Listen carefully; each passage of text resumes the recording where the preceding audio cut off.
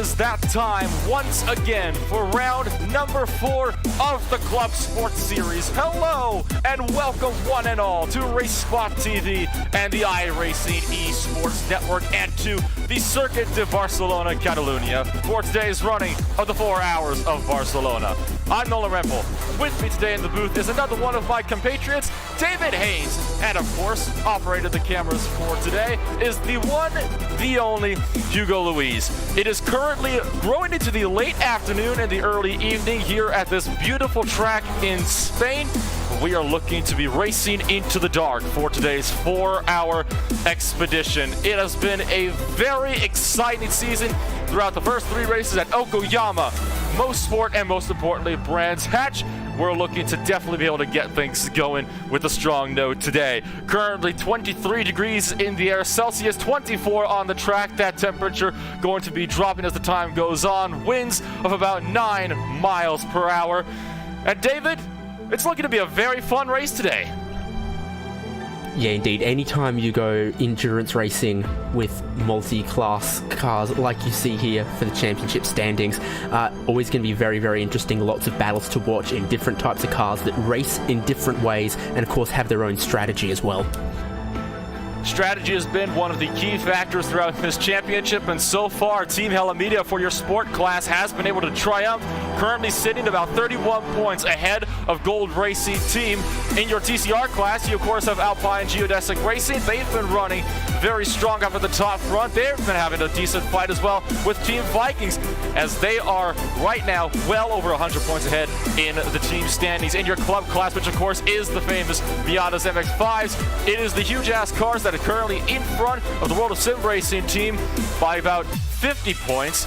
So far, you know, with the way that these point standings shape up, it can be a very intense fight for the finish. We are, of course, in the final stages of qualifying 3 classes today. As always, the sport class with the Porsche 911 GT3 Cup, the Audis, the TCR class with the Audi RS3 LMS, and of course in the club class is the global Mazda MX-5 Cup. So 3 very different cars, 3 very different types of speeds, and especially at a track like this, the different characteristics of those cars, it can really shape up to be something. It's provided some very chaotic racing, shall we say, especially at tracks like the Canadian Tire Motorsports Park last month when oh boy, where do I even start with that race? Well, yeah, exactly. We've got 3 classes of cars here that all have very, very good reasons for you to pay attention to them. Obviously, the 911 GT3 Cup there attracts a lot of attention because it's used in the Road World Championship Series, so that attracts a lot of drivers to that car. You've got the TCR car, very new, very modern, very competitive all around the globe. There's a local series for that in almost every continent on Earth, so it's very popular. And then, of course, the global Mazda MX-5 Cup car there, iRacing base content included with all subscriptions. Everyone's got that car, and there's no excuse for everyone to have not tried it. So in all of those classes there, it's a car that's rather popular and produces some good racing. Absolutely, and speaking of those Miatas, they are currently on track for the final minutes of qualifying, just 35 seconds remaining. Currently, it is, as always, the Movado Sim Racing team on pole position, or on provisional pole position, for the time being with their 2-minute and 7-second time. You're looking at the CXR Project Black Machine, though. They are currently sitting pretty far down the order, currently last place out of the time set in their class. So Andre Bennett not having the best of qualifying runs, it would seem, today. He is only 2/10 off of the pace, though. It is looking, though, like this will be his final qualifying lap. So if he's going to have to work his way up, well, he's going to have to put in a banger of a final sector here. Exactly. Interesting to see. We saw the track temperatures as they were a couple of minutes ago. We are getting a bit later into the evening. Track temps might be cooling off towards the tail of this session, so definitely the track not going away from the drivers in their ability to set a good time at the end of this session. And this section, the final sector, those nasty, nasty curbs there, a rather slow, rather technical section. That'll be tough in the races. What you see here, CXR Project Black 299. Coming into the pit lane, they are not going to improve their time. But with qualifying just about completed, We may as well start going through your qualifying order. And at the top in your sport class, Hell Race's number 16 machine is currently sitting there on pole position. The Project GT Eins machine down in second. Meraki Racing in third with the huge-ass Porsche in fourth place. Fifth place looking to be Team Hella Media. Right next to them, the Gold Racing Team Red Machine. Racecraft Esports Slide in seventh with the Gold Racing Team White Machine down in eighth. Fisher Motorsport 9th, and NAB Racing 10th. RevMatch Esports 11th, and the SlowRacing.com Esports team in 12th. Artifact Racing in 13th. DGFX 49 sitting in 14th place. Northside Racing in 15th, with Team Hella Media in 16th. Punto Caro Sim Racing in 17th, with the SRT Esports Green Machine rounding off your 18-car Porsche class. There's, of course, Fisher Motorsport, who has not set a qualifying time. David has our TCR field. Team Hoysinkveld on pole position there by about 3 tenths ahead of Full Send Racing. Then Sim RC ClubSport starting in third. German Sim Racing Cyan in fourth. Fifth place, Alpine Stars Geodesic Racing with Blake Neck there. German Sim Racing Orange in 6th, CXR Project Black 198 in 7th, Full Send Racing 187 in 8th place. This a very, very popular class. 9th, Team Vikings 10th, VEC Sim Racing 11th, Artifact Racing 178, Element Sim Racing in 12th. 13th place is Real Pixel Motorsport. 14th, Fuck Auto Tech Sim Racing. 15th, E-Team Brit. 16th, CXR Project Black 199. 17th, Huge Ass Audi. 18th, Real Pixel Motorsport 2. 19th, Evolve Racing Team. 20th, Graphite Racing. 21st, Graphite Racing 192. 22nd, SRT Esport TCR. And 23rd in that class, SROC Racing, but don't see a time from them. And then, of course, rounding down to your club class, the smallest class of the day, got Movano Sim Racing again on pole position. They have been very dominant in qualifying. Huge-ass Mazda down in second. World of Sim Racing team in third. Shitski Racing in fourth. Tri Racing down in fifth. CXR Project Black in sixth, with Kalioth Racing rounding off your field for today. So with qualifying over and done with, it is now about time to go racing. Cars are now lining up on the back straightaway just before the corner famously known as La Caixa. So it's going to be an interesting race here. Got 4 hours ahead of us. It is going to be a long one.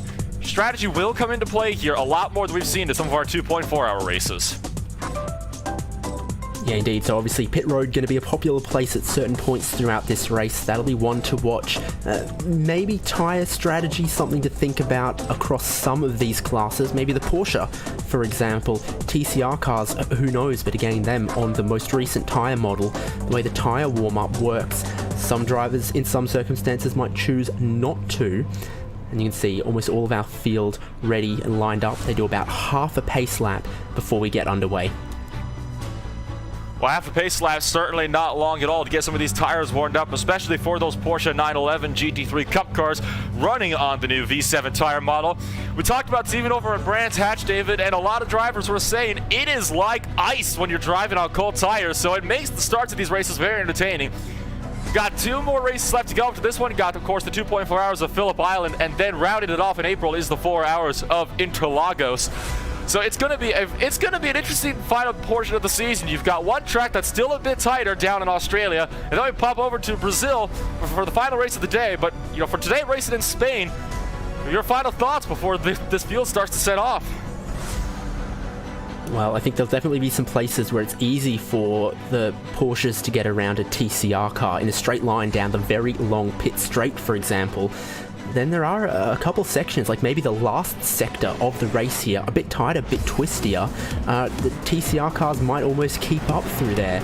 So that is always critical, how you work through the traffic, how much time you lose, what risks you take, and whether or not you write off your race with a costly error in traffic. Traffic management has decided so many of these races already, and it's no doubt going to continue to decide the races today. Your Porsche class is just rounding through the final bends now through the through chicane rack, and then down through the New Holland corner. A very long sweeping bend to end off your lap here at Barcelona. Double filing out of the field, trying to keep together as the pace car ducks it down in a pit road. And now as the field bunches up, waiting for the restart zone, continuing to wait. Great flag is out. We are off and away. Jonas Boden for Hell Racers getting a great jump off of the line. Yep, great jump from pole position there behind Meraki Racing and Project GT Eins are going to be side by side, and there's lots of cars stacked up behind them as well. Of course, you can go around the outside of turn 1 and then it gives you the inside for turn 2. I'm not sure it's going to happen this time. Looks like Meraki might have second place held down. So Meraki Racing with second place held, and again, a beautiful jump from that Hell Racers machine. Your TCR field, though, coming around to the final corner, waiting for the restart zone. Now they are off and away. Marcus Schlettler for the Team Hoytsenfeld machine is off and away. These are the cars you really have to watch. The draft is so powerful already. 3 abreast in the background. Chris Dubergen for the VAC Sim Racing machine, 3 wide with Francisco Jose Romero and Paul Van Loon down into turn number 1, hard on the brakes. Who is going to give the 172 machine trying to stretch ahead? He's going to be able to get that move done down into turn number 1. So already didn't take long to see this 3 wide action in contact behind them as well. Paul Van Loon almost getting spun around. Yep, and they curve their way through turn 3 there, and 2 classes started, 1 more to get underway. Pretty clean from all of our classes so far. Here is that MX5 field, and almost in the order they started there. A little straggler of a TCR car that might present a bit of a problem for Movano Sim Racing initially until the tyres are warm on that car. So with that Movano Sim Racing machine trying to pull away, we'll have to see how well he can do. We've seen that those Movano cars, they can be so dominant. At the 2.4 Hours of Okayama, our season opener for this season, remember, both those cars started in pit road, and they ended up finishing a 1-2 in their class. It was a beautiful drive from them, and already we are having some insane racing up in front. I saw Richard Bell taking a little bit of a wider arc, an interesting arc to one of those corners in the Graphite Racing machine. Took a little bit of an off-road excursion, but he managed to get that car all sorted out. And now back up to your Porsche class as they are beginning to dart their way on lap number 2 of what is going to be a 4-hour race today. Yeah, it was Kenneth Gulbranson there looking for a move, decided he wasn't close enough, but he's already gained 1 spot since the start of the race. That would have made it 2 potentially for him. Now, quite a few cars in the Porsche division that I think started on the inside row jumped some positions there as well, so positions have swapped within the top 10 in this field. Kenneth Gulbranson here obviously off to a good start, and just in front of him there, Meraki Racing keeping the leader honest as well. Good racing in this class. Good racing as always from your Porsche class. Usually they tend to start things off a bit more calmer than most, and things start to heat up with them once we get past the half-hour point. Look further down in the field, that of course the 49 machine. Sorry, the 99 machine of the Punjo Caro Sim Racing machine, Josea Maria Maldonado Vega. I think I got that one completely right. Currently down to 15th place in a 4-car scrap, which is going to be your battle for 14th place overall in this race today. So it's been a very clean start, though, all things considered, from areas all over the field, and it's definitely a nice change of pace to see from cars spinning off, as we so often see in the opening laps. Yeah, certainly what we saw at the start of every class, relatively clean. Now we'll see if calm heads continue to prevail, but they know this is a 4-hour race. There's definitely some side-by-side battling in the TCR class as well. We cut to that, and here we go. Almost some fender rubbing, I think, here, but everyone's facing the correct way, and I don't see too many damaged cars. Oh, this is where things are going to get antsy, is when these TCRs start to get side-by-side through the corners. That's not usually a passing zone, but German Sim Racing is trying to make it one. So far, the Falcon Autotech Sim Racing machine definitely managing to pull the outside line on the exit of the corner. Deep on the brakes goes the 151. He'll get that position clear. And now German Sim Racing Cyan under attack for the Real Pixel Motorsport machine. And you can just see the different lines you can take in these corners. You can be on the upper hand for one corner and immediately be under threat the next one, as Real Pixel Motorsport tried to make a look for a position and instead ended up losing one to the CXR Project Black machine. Yeah, they were side by side for 3 corners there. A great position and great work from that CXR car, and he's grabbed himself that position off Real Pixel Motorsport 1. again, then they're all just going to be right in the toe down this long pit straight. I wonder if some of the cars up the back might even get close to the limiter in 6th gear. But that's the kind of speeds they hit and how long they're wide open throttle down this pit straight. Well, absolutely, and we saw in qualifying already, they are actually bouncing off the rev limiters, and already, that's what Real Pixel Motorsport is doing, bouncing right off the rev limiter, and then deep on the brakes, trying to make the look around. Philip Russell in the CXR Project Black machine wasn't able to make the move work. You know, these cars, they don't have the highest top speed in the world, so when you're going down this long pit straightaway, they start bouncing off the rev limiter, you gotta hope that you're alongside them, because once you start bouncing off that rev limiter, you're not gonna be able to make a whole lot of moves. German Sim Racing Cyan, gonna dive it up the inside of the Falcao Detect Sim Racing machine into turn 4. Again, not close enough, though, to make it work. Yeah, relatively short ratios in the DSG gearbox for this Audi TCR car. Makes some quick shifts, but occasionally at some circuits that 6th gear just doesn't feel quite long enough. And of course, if you're in a big pack like this and you hit the rev limiter and the other car you're racing hits the rev limiter, then you're both doing exactly the same speed. Passing into turn 1 becomes difficult, which would otherwise be the most obvious overtaking zone. And we got one car off. S-Rock Racing and Dame Baird has had a moment over in the first few corners on the racetrack. He was getting around some of the Miatas. This was 23rd in that class. I think this was that straggler that you were mentioning earlier on, David. And Baird, what happened to you, my friend? Entering turn 1. Oh, got a bite of oversteer on the entry, then overcorrected and went head on into the tire barrier. Not the hardest of hits, but that car under braking, you really got to watch that car because it's very easy for the back ends of these TCRs to slide out. It's just as easy to overcorrect them as well, despite being front-wheel drive. Well, yeah, exactly. You've got to make the tail wiggle just a little bit on the brakes, otherwise you'll never make a front-wheel drive car turn quickly. But maybe the bias was just a little bit too far back and he came in just a little bit too hot there. So you got to drive the car on the fine edge of that, but they were on the wrong side of the curve. VEC Sim Racing having to go with the German Sim Racing Orange machine. They're currently side by side in the run down towards turn number 1. As we look to your battle for 3rd place in the MX-5s. Currently sitting about 3 tenths from each other. Oh yes, your Porsche leader already catching lap traffic. It doesn't take long in these races. Oftentimes they're hitting that before the 10-minute mark. Seems like this trend will continue here at Barcelona. So Jonas Boden, he has been looking very strong so far in the opening laps of this race.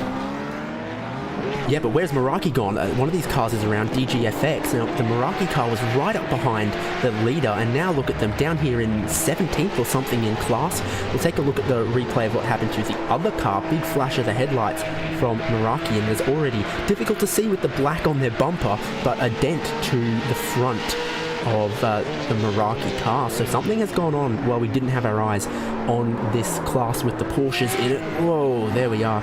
DGFX 49 do it. Motorsports do it by themselves. Self-spins, very commonly found in the Porsche 911 GT3 Cup. Very easy mistake to make indeed. So the good news is, though, plenty of time left in this race to make it up. Got a solid 3 hours and 50 minutes. No doubt with us racing into the night soon, it'll be making this race interesting. I think we have yet to see a night race come up fully in one of these races. At the last season, season number 2, we did see at the Daytona 2.4 hours how the headlights were starting to flicker up, but we never actually saw much actual action in the night. That's what we're going to be seeing a lot more commonly here. And look at that gaggle of traffic working their way through your battle for 3rd place in the Miata class. Oh, big bite of oversteer. It looked like from, I think that might be 2nd place up there with the World of Sim Racing team. That was close. Yeah, indeed, not something you want to do normally, but even with this much traffic around, and again, the tail a bit wiggly, you ought to have the rear anti-roll bar as a setup option in this car, and some people like it one way, some like it the other way, and these cars, the track ought to be pretty grippy, but maybe it's a bit snappy as well. Definitely a few drivers not needing much steering input to get the car to rotate. In all classes, it should be said. Well, sometimes when the track is getting a little bit cooler, it doesn't take as much to get the car turned in. Might be struggling with some looseness as well. I know that since this race is running into the night, a lot of teams likely to have their cars set up for night racing. We are still technically, though, in the daylight, and none of the headlights have flicked on as of yet. So that might be why setups are looking a little bit loose right now, is frankly just because they got to set up for a time condition that does not exist on the course yet. And Shakespeare Racing has to jam on the brakes to avoid running to the back of a Porsche. Battle for 3rd goes on in your TCRs. Yep, indeed. That geodesic racing car of Blake Neck started in 5th, now in 4th, looking at 3rd place. Of course, being in a bit of a tow here can always help your fuel economy as well. So we've got a solid battle at the front here. Like you often see in this style of cars, can be very difficult for the leader to get away. Second place is Sim RC car, pushes just a little bit wide but doesn't lose too much time from it. We've got the long right-hander here. 2 ways to take that one. You can hug the inside or do what Geodesic did there and go for a bit of a double apex. Sometimes the double apex can work out, especially if you start to take a wider line. It might be a better idea if you start to run wide to kind of correct yourself, focus on getting that second apex, and get a much better drive off of the corner. So that is something that can be easily worked with, especially in these touring cars. They are going to go hard on the defensive line for Steen Ledger and Full Send Racing, leading the train to snake their way across the track. Now back to the outside, trying to break the draft a little bit, is what Ledger appears to be doing. It's not going to be quite effective, though, especially when you're running at such similar speeds down the front straightaway and bouncing off that rev limiter in the run down to turn number 1. So Rudolf Nagel, despite the efforts from Ledger to break that draft, still hot on his heels. And I love these onboard shots. You get to see those shift lights very, very clearly in these conditions, and you can see Blake Neck rolling out of the throttle maybe 100 meters or so before the start of his braking zone. So he's sitting here in 3rd place. He can see his class leader, and he's already thinking about the fuel consumption. He's thinking about how many pit stops they're going to have to make, how long they're going to have to spend sitting in the lane waiting on that fuel jug. And if they can cut 5 seconds off that at their final pit stop, that might be what they need to jump them clear into the lead, because goodness knows it looks like it'd be difficult to do that on track with pace. Pit strategy can often be the deciding factor in long endurance races such as this. In fact, it was the deciding factor, and I believe it was the not the club class, it was the TCR class, I believe, in the 2.4 hours of Okoyama. So pit strategy is, of course, ever so vital, as well as on-track pace. And right now, Neck, all season, he's had that on-track pace. And the pit strategy certainly seems to be what a lot of these drivers are thinking very early on. We are now approaching the 15-minute point of being into this race, and already you've got a good portion of your field a lap down. Of course, that would mean the entirety of the club class is a lap down from your Porsche leaders, and some of the TCRs as well. Still waiting on the leaders to catch the brunt of the TCR class. So that's where things start to get really interesting, though, David, is when the Porsches start to catch the TCRs, because that's where we see some of the incidents and some of the sparks starting to fly a lot more frequently. Yeah, indeed, and that weave we saw a lap ago from Team Hoisingfeld 148, well, that's kind of worked to their favour, because these cars behind have lost just a little bit of time as well, and he's almost away with a little bit clear. There's a move there from Sim RC, and I think that is a change of position would have been 2nd place in this class. Leader is getting away. Indeed, so with the leader starting to run away, gonna have to try to focus down and try to maybe conserve a little bit. It did look, though, like Steen Ledger, like you said, eased off the throttle significantly before the braking zone, so he might be looking to conserve a little bit of fuel, maybe in the tow. Blake Neck getting 2 wheels off and into the grass. Understeer is very prominent with his cars, especially when you do get 2 wheels into the grass, so that's one of the things that these cars tend to struggle with when you get those wheels off course. The car just does not want to turn no matter how much your back end is wiggling. So it's a common difficulty. It's a common challenge for these cars. That's part of what makes them so fun to drive. Well, yeah, exactly. Once you've got any of the tyres on the dirt, whichever one's got the most traction then sort of pulls the car, points it in a different direction than you might have otherwise wanted. You can consider it torque steer or something like that, and yeah, you don't want to push wide onto anything too slippery, because then the tyre that's the inside tyre on the pavement will then push you out even wider. Again, a variety of lines at the top of the hill here, but I think that is Sim RC, who just weren't happy with Full Send's pace at the top of this train, letting the leader get away. So now they lead, kicking up just a tiny bit of dust there. But 4 cars for 2nd place here, going to catch some Mazdas. So now your TCR class starting to round off the back portion of the Miata field. That is Ewald van der Meren for Tri Races that they're currently getting around right now. And you can see a Porsche in the background as well. That is Fischer Motorsport.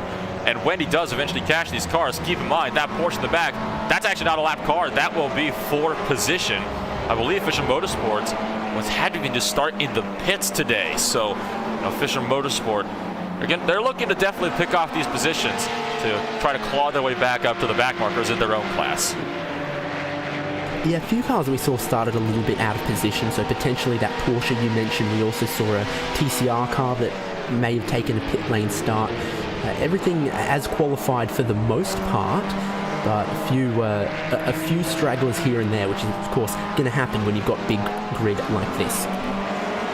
There always are the stragglers that tend to lag behind a little bit, and sometimes it could be a strategy to try to, maybe save tires, save fuel early on the car, don't push so hard, and maybe start in the final 2 hours of the race. So that was a lot to look. Oh, hold on, huge checkup for TCR field as they went 3 wide to get around a Miata contact as well, and now Full Send Racing off the circuit, kicking up cones left and right after making significant contact with Blake Neck from Alpine Stars Geodesic Racing. Now Neck under attack from Aaron D. Taylor in the CXR Project Black Machine.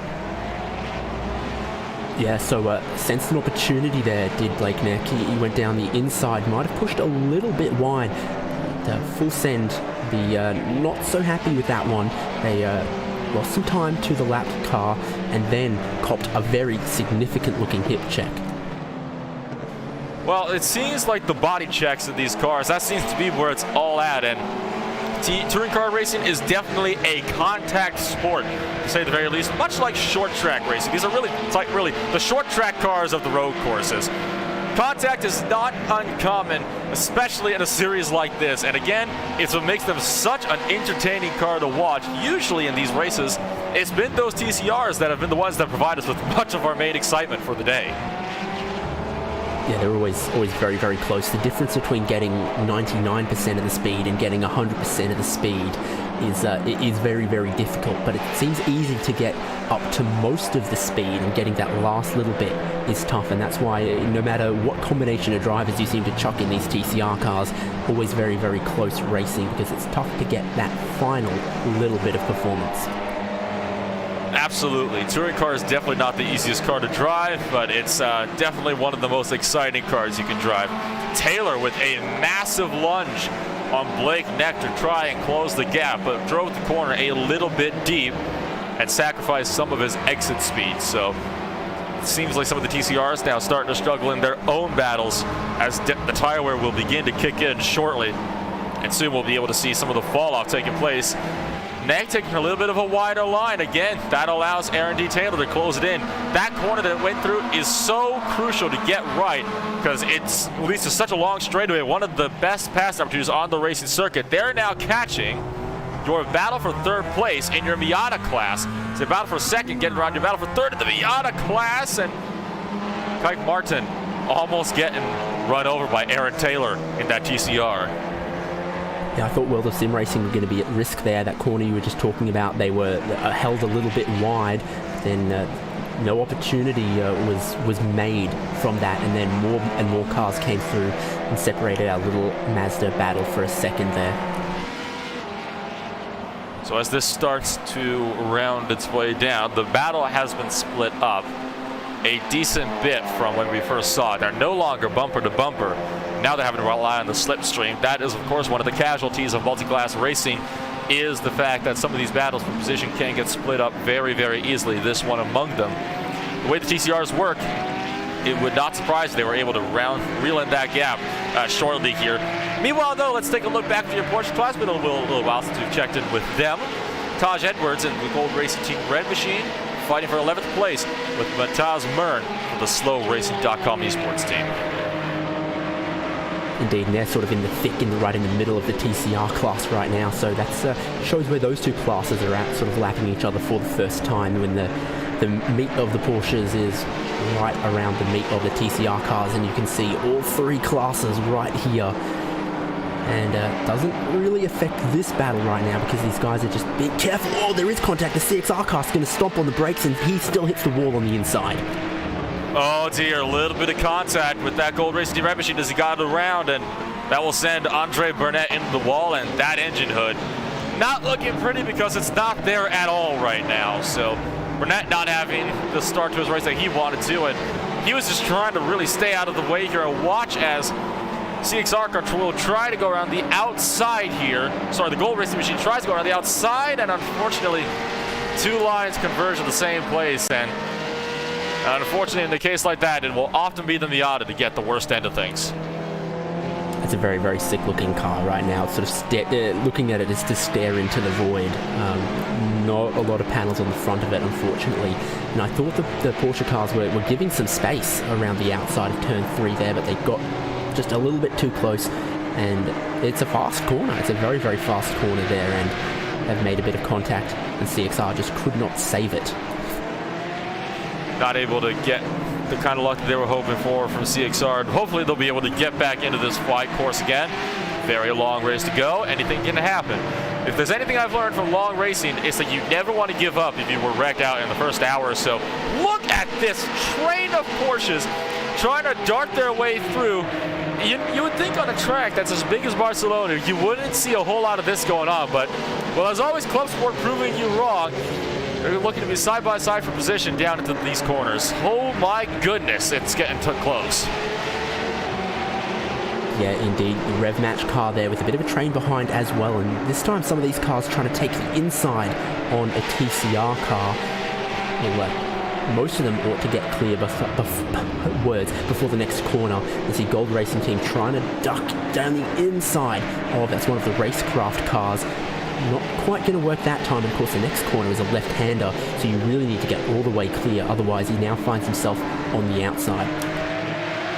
If you're trying to pass the inside of a track like this, you really have to make sure you're clear before the next corner, because more often than not, the other corner is going to swing to the point where it is no longer going to be in your favor in terms of direction. So Gold Racing Team White not able to make the look that time, because of course the corner was not in their favor when they cut around to it again. That draft, though, it can be really, really powerful as they are, again, approaching more of your Miata traffic. All drivers hard on the brakes, and now Nick Harwood on a little bit of a less than optimal line through that hairpin. But it's still not going to be enough for Jeffrey Garzado to close in. He's just stuck behind the Miatas, and now your Porsches, again, getting held up by battles in your TCR class. Yeah, and this is that final sector I mentioned. It's probably the most difficult for the traffic. I mean, look at this. They're all just going to have to stack up because it's so difficult to get around a car that's slower in a straight line, but almost as quick across the curbs and with the sharp 90-degree corners. Well, here we go. Now they have some room to fan out again down the front straightaway. Harwood trying to close in the gap to Rev Match Esports, which will be for 4th place. Of course, Steve Clay is getting held up 3 wide with a couple of your TCRs who are fighting for position side by side into the corner. Contact between the TCRs. Paul Van Loon making a little bit of a nudge with Francisco Jose Romero, and again, another shot to the bumper. That's not what these Porsches wanted to see. Those aerial shots, they really do tell the story a whole lot, especially in a field like this. Your Porsches almost bump draft each other. Pass goes nice for Fisher Motorsport, trying to look up the inside of Jeffrey Garzado. Again, though, not able to make it work. It's just too tight in a section of the track like this. You don't have the room. Yeah, it's fascinating seeing these guys look at the traffic and go, do I go around him? Oh, no, there's room down the inside. I think he's seen me. Let's go that way, and have to make these quick decisions. And those guys all got through cleanly. No positions changing just yet within this class. But for all of them, they're looking this way, looking that way, and it doesn't stop with more than 20 cars in each of these two classes. Little touch there, little hip check from Gold Racing Team. So the contact is beginning to pile up again. Like we said, usually the first few minutes are clean, and once the Porsches start to catch the TCRs, that's when the fireworks start to fly. And again, statements ringing true.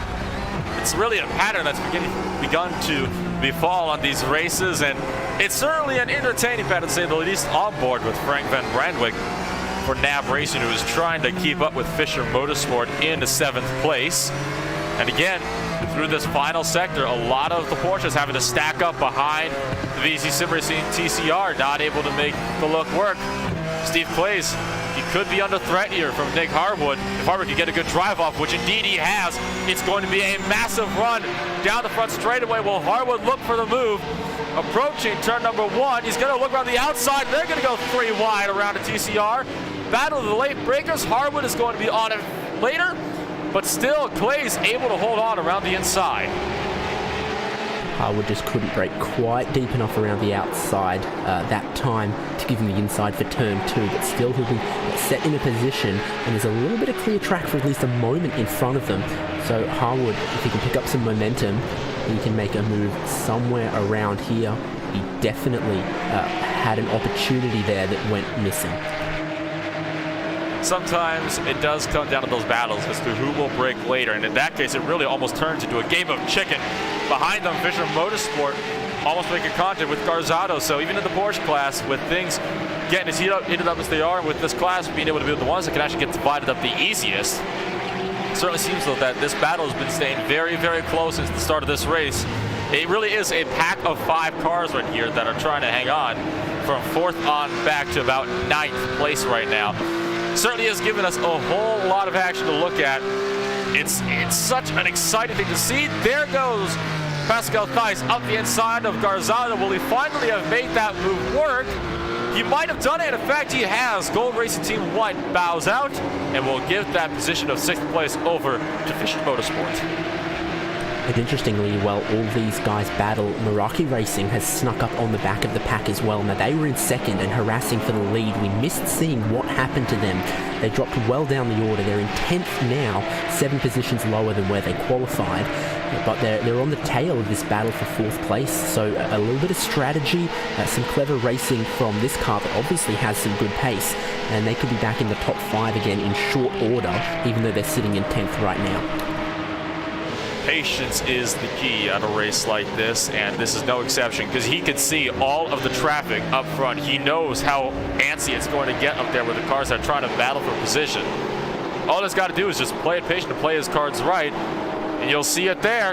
Headlights have started to flick on as we prepare to go racing under the dark. 2 Porsches splitting Steam Ledger up front though. Fisher Motorsport trying to pick off. Racecraft Esports slide side by side through the exit of turn number 5. And it's not going to work though, because now, like you said, Racecraft Esports has the upper hand on the inside. Fisher Motorsport trying to get the run around the outside, not able to make that move work. And now it's one of those TCR battles we were looking at earlier. Geodesic Racing, and he thinks about going down the inside. He didn't fully commit to it there, thankfully. Fisher Motorsport also get held up a little bit, and he'll be able to get around the outside here for Racecraft Esports there. There was another one of those little hairy moments, and every time they catch traffic, it risks going poorly for them. Almost 4 wide right behind this battle, as they I think the TCR cars went too wide, and all the Porsches wanted to make sure they got through. So close was Gold Racing Team to getting turned around there, but they just get away with it. And so is Frank Van Brandwick, who actually got 2 wheels into the grass to get around those TCRs. So it's these close moments that really make you hold your breath. You never know how it's going to play out. And again, it's having to single file out through this section of the racing surface where it's just so unbelievably tight. Steve Ledger and Aaron Taylor in your TCRs have begun to close in the gap to Blake Neck for Alpine Stars Geodesic Racing. It's a battle that has been developing a little bit in your TCR class. You took a little bit of a break. They got a little bit separated. Now though, Ledger, he almost had to make that look around Aaron Taylor, but he did bow out of the throttle, not looking to commit to the pass just yet. Yeah, so certainly this battle continues. Sim RC have managed to break away now, so they looked impatient in this pack. They got to the front, and then maybe traffic fell their way. They're about 4 seconds clear of this battle now, 3rd, 4th, and 5th. So smart maneuvering from them. It's now Blake Neck leading this little train of cars. So Blake Neck out in front. Aaron Taylor trying to close the gap. Steen Ledger down 5th place in class, also trying to keep in this 3-car fight for the final podium spot just half an hour into this 4-hour race. And there is a good onboard shot from Taylor just to show you how close these TCRs can run together when you're going through these corners. It almost looks like they would be bumping any second. It's such a delicate balance between some of these TCRs and the fights they can have, because if you get too close, all it takes is a single little tap. You might not even feel it, you might not even see it, but all it takes is one tap to send those cars around. Now Taylor throwing it up the inside into the hairpin, nearly making contact on the exit. Neck trying to fight back around the outside of the hammer. That is one of the great things about these TCRs. They can actually get some really good drives off through the outsides of some of these corners. With their front wheel drive, it really can just pull them around the track and gives them some of those perks that cars like the Porsches might not have. Well, he would have seen that car coming if he just, sets up a bit of a late apex. He'd definitely be able to get on the power a lot earlier than someone steaming down the inside. And he uses the fact that the track goes to the right immediately after that to sneak himself back in front. But here, he's not grabbing the toe off anyone else in front anymore. And it'll be exactly like we just saw on the back stretch. Aaron Taylor closing.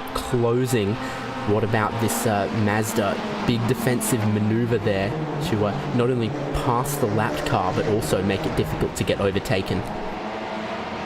And Aaron Taylor, again, electing to back out of that when he was already bouncing off the rev limiter, recognized that he was not going to be able to complete the pass, so he eased off and decided to try to wait for another go. If he could get a good drive off through turn number 3 here, which I don't think he has, or at least not good enough. Oh, so close to the back end through 4. It's such an interesting circuit, especially with cars like this and traffic battles like this. It really does test you to your limits. There it is, another lunge for Taylor. And there might have been the smallest of touches on the back end to Blake next. So this battle is certainly heating up. And with the way things are looking right now, they've got some clean track ahead of them. They've got quite a bit of clean track behind them as well. So this fight is looking to stay close until either the pass is completed or until maybe one of them is spun around. Well, it sure might depend on what kind of traffic they catch. Like this Porsche lurking, he slots himself in between, but this is going to start costing Full Send a bunch of time now. I mean, obviously, second and third very, very close here, but Steen Ledger let Porsche through and then has faded out of the picture just a little bit. And, might catch up in a second. Aaron Taylor, he'll have to be wary about that, not, taking any risk, making himself likely to get tapped, but he also doesn't want to let that car through immediately if it's going to cost him as much time as it costs Full Send Racing. Absolutely, but on the front straightaway here, it's not going to cost them any time at all, actually, because they can just run foot to the floor, as can the Porsche, who's going to fly right around them. So, it seems like Steen Ledger was the car that lost out in that battle, unfortunately. He's going to have some work ahead of him to try to catch back up. Again, Taylor, he just isn't close enough. The gear ratios, or the final drive ratio on these cars, it's just too short to really be able to make any kind of big opportunistic look into turn number 1. You have to make it in some of the tighter sections of the racing surface, and that is one of the things that can make these TCR battles so unbelievably close. Is for that exact reason, the fact that you cannot be making those moves very easily. It's a challenging situation to find yourself in when you can get yourself on the longest straight right on the bumper, but you already know that you're not going to be able to make that look. Technical dramas for the Sim RC car that was second in this class, so now this battle all move up one spot. Very, very unfortunate for Sim RC, who'd done a great job to get to the front of this train and start breaking away. They now tumble right down the order. So Alpine Styles, Geodesic Racing and Blake Neck benefits from that, I guess. Moves up into second, CXR Project Black into third. And right on the back bumper now as they approach one of the Miatas. Could this be the pass where we could see maybe a dive from Taylor? Will he make the look up the inside? No, he breaks a little bit earlier. Almost wonder if he's trying to just harass those mirrors for now, maybe force Neck into a mistake. We've seen it done before. The pressure can sometimes get to these drivers. They are having some more Porsche traffic approaching. So again, things are about to get interesting. I think lesson learned from a couple laps ago there. Aaron Taylor wasn't going to take a late dive down the inside because he'd already worked out that that doesn't work. He'd need to be all the way alongside before the braking zone, I think, to get the job done. I can fully concur with your diagnosis on this one, David. And now it is a great drive off from Taylor, but again, it might not be close enough. He is closing with that draft. He is going to make the look. Will he try the lunge again as they got a Porsche approaching the pit exit? He is going to try it. Side by side in turn number 1, Aaron Taylor with Blake Neck. Neck trying to fight around turn 2, but he's not able to get that done. Aaron D. Taylor, second place in the class, and just in time. Here come the Porsches. Indeed, one slots down the inside there. He'll get through before the next corner, but really had to fight for 3 corners there, around the outside, around the inside, and then got the inside once again. So up into second he went, but he is not going to get away from Blake Neck, who I think is still going to be right on his tail for a bit. Oh, absolutely not. That's one of the glorious things about these cars, not having a whole lot of top-end speed, is the fact that they can keep so close with something that we like to commonly call the draft. It is, of course, a very crucial part in TCR racing or any other low-power type of racing, including stuff like your Miatas and, of course, on the long straightaways, just about any car that has ever graced the earth. So with Team Vikings now, they're in their own little fight for 8th place with the German sim racing team Siam Machine. So looking a little bit further down in your TCR class, showing that the battles are really taking place all over this field. Yes, certainly, indeed. These TCR cars have their little battles every single which way, and of course we've seen the Porsches having some solid little scraps as well. And it sort of makes me wonder, which class do we expect to see on pit lane first? That is going to be a very good question. We'll have to wait and see just how this will play out. I believe we're going to be approaching that pit window starting in about 10 to 15 minutes time here. I would assume that maybe the Porsches will be some of the first cars to come down onto the lane, as already there is currently one car on the lane. It is the Punto Caro sim racing machine, who has got significant damage on the front end of that machine. So it seems like the number 99 has come across some struggles here. Dustin will be able to find where that one came from, unfortunately. Gotta keep our eyes on this TCR battle, though, because there is German sim racing dive bombing up the inside of the Team Vikings machine. And that pass will be done, and very clean, to say the least. They're now closing in the gap to Paul Van Loon. Yeah, he came in hot, he got clear, and then for the apex of turn 2, parked it there so they couldn't go side by side, and therefore held on to his newly minted position. And will be, I think, fairly happy with that, taking the tight line through turn 4. And you don't want to open up the inside at turn 5. I think that is a job well done. Absolutely. So German sim racing with a textbook overtake down in the turn number 1. Get clear, immediately jump down to cover that apex to make sure they can't get their nose back in there. So that's when you start to lose time. And again, the gap to full send racing starting to close in here just a little bit. So Paul Van Loon will be interested to see what he'll be able to make work throughout this race. Oh, big trouble between one of the Porsches and a Miata. That's full send racing. That just went off a little while. Rev match. Oh, Rev match esports, excuse me. It was the Rev match Porsche that was definitely within our top 5 earlier. A definite podium contender in that class. Saw them the outside of the final corner, well and truly tangled up with one of the CXR cars. What has happened here? That Miata, very, very slow. He's trying to go around the outside, and have those two come together before that? Because there surely must be more to that story. The CXR car gets a little bump in the middle of the corner. Steve Clays tries to go around the outside, and then I think this shot will tell us a lot more, gets almost unceremoniously door banged. Oh, that is not going to look pretty in a few minutes here. That, I hate to say it, is on Rev Match Esports, one and all there.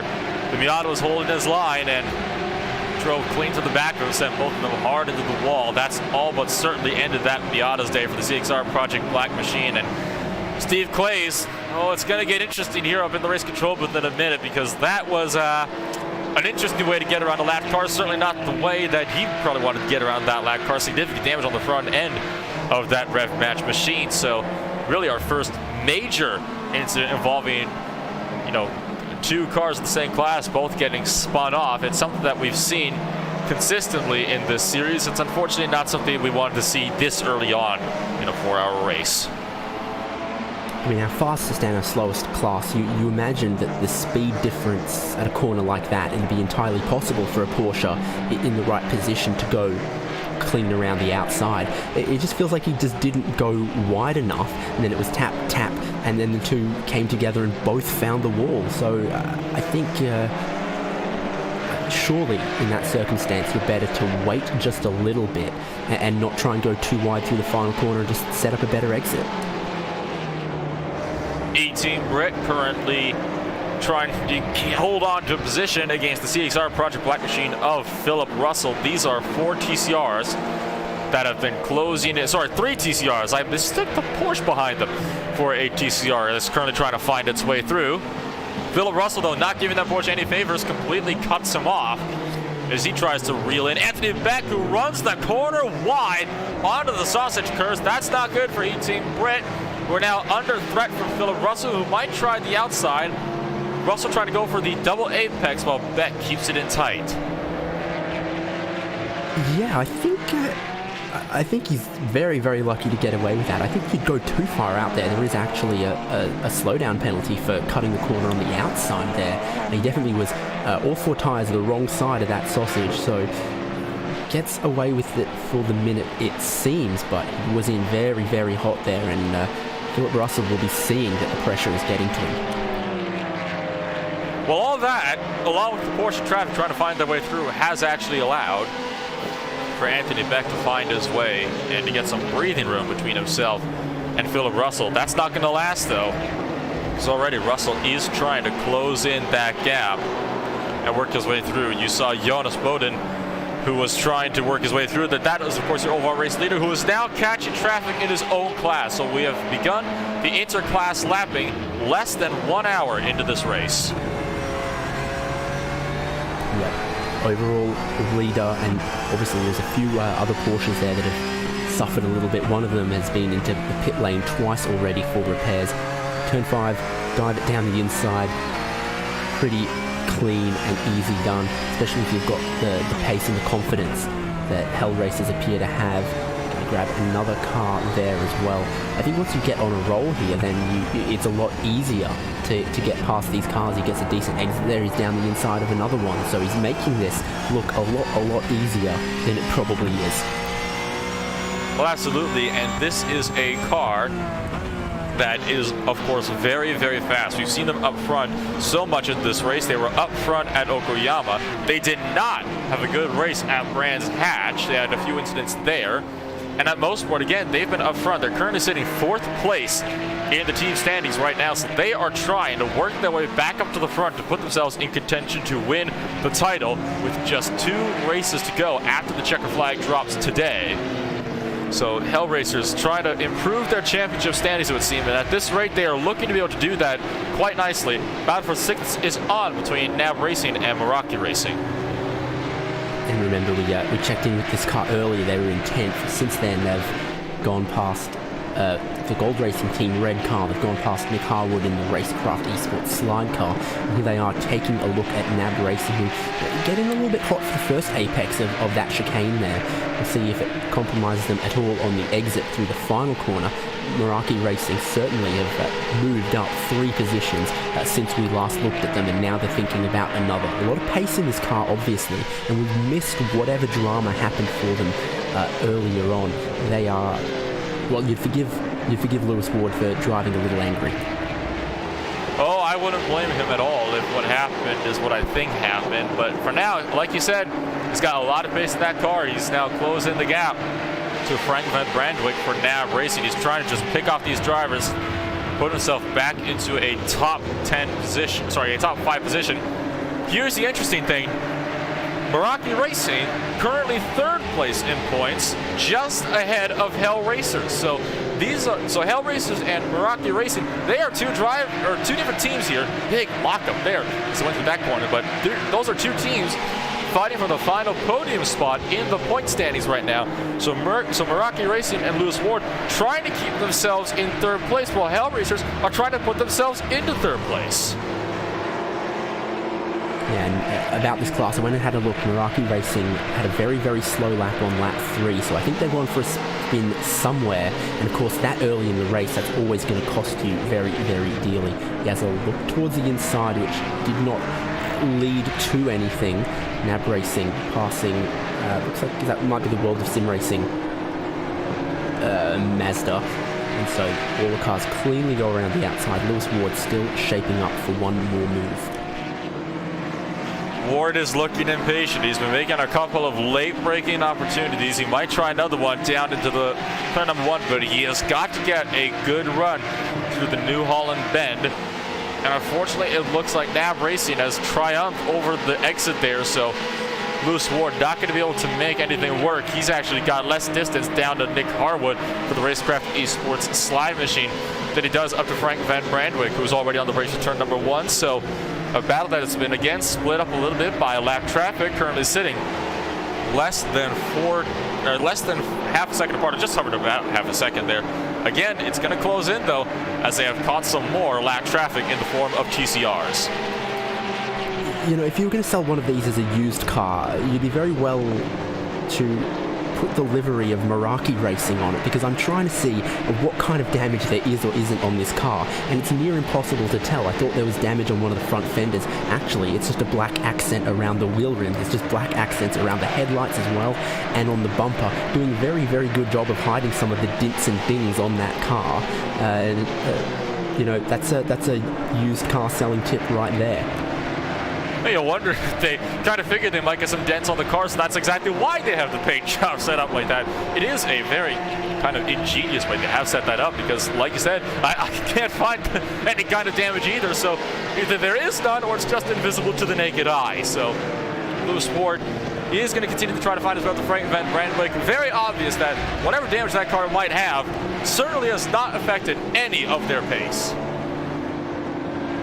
Well, certainly it's not affecting them through the corners here whatsoever, where they're looking very, very strong. The potential sometimes is to pick up a bit of aerodynamic damage that might just knock off a little bit of your speed in a straight line. And that would give us the kind of condition we're seeing where obviously the car's pretty quick, but it's struggling right now to get past NAB Racing. Bit of traffic in front of them. One of the TCR cars pulls into the pit lane, so that saves them. But Lewis Ward suddenly looking a bit stronger than he did a lap ago.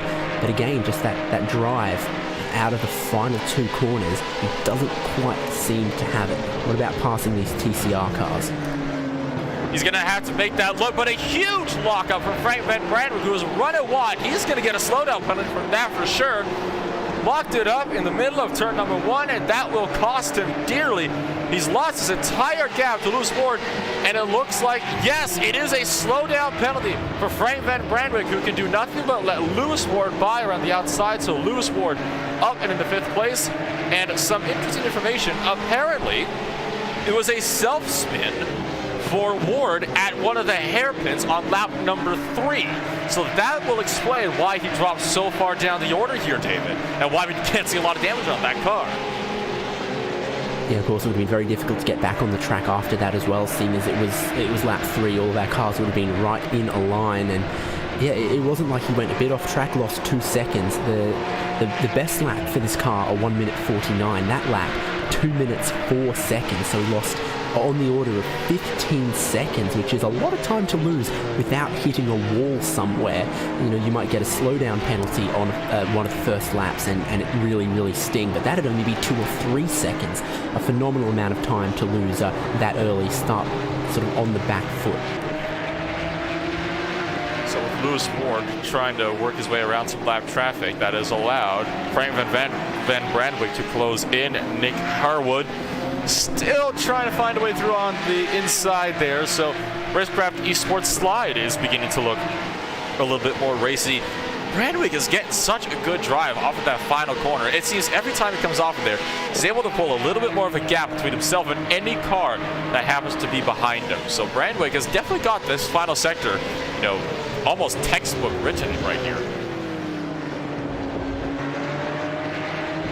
Yeah, and some of that really could come down to the setup and the balance of the car. You can kind of compromise how the car turns into the corners and get more grip on the exit. So that might be something they're doing there with the roll bars and cambers and such.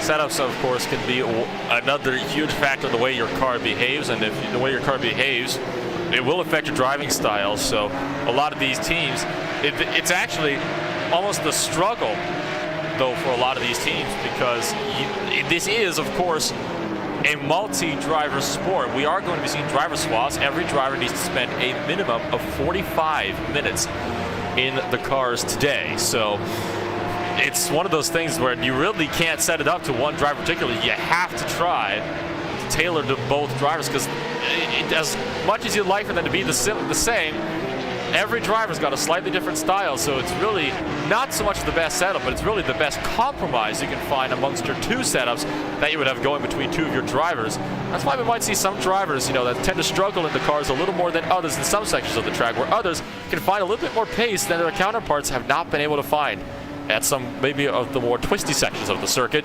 TCRs are down to pit road. Aaron Taylor is in for his stop, currently sitting in the pits, so the pit cycle is well and truly underway. The Porsche is coming down as well. Lewis Ward is down into the lane, along with Element Sim Racing. So pit stops are well underway here in Barcelona.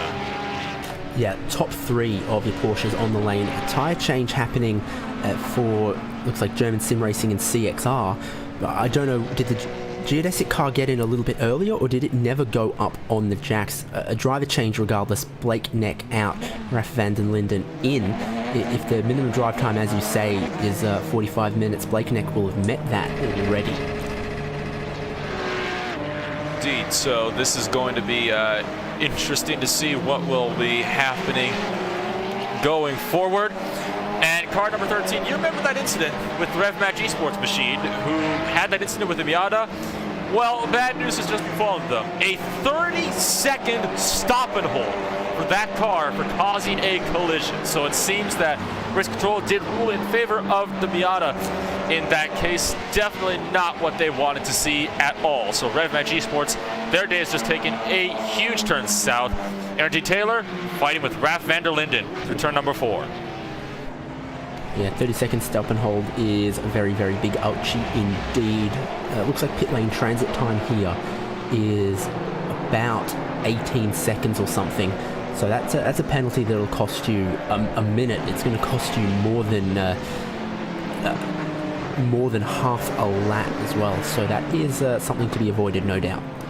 Well, it's actually going to cost them more than a lap, because no doubt they're going to be needing to come down to serve their car too. Thing is, you cannot take service on your car during those stop and holds. If you do, you're going to get another penalty. So this is going to cost them majorly, because they're having to take a second stop that's almost going to be as long as what a normal 4-tire stop and fuel change would go. So there you have it. It's going to be so incredibly costly for RevMatch Esports today. They're probably going to lose a lap over this whole incident, not just half a lap here, David. And that certainly, it almost doesn't matter at this point, actually, because you remember how much time they lost in the gravel trap out there, hitting the wall, and the amount of damage on that car was sickening. Almost. This is the difference between them and Meraki, who have got dark blue with a lot of black on it, a lot of white on the RevMatch livery, and you can see the damage. Yes, so it unfortunately was not the prettiest sight, and they were not able to get a whole lot for themselves. Jeffrey Garzado is out, along with Frank Van Brandwick. So two of your Porsches are out and away, and two of those were drivers that were fighting pretty closely with each other on the way in. Taj Edwards for Gold Racing Team Red is also out, and that is so far looking to be just about the only thing of note. Got two TCRs that are looking to fight on the exit though. Paul Rigoli for Full Send Racing with Alexander Godefroy for the VEC Sim Racing machine. They were very close on the pit exit. Yeah, so a pit stop for everyone in that Porsche division except for Fisher Motorsports. Yeah, they'll be on the lane briefly, I would think. It's interesting to see some teams trying to go just a little bit longer than others and seeing if they can add all of that up towards the end and maybe have a shorter stop later on. It is proving kind of difficult to make passes out on track. If you've got a better strategy, that certainly seems like the slam dunk way to get some of these moves done.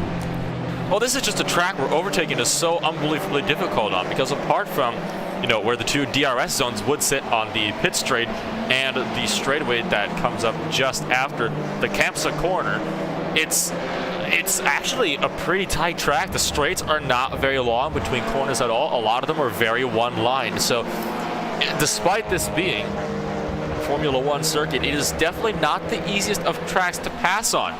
So that's what makes this race so interesting is, with all the lap traffic trying to get around each other, they got to find a way through somewhere. and they're not always going to be patient enough to wait half a lap until you get around to a straightaway. Track lights are also starting to come on here at the Circuit de Barcelona, Catalunya. And of course, this one of the circuits more recently added to iRacing. Very, very good level of detail. Look at that tribune there facing the pit straight. All of the trackside assets have their own realistic lighting in the grandstands, in the houses around the circuit. So this is a very, very beautiful track at night as well. Great level of detail and realism. While the car headlights and the track details are good at most of the iRacing circuits, this, one of the more modern ones, very, very high level of detail all around. Beautiful is one way to describe it right now, and I think give it another 25 minutes, maybe 20 minutes, and it'll be quite the light show. Look at that shot from the air. That is absolutely fantastic work from our directors downstairs. It's such a beautiful shot, and I have not had the luxury of seeing this track as it is at night. I've seen it plenty of times of the day, but not like this I haven't, and it almost looks like a completely different track from the night, doesn't it? It's unbelievable how lighting can change the way the circuit looks. Pass up the inside for German Sim Racing on Full Send Racing. It was a dive into turn number 4, and Michael Zanke getting a little bit loose through turn number 5 as they are now approaching Alexander Godfrey. Yeah, Tail certainly stepped out, but he managed to get it back under control and get a reasonable exit off the corner as well. So, you know, didn't panic, didn't overcorrect the car, which is what we saw with one of the slides earlier. Someone lost the tail and then tried too hard to get it back, and it overcorrected a little bit. So, again, lots of close racing in your top 10 for the TCR cars. Full Send Racing taking bit of smoke there. Yes. Racing, it was the Porsche maybe. Oh, trouble up front. We've just got a TCR that has spun it around, and it was Artifact Race from Ty Kim. Like you said, got the car a little bit loose and stepped out, went into the sand. So Ty Kim having some difficulties, shall we say, trying to get around some of the Audi traffic. And here you'll see the shot. Back end hooks around there. He has to lock the brakes up to avoid spinning the car around. Great car control, and now Ty Kim down to the lane with Thomas Benninger.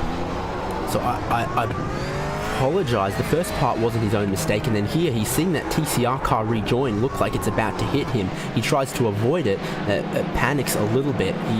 Full send car in that circumstance maybe shouldn't have been going flat out through the runoff there, and hard to say, but do feel for Artifact Racing there, who just got a bit spooked. It's one of those occupational hazards with multi-class racing. If one of those lap cars starts to get a little bit loose, makes a mistake, you tend to panic a little bit because you don't know where they're going to end up. Look at the go, though, from Meraki Racing on NAF Racing. These were two drivers that were fighting very closely on the pit exit, and they are still tight and with each other. You saw Ward try to make the look through one of those corners where you don't ever see a pass. He's going to try to dive bomb Frank Van Brandwick. Will he make that work side by side through the exit? He will. So, Meraki Racing up and past NAB Racing. That pass is clean and done with. Again, textbook overtake from Lewis Ward. Yep, indeed. Good work there. Got a good exit out of the corner, and that's where we saw the TCR cars kind of struggle. They could get down the inside, then another car could hold it around the outside. Lewis Ward, strong getting the power down on the inside, meant that he could get clear through the little left flick, take the proper line through the long right-hander. So now Ward bobbing and weaving his way through lap traffic with Frank Van Brandwick hot in his heels. Brandwick taking a tighter entry line. He's trying to close in the gap to find his way back out there, all the while Lewis Ward trying to maybe work his way up to Jeffrey Garzado in the Gold Racing Team White Machine. Now, with these 4-hour races, you gotta wonder sometimes, do you reckon double stinting on tires is out of the question right now, David? Well, there is the fuel limitation to our two fastest classes here, and so that brings their stint length down a little bit, and both of them would have cool-ish tires leaving the pit lane. So for the TCR cars, it looked like they could change a set of tires in the same time that they were fueling. but that have those cold tires for, you know, the next 3 or so laps. It's not like the full, you know, 1 hour 20-minute stints. We're talking 45, 50-minute-ish stints side by side. Big lockup there. Fisher Motorsports not happy, and the other car there then sort of jumps out of the way in sympathy. Fisher Motorsports carry on unaffected there, but yeah, because we've got the slightly shorter stints, it does make double stinting look a little more favourable. You'd have those warm tyres for a couple of laps, and then by the time they'd start to fall off, well, it's time for another pit stop again.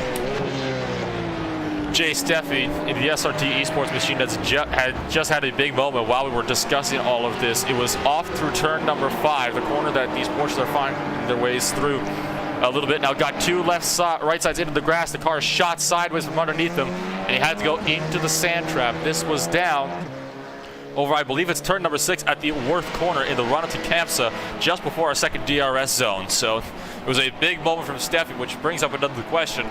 Braking when you don't realize 2 of your tires are off the circuit, especially in the TCRs. That's how a lot of incidents under braking can happen with the TCRs, is when you end up getting those tires onto the grass right when you start to slam the brakes, because it's not pretty when you're trying to get a car turned in, because that will turn your car in a little too much. And I'm pretty sure Jay Steffi, he would appreciate if you didn't have to go through a run like that again. Yeah, that's a hairy moment. If you've got a couple tyres on the grass and you stamp on the brakes, a lot of grip on one side, not a lot of grip on the other, you really pitch the car sideways, and not in a good way, it doesn't sound like at all for the 170. So right now, though, he is looking completely firm where he is, and he's looking to continue to get those runs in. Did lose significant time to the car in front, but hopefully with time he'll be able to reel that in. 1 hour is in the books, 3 hours left to go now. And now that we're a quarter of the way through this race, I'm pretty sure we're going to be seeing T starting to settle into a little bit of a rhythm before they'll be able to start fighting for position again in the final hour of the race. Full Send and German Sim Racing side by side, not for the first time. Both of these cars with a very similar colour palette to their design, and German Sim Racing put their nose ahead. It's starting to look quite dark out there. Full Send Racing might try and come back though. Currently looking to be about 8 o'clock p.m. local time. Sorry, 8:15 as of right now, local time in the sim. So the sun is setting as this race will be looking to go until about 11 o'clock at night here, David. So not going to be quite reaching into a new day, but we'll certainly be able to see what it's going to be like racing with this series into the darkness here today. So with all of this in mind, with 1 hour complete, it's going to be interesting to see how this will be able to kind of shape up as things go through. Yeah, we're racing into the dark-ish. You could see there's a couple floodlights around the circuit in a few places. I don't think the drivers are really going to have much trouble seeing the circuit, but it is getting noticeably a bit darker. It's definitely the first sector that you could see a bunch of lights around the perimeter of the circuit. Not full night lights, headlights still required, but it's kind of like driving under moderate street lights. Hell Racers currently leads overall in your sport class. Project GT 1.de in second place. The Huge Ass Porsche currently in a battle with them for third, and this will be decided in second to third place. Fisher Motorsports down in fourth place. Gold Racing Team White is still in fifth. Meraki Racing in sixth, still on their recovery drive from their early spin. Nav Racing down in seventh, with Gold Racing Team Red in eighth. For your TCR class, Team Hoynchenfeld is still definitely in a dominant position out in front. They have been holding on to control very well in this race. CXR Project Black in second, with Alpine Stars Geodesic Racing in third. German Sim Racing Cyan in fourth, with German Sim Racing Orange, their teammates, down in fifth place. Full Send Racing for sixth, with Fak Autotech Sim Racing in seventh place. Down to round off that top eight is going to be the VEC Sim Racing machine. And now for your 7-car Miata field. So we won't be able to get to the top 8. We only have 7 cars in this race. Vana Sim Racing, as always, still holding a very dominant lead over the Miata class. Huge Ass Mazda down in second place. Chip Speed Racing in third. The World of Sim Racing team fourth. Kelly Racing in 5th, Tri Racing 6th, with CXR Project Black rounding off that 7-car field, 11 laps down as of this moment. So 2 hours and 55 minutes left to go in this one, continuing to run down the laps here. Yeah, certainly. Just pick up something on that Porsche field. I've had a look at all of the various pit stop times. The current top 8 that you read out, all of them fuel only at the pit stops. You can see much longer pit stop times from some of the other cars a bit further down. And these are the cars that did take tyres at the first pit stop. Was Racecraft Esports Slide, Team Hella Media, Northside Racing, RevMatch Esports, for example, but they've been down pit lane twice, obviously. So the Porsche is one of those cars where the fueling happens and then you have to wait till the fuel's done before you can take tyres. So obviously, with a short 50-minute or so run in the first stint, a lot of teams opting to go fuel only. There were a few out there that did grab some tyres. It'll be interesting to see if we're doing 50-minute stints or so, that the next round of pit stops will definitely be before the halfway point of this race. If teams decide to then take tyres then, are they going to go to the end on that set of tyres, or are we looking at maybe 2 tyre stops? Will be interesting to see. If some teams have decided to take tyres after 1 stop, I don't think we're going to see many triple stinting, surely. Ben Warren has just had a moment down at your TCR field, having a wild spin at turn number 1. Full 180 degrees. This is for the E-Team Brit machine.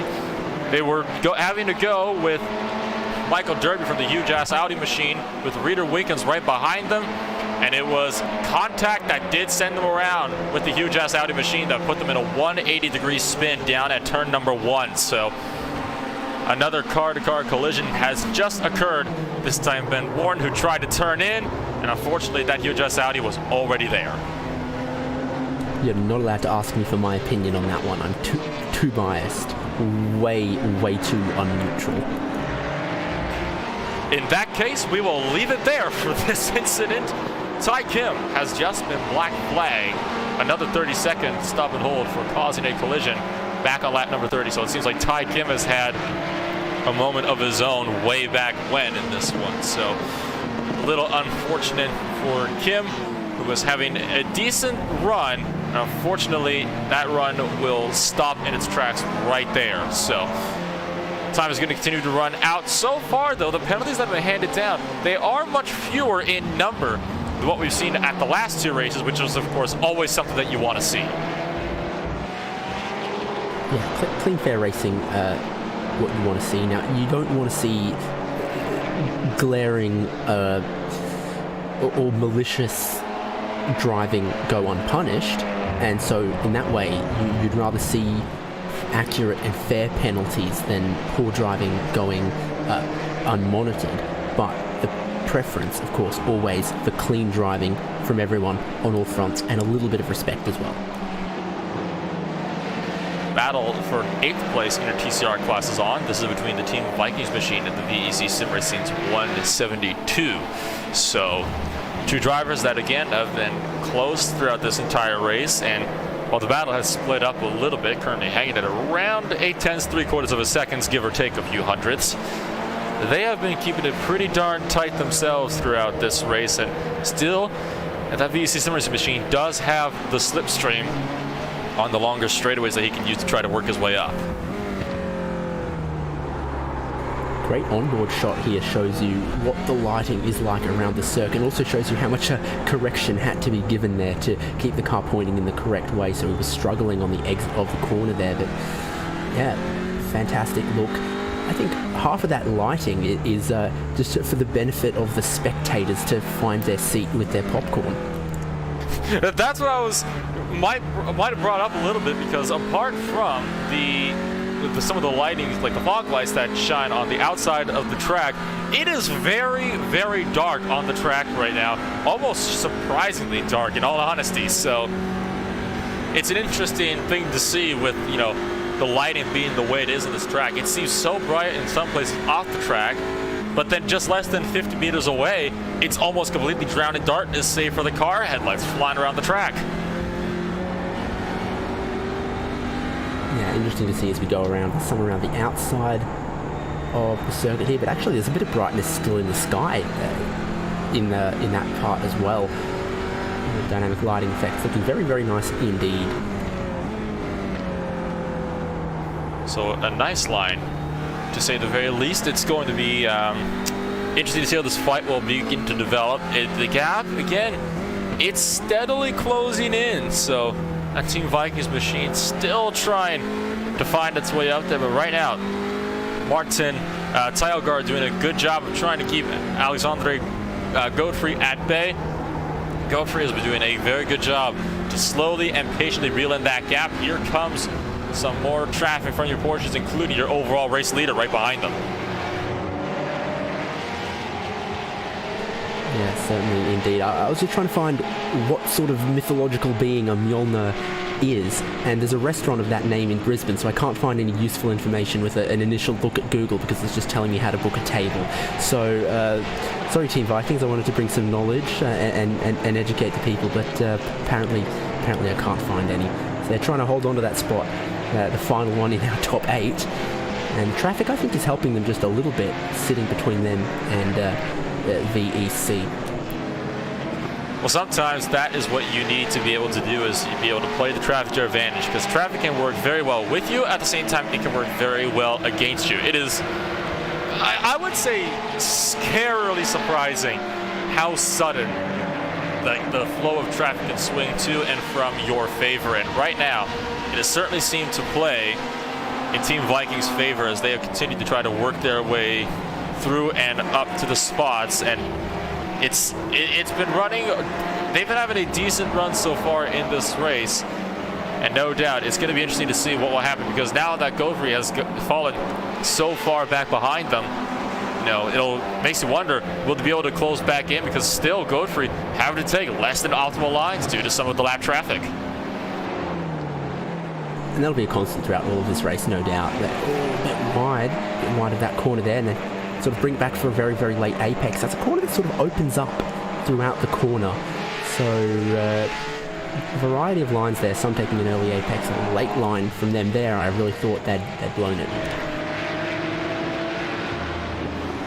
Looking further up front to your battle for second place in your Porsche class between the Project GT Irons Machines, Lucas Lepere and Sven Demmel, driving for the huge-ass Porsche, currently sitting 0.8 of a second apart, and currently a little bit surrounded by lap traffic up there. You've got, of course, Fisher Motorsports, who is right behind them as well, with one lap car who has just gotten out of the way. So for now, it's going to be an interesting fight between these two drivers who have just approached. A Miata and a TCR at the same place, which is definitely one of the least expected things you would have wanted to see. Another penalty has just been handed down. Maximilian Fritz, black flag for a dive bomb back on lap number 28. So seems like some drivers are unfortunately having some difficulties trying to execute clean passes now that we've gotten more to the flow of this race. Yeah, someone parked their Audi. It's S-Rock. On what's the old classic historical section of the track. They've got it going now. I'm not sure you can really stall these cars, so I don't know whether they'd hit free parking on their Monopoly board there or something, but they are going once again. Maybe they just wanted to get out of the way of everyone. I'm not really sure there. That's a bit of a strange one. I've never seen anything like that one in my life, honestly. Mr. Haynes, that was a weird one, because I went back and looked at it.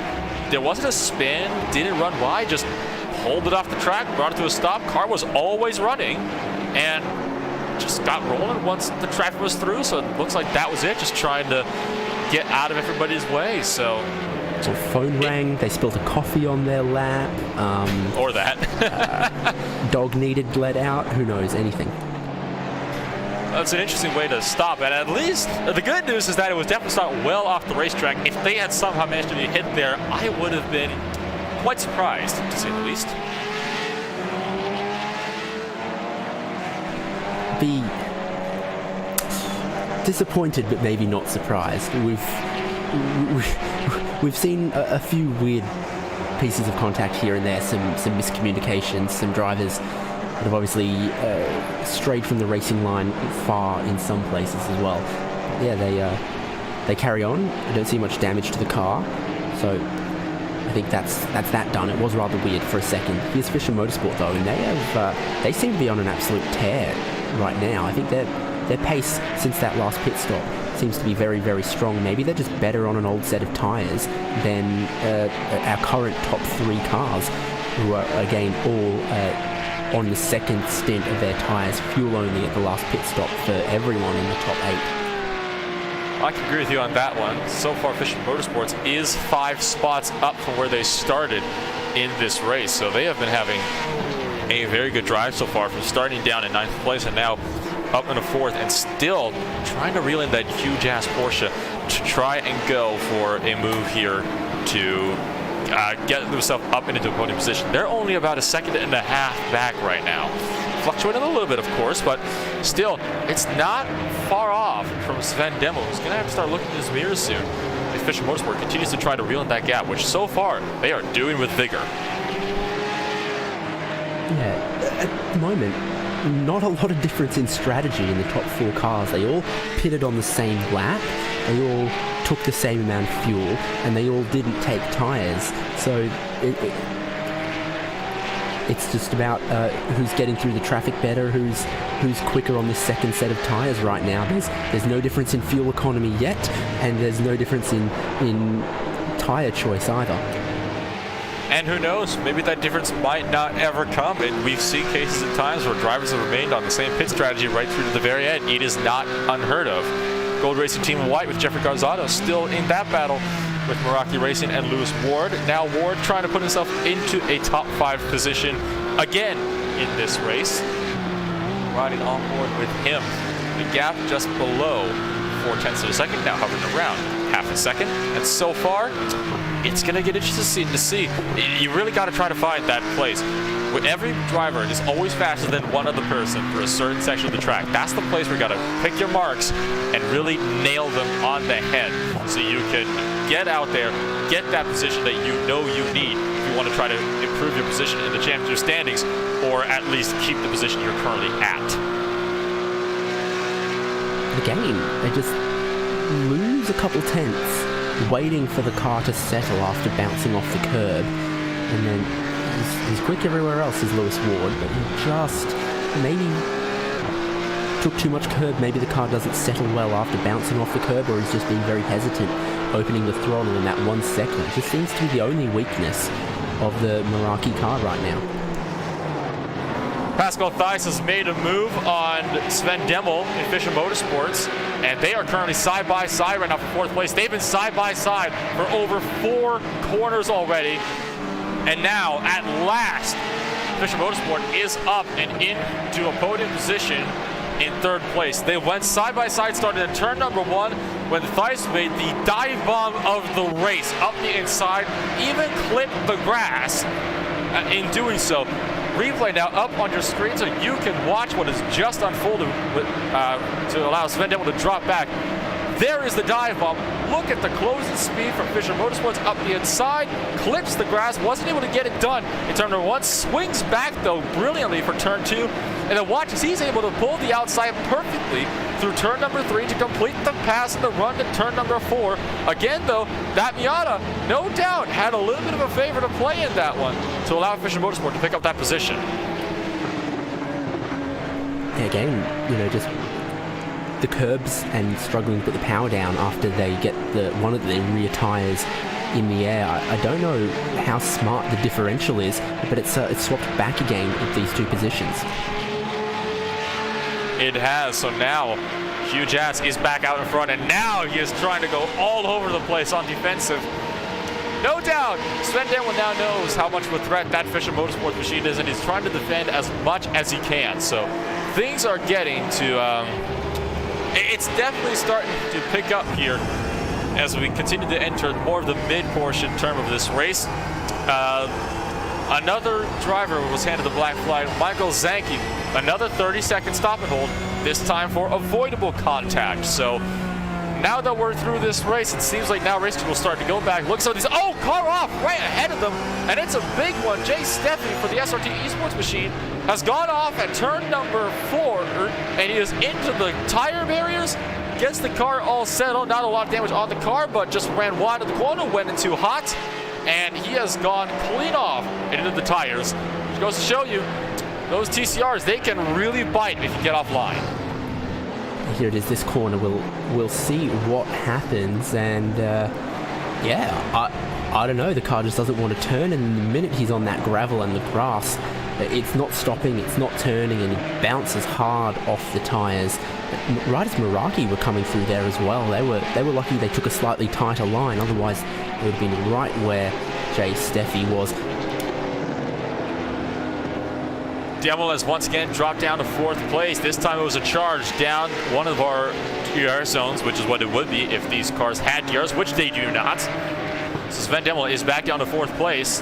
This time, though, he's not going to be ahead of Pascal Theis through the final sector of the racetrack. We'll have to see if that car can be able to get the run that he needs off to the final corner, but it looks like he's lost some speed because he's not going to be nearly close enough to make a move on Theis in the run down to turn number 1. So Demel going to have to wait in the wings and maybe try again later. We'll have to see how this one will fully play out. And there you have it. It looks like Theis will finally be up into 3rd place for a little bit. Yeah, myself, I missed how it swapped back the other way, but I want to guess the likeliest way is traffic. So we've got a clean bit of road for a minute, and Pascal Theis is looking very, very strong. 16 laps into this second stint on those tyres, he just looks a little bit more confident putting the power down. It's just not looking quite as squirrely. Pascal Theis doing a terrific job to now stay out in front of the huge ass Porsche. You can tell that he wants to stay out in front for as long as he possibly can. He's going to try to work now on probably building that gap. Unfortunately for him, though, it's still a fight that is going to be on, because right now, hanging back by about 0.7 of a second. Another battle on track, though, is Full Send Racing's on the Falcon Tech Simmers machine. That position has just swapped, as you saw on your screens, in another late breaking move down to one of those corners where you usually do not see overtakes happening. Going back to that point we made earlier in the broadcast, how we actually might not see as many of these overtaking attempts done in longer sections of the racetrack, like down our 2 longest straights. Yeah, indeed. Both of them going to ride the sausage curb a little bit there, and I think how we saw that move through that sort of little chicane, little S's bit there. I think if you're the car on the outside, they sort of just decided to yield that one, knowing that going too wide through a corner like that just loses both of them a lot of time. If you're thinking big picture, there's still a lot of this race left. For a lot of these teams, the starting driver is still behind the wheel. You've got to think about your teammate that you're going to give that car to later on. So maybe the sensible thing at this point, if the person behind seems a little bit faster, is not to do anything reckless while defending. That's going to be one of the key factors, is trying to make sure that you don't do anything that could potentially hinder that second driver when they eventually do jump into the car. For some teams, that second driver is already in the car.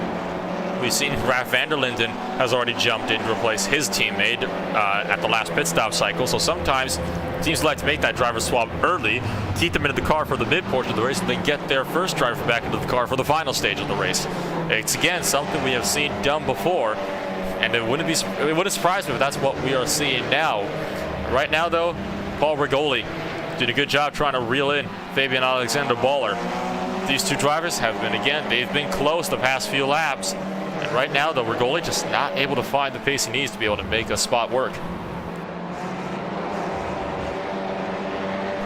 It's have I missed at the front of this field? The Team Heusenfeld 148 has been on pit road for a second time and is now no longer leading. Did we talk about that? Did I miss that?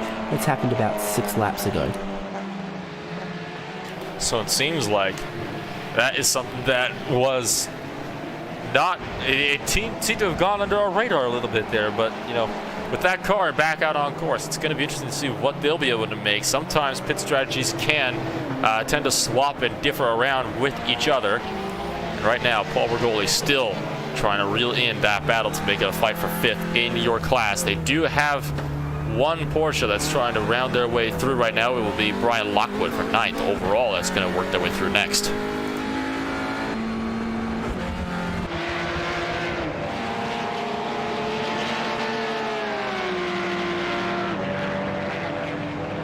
Well, we're closing in on 2.5 hours left to go in today's race. So let's take a little bit of a break and let's go on board with Paul Bergoli in his fight to try to get back up to 5th place. And we'll take you on board with some good old RacespotTV fan immersion.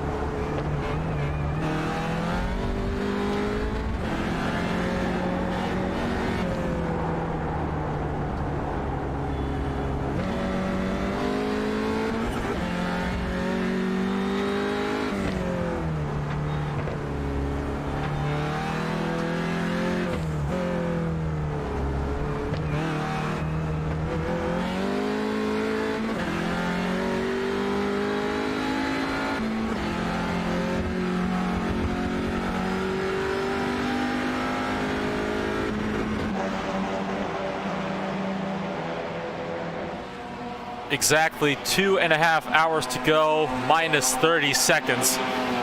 Currently in the 4 hours of Barcelona for round number 4 in the Club Sports Series. You were just on board with Paul Rigoli from Full Send Racing in his fight to try to reel in Fabian Alexander Baller, 5th place in the TCR class for the day. Still has not been able to find the pace he needs to be able to fully reel in that gap, David. It looks like at this point Rigoli might just have to sit back and settle with what he's got, because frankly, doesn't look like he just has that pace right now that he really needs to be able to reel him in. Yeah, I mean, we'll see. A lot of these things might change at the next pit stop, which I think is only about 3 or 4 laps away for some of these cars. So they might be just looking at a fuel number potentially to make sure they go as long as they can. Will definitely also be a lot of driver swaps for a lot of these cars at the next pit stop. So probably not a disaster right now, knowing that a lot will change and you don't know where you'll stand relative to some of these other cars in just a couple laps time. Well, not to mention, we got a lot of our Porsches that might be shaken up here as well. Remember, the top 4 at the last pit cycle, they took fuel only, and I don't believe any of them took a driver swap either. That is likely to change in this next pit cycle, because double stinting tires is something that can be very commonly seen. Triple stinting, though, you might be pushing your luck there a little bit, especially with cars that can be as loose as those Porsche 911 GT3 Cup cars. And right now, though, Jonas Boden for Hell Racers, he has still been in complete and total control over this race so far. So he has been, just having an absolute go at it. It's been a really good run for him. He is currently sitting about 9 seconds ahead of 2nd place, which is the Project GT 1 machine with Lucas Lepere. It's been interesting to say the least what we've seen so far in this race for your top 4. You wonder if maybe this pit cycle coming up here might shake things up a bit in your running order. Yeah, definitely, it's the big question mark. Tough times for your leading 911 though. He had TCR cars too wide in front of him. Now it happens again. He's losing time hand over fist in this final sector. He just hasn't been able to get past these guys as he would like now. Now he does, and lost quite a bit of time doing that. And yeah, Afirm, all the cars that didn't take tyres in the Porsche class kept the same driver in because they fueled too quickly to be able to do a driver swap in a fuel-only pit stop. Changing out a driver does take a few extra seconds, as we all know by now. So with the fact that it's challenging... It takes 30 seconds. Oh, it takes 30 seconds. If your pit stop takes more than 30 seconds, a driver change is free. It doesn't affect your pit stop time. It's only if the pit service you're taking is underneath 30 seconds that it has an impact. And filling the Porsche fuel tanks looks like it's taking 26 to 27 seconds. So everyone's saving their driver swaps for a pit stop where they're also going to change tires. We'll get it all done and out of with in one single go, right? It seems to be the place to be able to make that work. So we'll have to wait and see how that could shake things up with the slightly longer pit stops now for your Porsche field. And now, back to your battle for 3rd place, which has been shaping up throughout the course of this race. It's kind of swapped back and forth between Meraki Racing's Lewis Ward and Gold Race Team 1's Jeffrey Garzado. That gap has closed in. If you'll remember, Meraki Racing, they were starting up at the front of the field. They had a self-spin on lap number 3. And now they have been trying to work their way back up ever since on a recovery drive. And they are going to have to struggle with the Porsche on his inside now. That was the 61 machine that just went through. So Lewis Ward, he's now up into 4th place. He's back to the top 5, and now he's trying to go get a podium position. Yeah, and interesting to see this, the 61 car, a lap down, but flying along because they did take tyres at their last pit stop. So these guys, 3rd and 4th, are obviously some of the faster drivers in this car, but they're nowhere near as fast as the, 14th in class car that has a brand new set of tyres. So they're only hanging in there on the end of this stint right now. New tyres is looking like it gives you a little bit of pace, even though it has a sting in the pit stop time for these cars.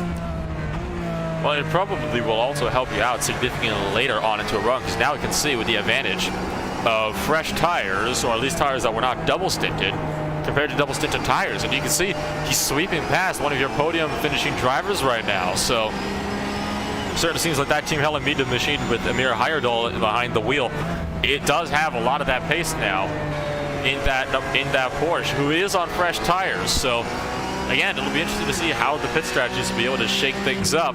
It's exactly the kind of shakeup that we can see, because now he's going to be able to continue to try to pull the gap away from them and maybe try to take a lap back if he could do so under the pit stop cycle, with some drivers taking significantly longer pit stop times. Yeah, certainly. They are probably not going to take tyres at the next stop in the 61. Oh, look at the traffic here again. Gold Racing in white. Yeah, he does get a little bit of a tap. And so Meraki Racing, Lewis Ward, he's looking for where he's going to go. He might get down the inside here with all that trouble for Gold Racing Team White. A lot of traffic in front of them. A TCR car fully off the circuit as well. So you got to be really, really heads up. I apologise. It's the Artifact Racing Porsche that's already a few laps down, trying to stay out of the way. Unless, of course, there was also a TCR car off the circuit.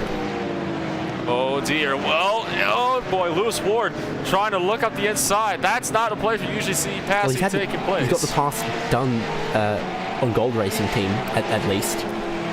Yeah, that's true. The pass is complete, and the pass that he just executed was on a TCR. So Garzado now, he's got his work cut out for him, because he's lost so much time in that section, because Ward is able to put a TCR between himself and Garzado when they reach the rack chicane. So that has helped out Ward so much in his fight to try to run away with that final podium position. And now he has about 10 seconds between him and Jonas Bowden and Lucas Lepere. Do you think that car might be able to reel in that gap again?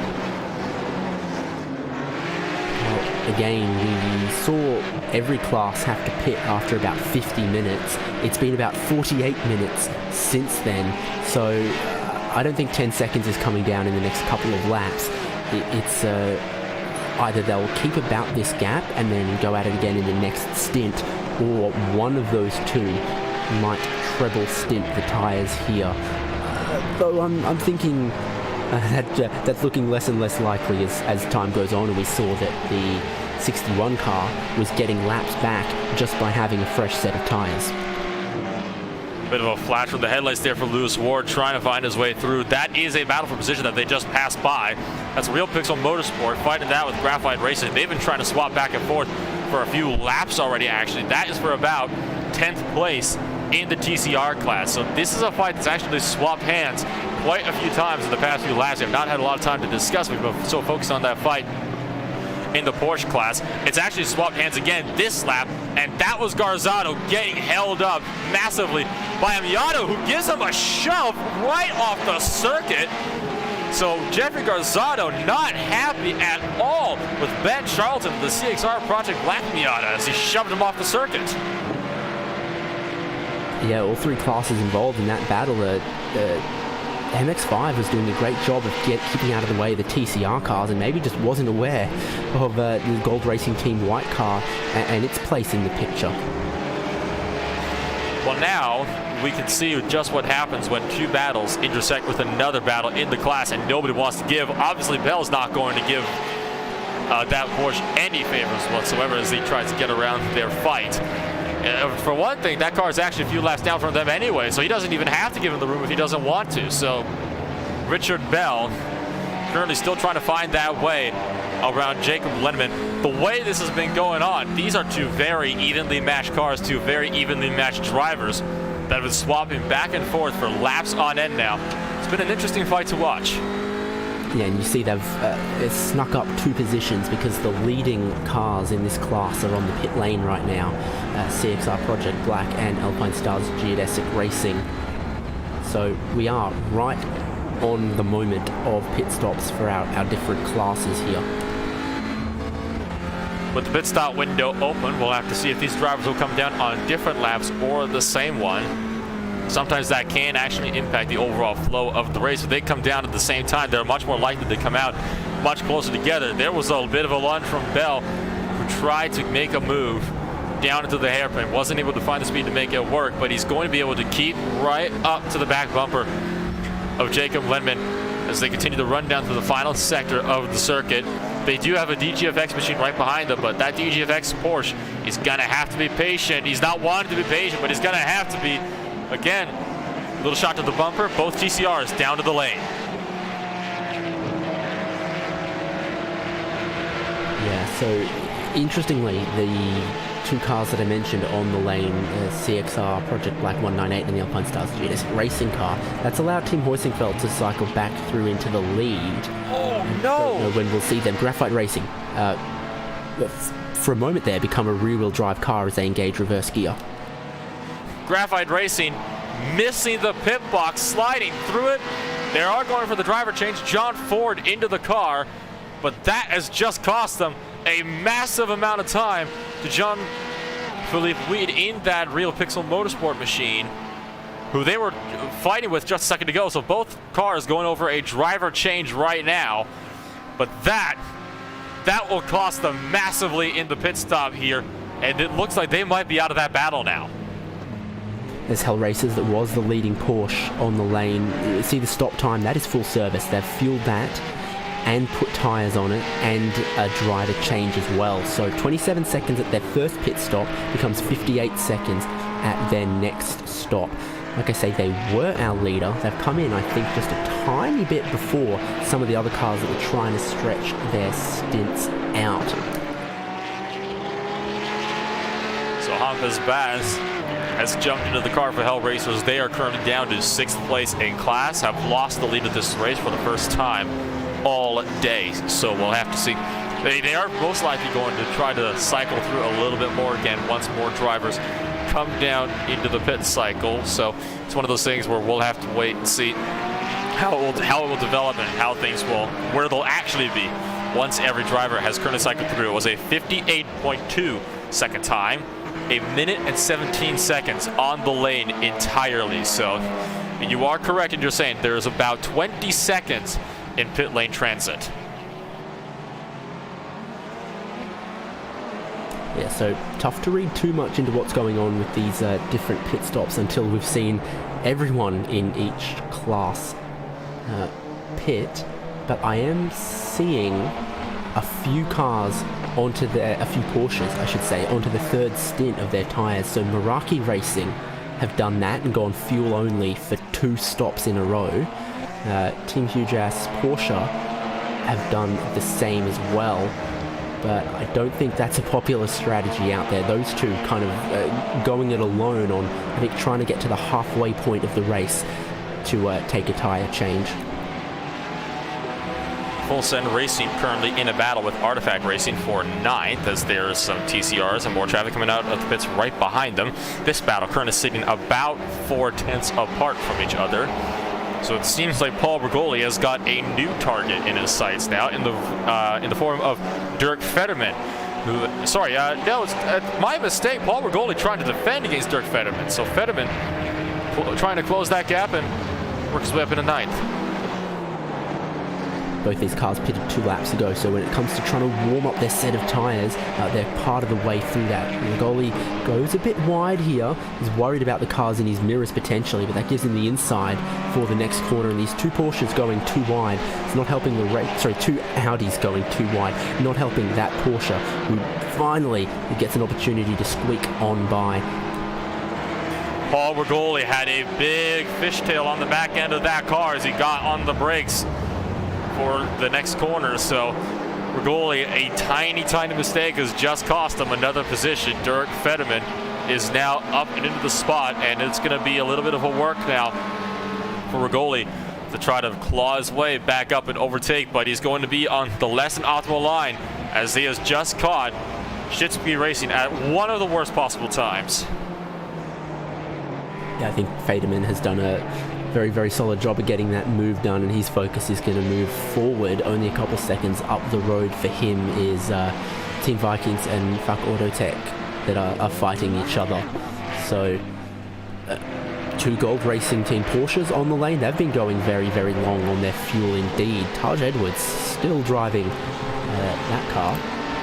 Have a look, and they're also doing the triple stint on the tyres. So it's a lot of faith in the grip underneath them. Rev match cut turn 2. They are some laps down at this point, I think, but they did stay out of the way of Gold Racing Team White and Garzotto. Well, the extra stint on the tires has put Garzotto up into third place for the time being. Whether he'll be able to stay there, however, is a different matter in of itself, and it's one that we will have to keep an eye on. So the Gold Racing Team White machine taking a little bit of a bolder strategy, going for that triple stint on those tires. Will it pay off, though? That is always the big question when it comes to a bit of an interesting pit strategy call is, of course, will it pay off? They do have a Fisher Motorsport machine right behind him. It looks like he might be trying to find his way through. Yeah, there's 2 Fisher cars out there in the class, and both of them are named the same thing, Fisher Motorsport, but one of them is the 84 and the other is the 85. So we need to make sure we don't get the 2 confused, because they look very, very similar. They have exactly the same name, but they are the 84 and the 85. And the 84 is the one in 9th place, the 85 a little bit further down the order in 16th. A position has just been swapped for about 8th place in your TCR field. It was a move that was executed at the hairpin corner at the end of one of the straightaways. It was Team Vikings that ended up going off the track, got loose, and slid way wide over the sausage curb, and he was hit with the slowdown penalty as a result. That allowed the FAC Autotech Sim Racing machine up and into that position. He was now looking to keep it secure. Yeah, and then they got the Charging Artifact Racing 178 just a little bit behind them as well. So there is a very, very close mid-pack bunch from, it's about 4th down a little bit further. You just lose 1 or 2 seconds for any of those cars, and you lose a bunch of positions as well. So very, very tight in the mid-pack battle, where that's again where the pit strategy is going to matter a lot. Whether you lose or gain 5 seconds on the lane could be a couple of positions. So with things continuing to try to cycle through as they are, that is the 143 machine just cycling his way through some of the TCRs. So things are, it is getting to be an interesting machine. That's the Racecraft Esports slide car, who is again just having to duck around some of the lap traffic. And here is another battle for the FAC Autotech Sim Racing machine. Sven Broos currently on the back end of the 07 machine. So this is, it is going to be very, very interesting indeed with how this has all been playing out so far in this race. It's going to be interesting to see how exactly this will be able to work itself out. And the VEC Sim Racing machine, interestingly enough, is actually 3 spots down in just this lap alone. So do you reckon maybe just came out of the pit lane? Yeah, correct. They're on their out lap, so they'd be still trying to get some warmth into those tires right now. That's why the FAC car, which is on their 4th lap, is getting away a little bit. So VEC Sim Racing still looking for just a bit of warmth, a bit more grip, waiting for those tires to get to their best. Gotta wait for those tires to get to their optimal temperature, but once they do, those fresh tires, they can come in and they can really give you a huge helping hand. So we'll have to wait and see what those new tires will be able to do. Sven Brods now is going to be the car on the defensive from the VEC Sim Racing machine. So far, not a lot of competition looking ahead of these 2 TCRs, and I can't see a whole lot of competition behind them for at least another 3 seconds. Yeah, so I'm reading up and down the Porsche field, and I think the highest placed car that has taken tyres at some point in this race is 4th place Racecraft Esports car, which took tyres at the first stop. It's now into the 2nd stint of those tyres. Your top 3, no tyres yet all race, and it'll be about 50 minutes fresher on this car in 4th, who was 1.2 seconds faster than 3rd last time around. So they're going to have to take another tyre stop for for this car somewhere later on, but they're looking pretty quick right now. Well, you are going to have to take tires at some point in the race. That much is certain. You cannot run on the same set of tires all the way through. Your car would not be running at the end if you attempted to do that. So it's really a matter of when is this going to happen. Gold More Racing competitively on these model of tyres.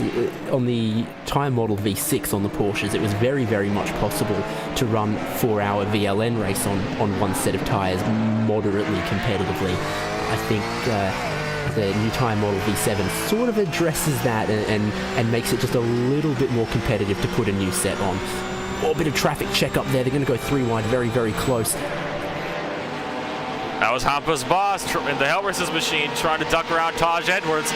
That was really decisive, and they were probably less than an inch away from being a complete disaster for both of them. So that was unbelievably tight, and that shows you, even on a wide track like this, it can still get very tight when you're trying to get around lap traffic while making up positions at the same time. Yeah, I thought that might have become a bit of an incident there. It just, it goes to show sometimes you wait, the car in front of you will maybe get held up a little bit by the traffic, and Hell Racers saw an opportunity to strike. They tried to take it, big inside lockup downhill there though.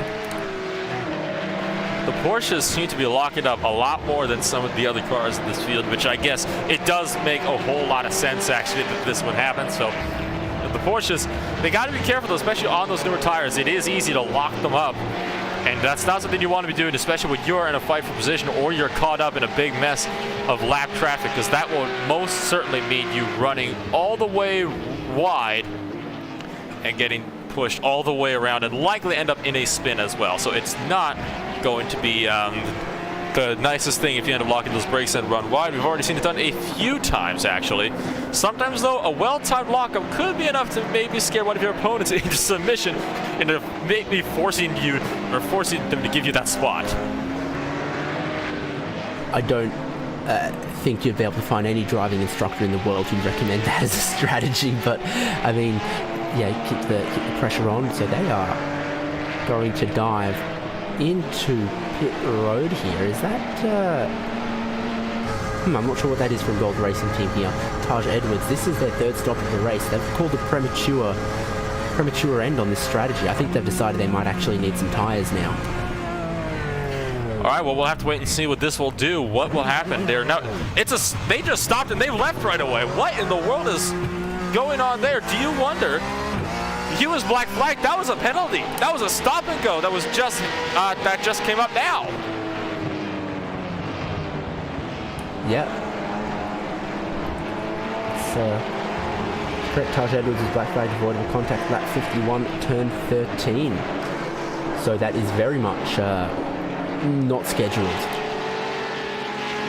Not scheduled, but they did a good job of handling that. I don't even think they dropped. Well, they dropped a couple places. They're down to 8th place now, but still, they are within the top 10. So, still plenty of time to try to make something work and throw it up into the main, the main field of your Porsche field in the race. Now, the Porsche field has actually been split up a decent amount over the course of this race. So, lap traffic seemed to really be paying its dues to your lead field. Not a lot of Porsche battles that are terribly close out on track right now. Yeah, and I think that comes down to the pit strategy and the pit order for these cars. I mean, in TCR, for example, everyone's pitting almost the same lap and everyone's taking almost exactly identical service. There's no real benefit, it seems, to double stinting tyres for those cars because you can change a set of tyres while it's fueling. It's the Porsches where the two types of service are uncoupled from each other, and you can save time in the pit stop by double stinting tyres, where we're seeing the divergence in strategy, which is why they're not so close out on track right now, because there is just more options available to the team. Oh, absolutely. And it's one of those cases when it comes to pit strategies, if it can be such a big dividend like that, you need to really play your cards right, because we've seen races that have gone 6-12 hours and the battles have still come down to just within seconds of each other. It has been unreal sometimes just how close fights like that can get one driver I would like to turn attention to, Lewis Ward. He's reeled in your current race leader, Sven Demmel, hanging around a second now, and he is looking to get himself up and into the lead of this race. Yeah, I saw 37 pitted a bit early, a bit off cycle, sort of made this their shortest stint. So they only took about 20 seconds of fuel at the last stop compared to almost everyone else taking 26 seconds or so. So I think you still kind of need to add about 5 seconds of more pit stop time between now and the end for Sven Demmel and his co-driver. But it definitely got them some track position, at least for a bit, and this is kind of where it, proves important. Look at this, Lewis Ward is going to lose maybe just a tiny bit of time behind the TCR car. So track position, when there's this many cars out on track, can be valuable. Well, now he didn't lose a little bit of time. He lost 0.8 of a second. That is detrimental because he is now well out of the slipstream right now. So, oh dear, that is not good at all for Lewis Ward to try to work his way out there. But that is a very, very fast car, as we've seen throughout this race. He's just been picking drivers off left and right in key sections of the racetrack. That car, it just seems to have a lot of speed underneath it. So no doubt he'll be able to reel it in and put his way back up into first place of this race. Right now he is sitting in second, which is one spot up from where he started in the race. I do believe, though, that car does still have yet to take tires, though. Correct me if I'm wrong on that one, David. Yes, that's true of all of the top three in this class right now. So the onboard will sort of tell you a little bit about how the tire life is doing. The car has a wiggle in front and is trying to go to the right. I think he'll get through. So with drivers trying to figure out their way on through, it's going to be an interesting fight. Oh, whoa, huge off there for one of the CXR machines. That was your race leader in the TCR class that has just lost the back end. Aaron D. Taylor having a huge moment right ahead of your overall race leaders. That was in a battle for position, I believe. And in fact, it was Taylor. The car. Oh, dearie me. I see what happened there. The back end started to come around. It took right on the entry and then shot right back to the left. Somehow, he kept it out of that wall, though. Yeah, that's, I've seen that now 3 times, and it's still a little bizarre, each one. That's definitely gone and cost them the race lead. The geodesic car, Raf van der Linden goes through. We'll see it from here. It almost, for a second there, looked like he saw the geodesic car coming, thought they were coming in too hot and jumped out of the way, but I think he's just locked the rears there. Yeah, it's a little bit of a lockup on the rear end. Not something commonly seen in a front-wheel drive car, but certainly is possible. Those TCRs do have a handbrake on them, interestingly enough. Third place in your Porsche class is also close. Racecraft Esports slides Brian Lockwood, currently fighting it out with Jeffrey Garzotto. These are two drivers that, again, they have been pretty darn close all race long, and they are still trying to fight it out. This has changed in the last lap or so. As I said, fresh tyres on the 43, because they took tyres at the very first stop 50 minutes into the race. Indeed. So again, those newer tires, they're coming in strong with Garzotto trying to triple stint it. So it was an interesting call, but it's just cost him a podium position. So now Brian Lockwood is up in the third place of this race, and he's looking to already run away with it. He's already a second up on Mr. Garzotto right behind him, and now he's got a TCR that he can use as a pick between himself and Garzotto, because now the Gold Racing Team White Machine will catch that TCR at one of the most crucial parts of the track if you want to ever get a good run and keep up speed. He's not going to be able to do that now because he's trapped behind a TCR. Yeah, traffic is just is the word on everyone's lips in these races, isn't it? And it's always interesting through the final corner here. It looks like the Porsches just get held up a little bit. That's not your preferred line there. So, yeah, final sector, so tough. Yes, it is. Final sector, of course, very one-lined. It's one of the most technical points of the racetrack as well. But we are halfway through this race. 2 hours are in the books and just under 2 hours left to go.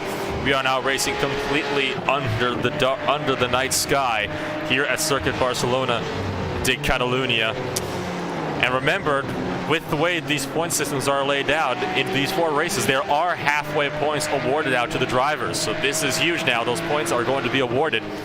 Going through your top 8 in the class, this huge-ass Porsche is now your new leader of the race. Just 1.5 seconds behind is Meraki Racing trying to reel his way in. Racecraft Esports slide down in 3rd. 2 seconds behind them is Gold Racing Team White. Hell Racers in 5th with Project GT Einsdam DE in 6th place. Snap Racing 7th with Gold Racing Team Red in 8th place, 43 seconds behind.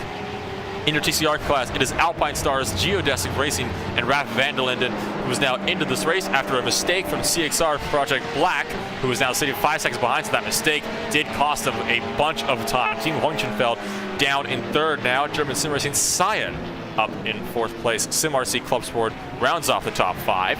Fach Autotech Sim Racing in 6th. VC Sim Racing in 7th. And 1 minute and 5 seconds behind is Team Vikings. Your Miata field is looking relatively unchanged since the last time we've checked in on the Movano Sim Racing. Continues to lead by well over 1 minute and 15 seconds. Could see another potential case of Movano lapping the entire field in their class. They've done it before. Huge-ass Mazda down in 2nd. Chip Sim Racing in 3rd. World of Sim Racing Team in 4th with Tri Racing 5th. Calyot Racing 6th. Rounding off that 7-car field is still the CXR Project Black Machine, 13 laps down.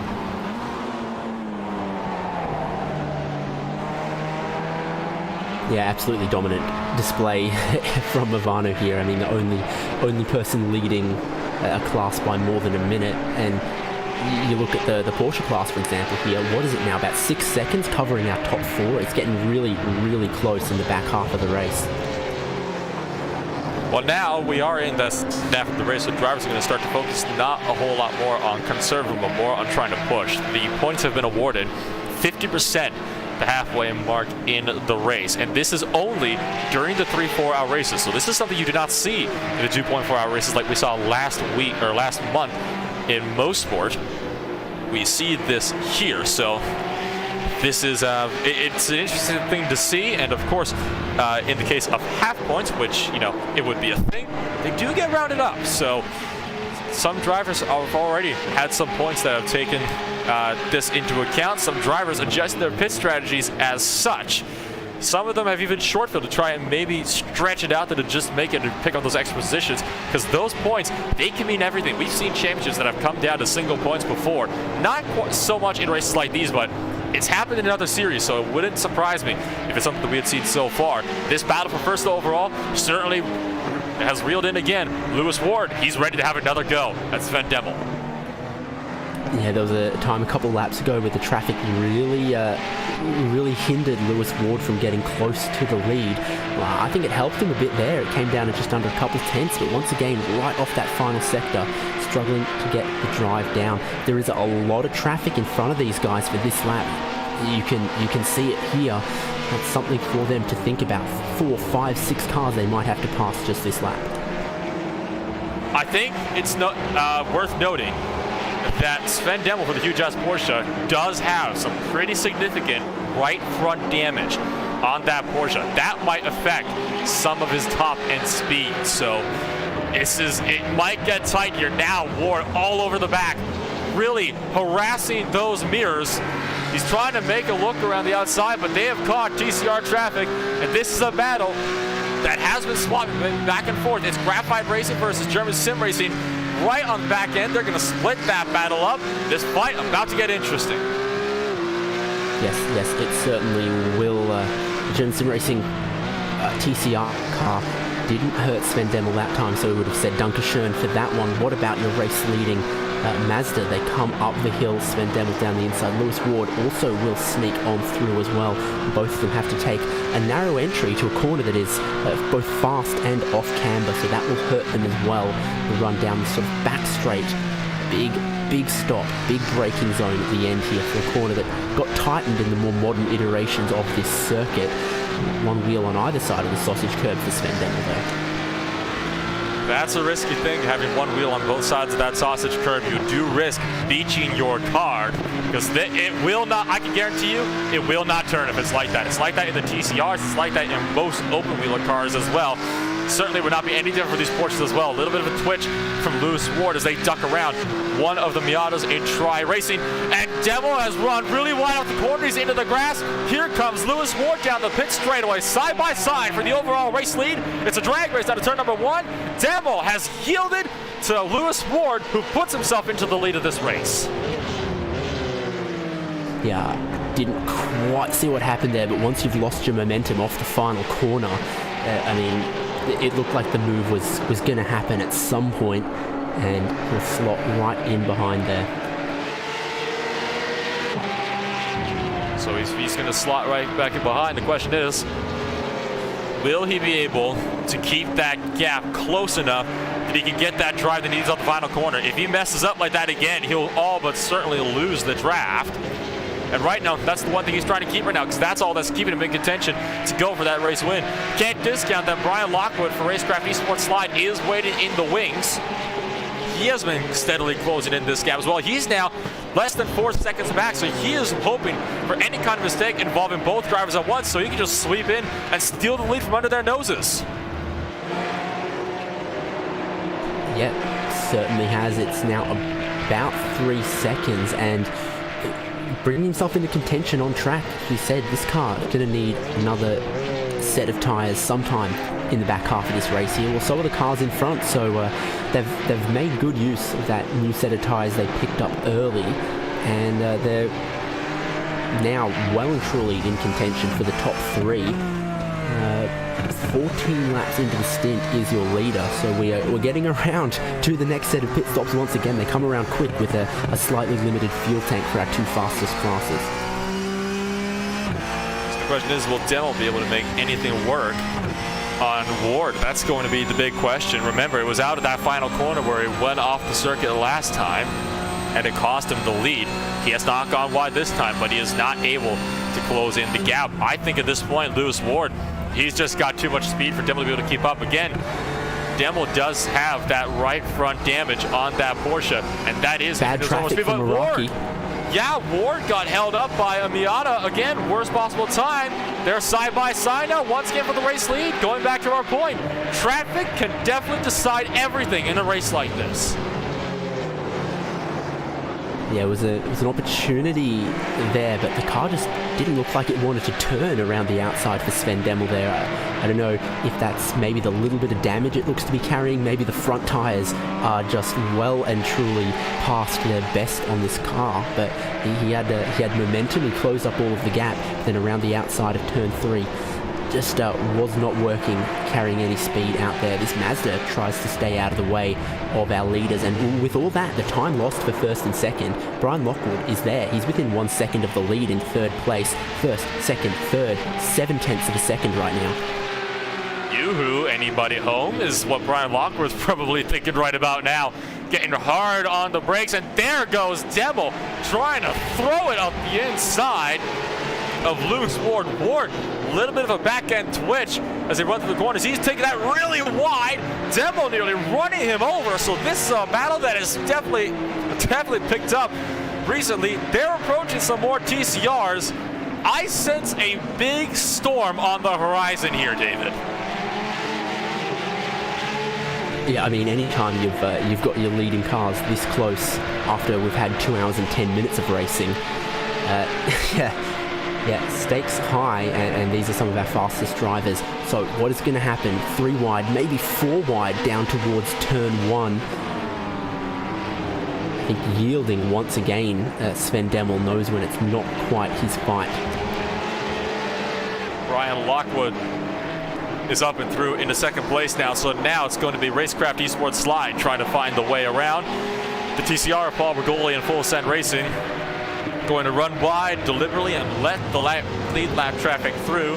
Now Lockwood has got some clean track ahead of him to focus on trying to reel in Lewis Ward. I think it's safe to say that Ward is He's not willing to give an inch of ground right about now because he is pushing hard.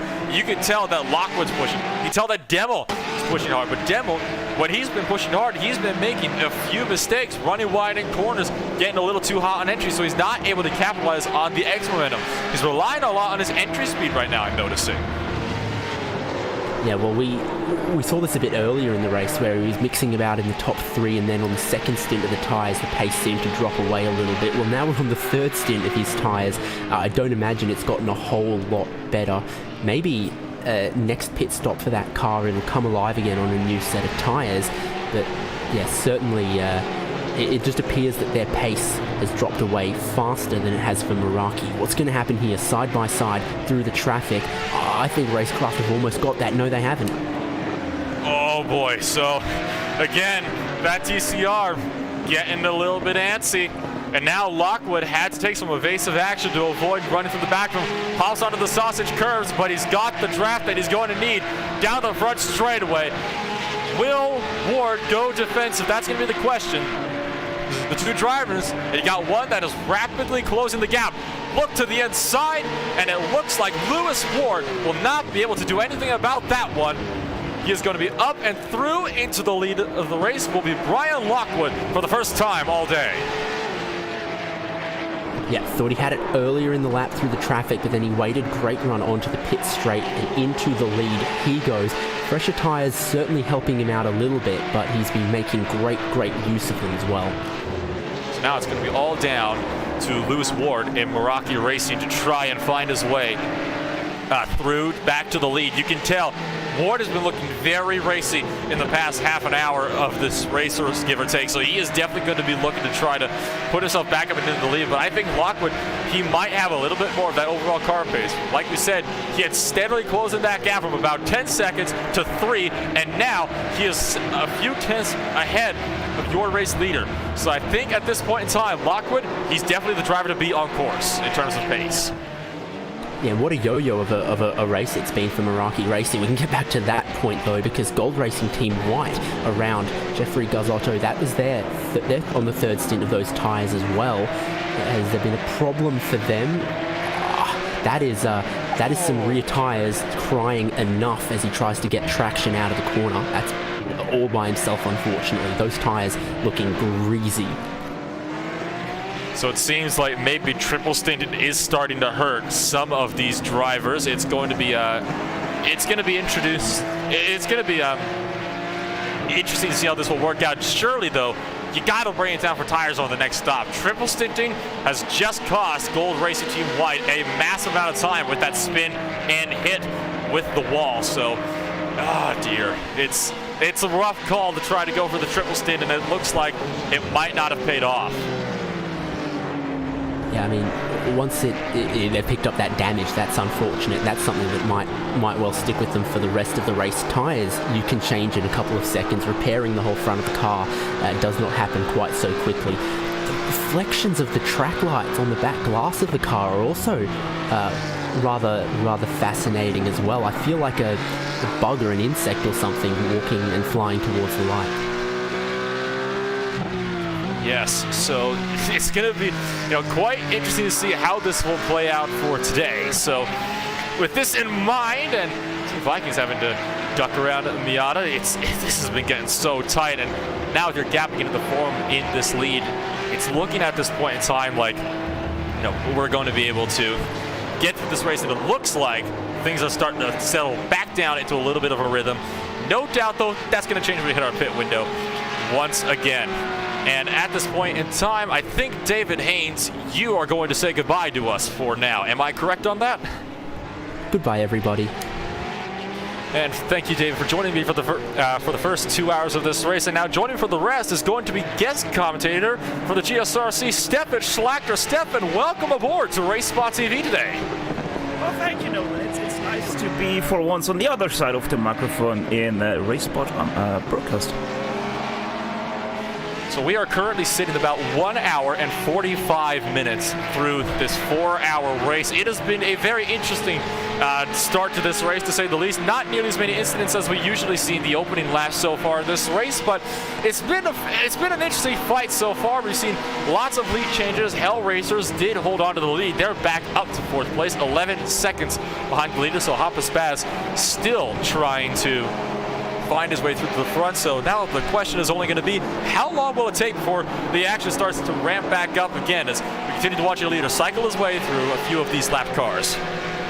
Yeah, you know that this is just Barcelona. It doesn't work very well for the open wheel cars, but for those close cockpit cars like the Porsche, like the TCR, it is all going to be about those passing zones, which are plenty for these cars around Barcelona. And as you said, it's an endurance race after all, so that excitement will go down a little bit in the mid part, but once it comes around again, that's where it's really going to be at. Those last half hour, 1 hour, that's where all the action is going to come back again.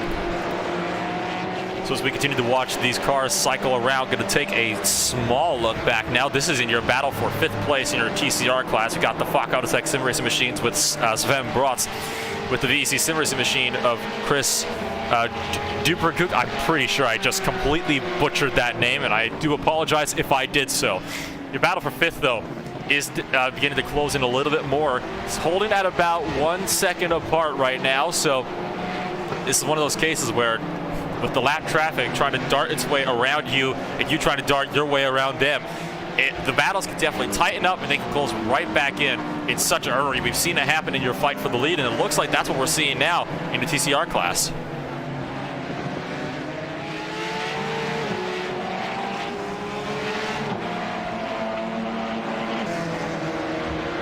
So as Sven Brotz continues to try to find his way around through the final bend of the course, he is now down onto the front straightaway. It's been an interesting race so far, and these are two drivers that we have not seen together a whole lot on the course. We've seen both of them on the course, but not so much together. But it seems like your battle for 5th place is about to pick up here in a big hurry.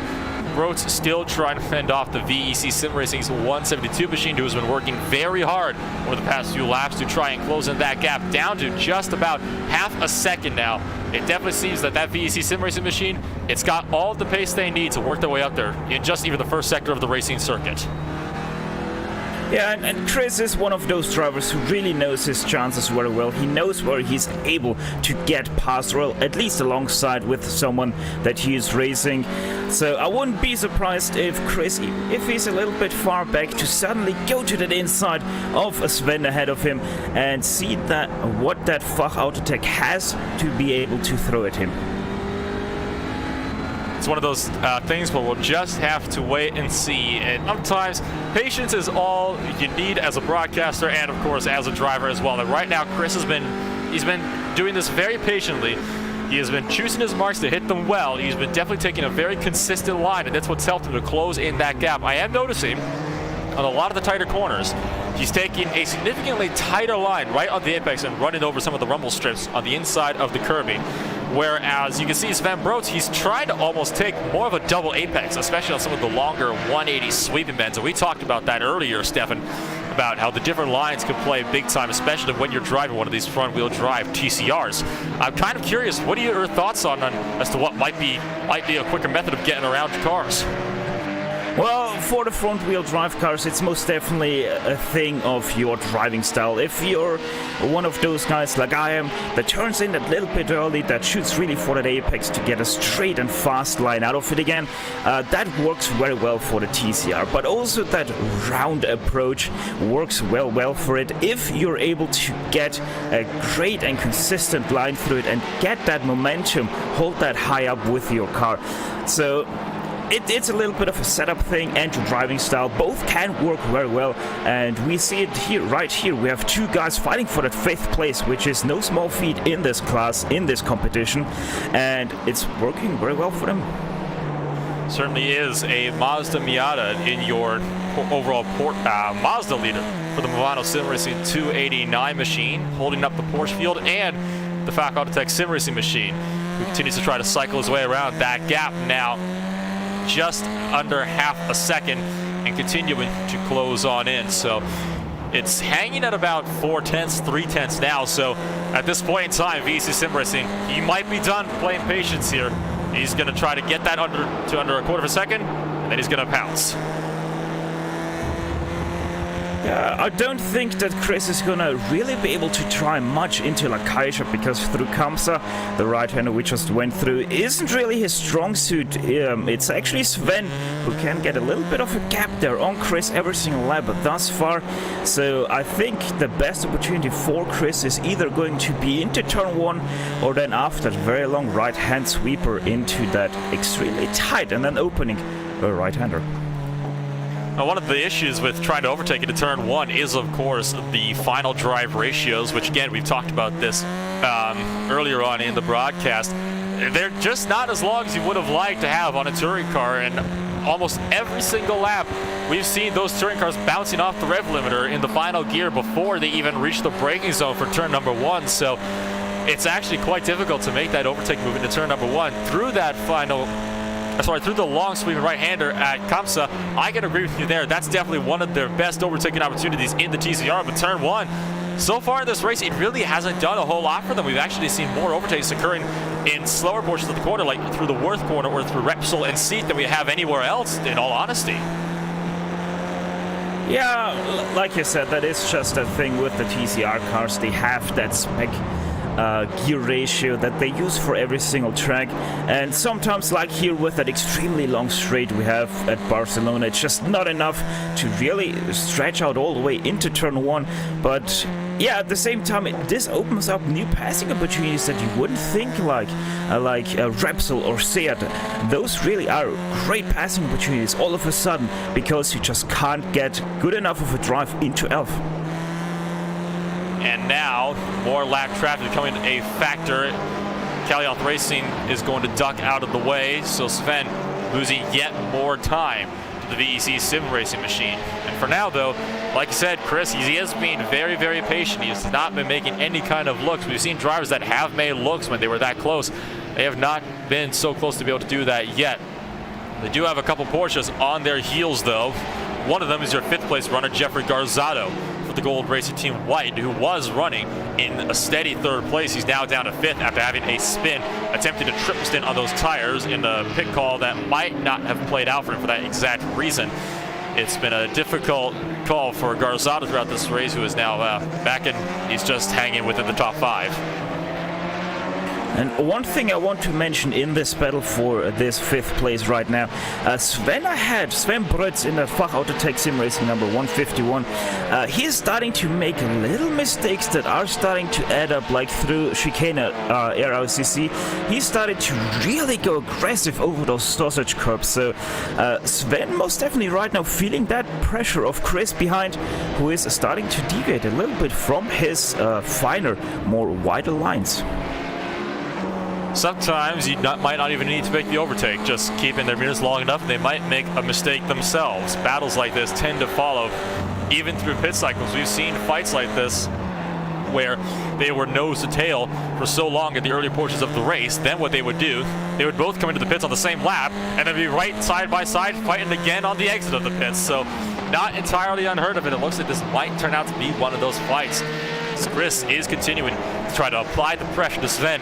Get into your head a little bit. It's one thing that these drivers have got to make sure does not happen is, you don't want to have another driver behind you getting into your head, because that is what forces you to make mistakes. The second you allow that to get to you, that's the second you've really lost the race. Most definitely there, Nolan, and the thing with this battle starts to be that Chris is able to get that little bit of a better run out of the turns, and also he's having better luck with the traffic, like once again here with Alan Grott. Sven Brutz has to take a much closer line through that Lakaisha, and Chris once again able to get much closer to that rear bumper. Now the gap is less than a 10th as it was for that corner. It's still not able to get close enough to make the move, but at this point in time, it's definitely been working in his favor. You do have 6th place with Marco Derricks for Nab Racing right behind this field as well. They're now approaching some Miata traffic, though. We've seen this cause problems before. It looks like they're going to be able to get through all safe and sound now. the VC Sim Racing machine going to allow Nav Racer to go on by, and it looks like Sven actually able to pull a little bit more of a gap through the final corner. It seems like Sven seems to be a lot more content, shall we say, in the final sector of the racetrack, because that's where he seems to make a lot of his time up over on the VEC Sim Racing car. Yeah, that's where it's all about, that right foot. How well can you just stay a little bit less on the throttle and have those wheels not spin as much? It's a really fine art that you have to master in these front-wheel drive cars to be fast. Oh, absolutely. Throttle control can be very key. You don't want to just mash the throttle out of the corners because, well, then you get wheel spin and the car just won't turn at all, which is equally as undesirable. So, with Chris so far really managing the throttle well in the first part of the sector, this is where he seems to close right back in, is through sectors 1 and 2, but Sven, he's just so much more comfortable through sector 3 that he's been able to keep him at bay for so long in this run. It's really an interesting thing to watch as the gap kind of tightens up in the first half of the track, and then on the second half it just completely falls away again to the point where Chris is not able to get close enough to make anything work. Yeah, the real tipping point starts to be that word corner where Chris is just consistently not as good as Sven ahead of him, and then through Kamsa and Lakaisha, that's where it really starts to be the sector of Sven. Now Chris with a big slide there through Lakaisha that loses him directly half a second, and that means that battle for right now is just a chase to be. Well, talking about how some drivers are more comfortable in some sectors than others, I think that's just proved our point, because Sven has just gone through this sector and he's been looking textbook on his line so far as he's been driving through there. So it's again one of those other mistakes that can make in the later portions of this race. We were coming up to about just an hour and a half left to go. So there is not a whole lot of time left in this race. We've been at it for 2.5 hours already, and no doubt it's going to continue to get to some of these drivers. We still got we're thinking about 2 pit stops left to go for all drivers currently on the grid, which will also be a big factor. So pit strategy is definitely not out of the question yet. It's still something that's definitely trickling kind of in the back of the mind right now. And at this point in time, with some of these battles being as close as they are, it's really almost taking the form of the elephant in the room. Yeah, and now a little bit interesting fact that additionally comes into this play here for that 5th place. Sven Butz and Chris Dubrekis are actually both catching Julian Oehren of the German Sim Racing Sian car. So even that 4th place right now not very secure of Julian. Very true. He is sitting just ahead of these cars. He's just getting around an SRT Esport TCR who is currently 2 laps down in that class. So that's, of course, something to note as well. Potentially different tire strategies as well. We've seen some drivers that would only go for a single stint for change. We've seen some drivers double stinted. We've seen drivers even triple stinted. So it's one of those things where, especially the TCR is double stinted, not out of the question. Maybe though Sven lost some time to the German Sim Racing Cyan machine, because that is a car for German Sim Racing that has not been up front a whole lot in your TCR field today, but he's certainly having a good run up there now in that final podium position for the class. And it's going to be, 4th place in the class. So we'll have to wait and see how this will play out. And I'm thinking in a little while here we'll be able to see just who's better on their tire life.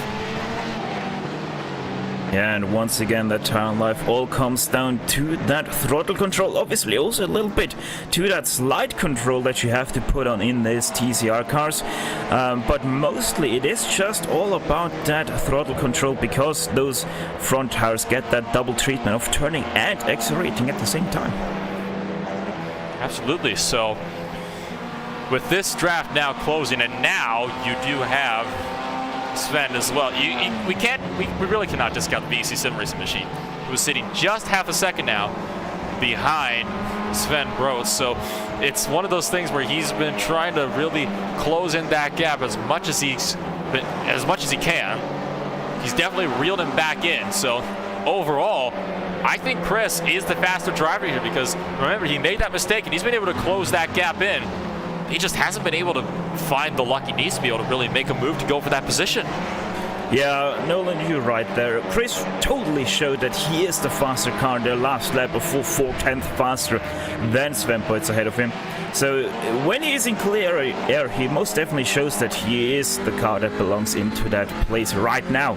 But the question is, can he get past Sven? Because still, even though it has a lot of passing opportunities, this track, still you have to work for it every single time to be able to make that pass happen. Especially in the touring cars, they're so low powered, they don't have a whole lot of, horsepower under the hood. They've got even less torque, so they're pretty light cars too, so it makes them a challenge to drive, but it's certainly a fun challenge to say the least.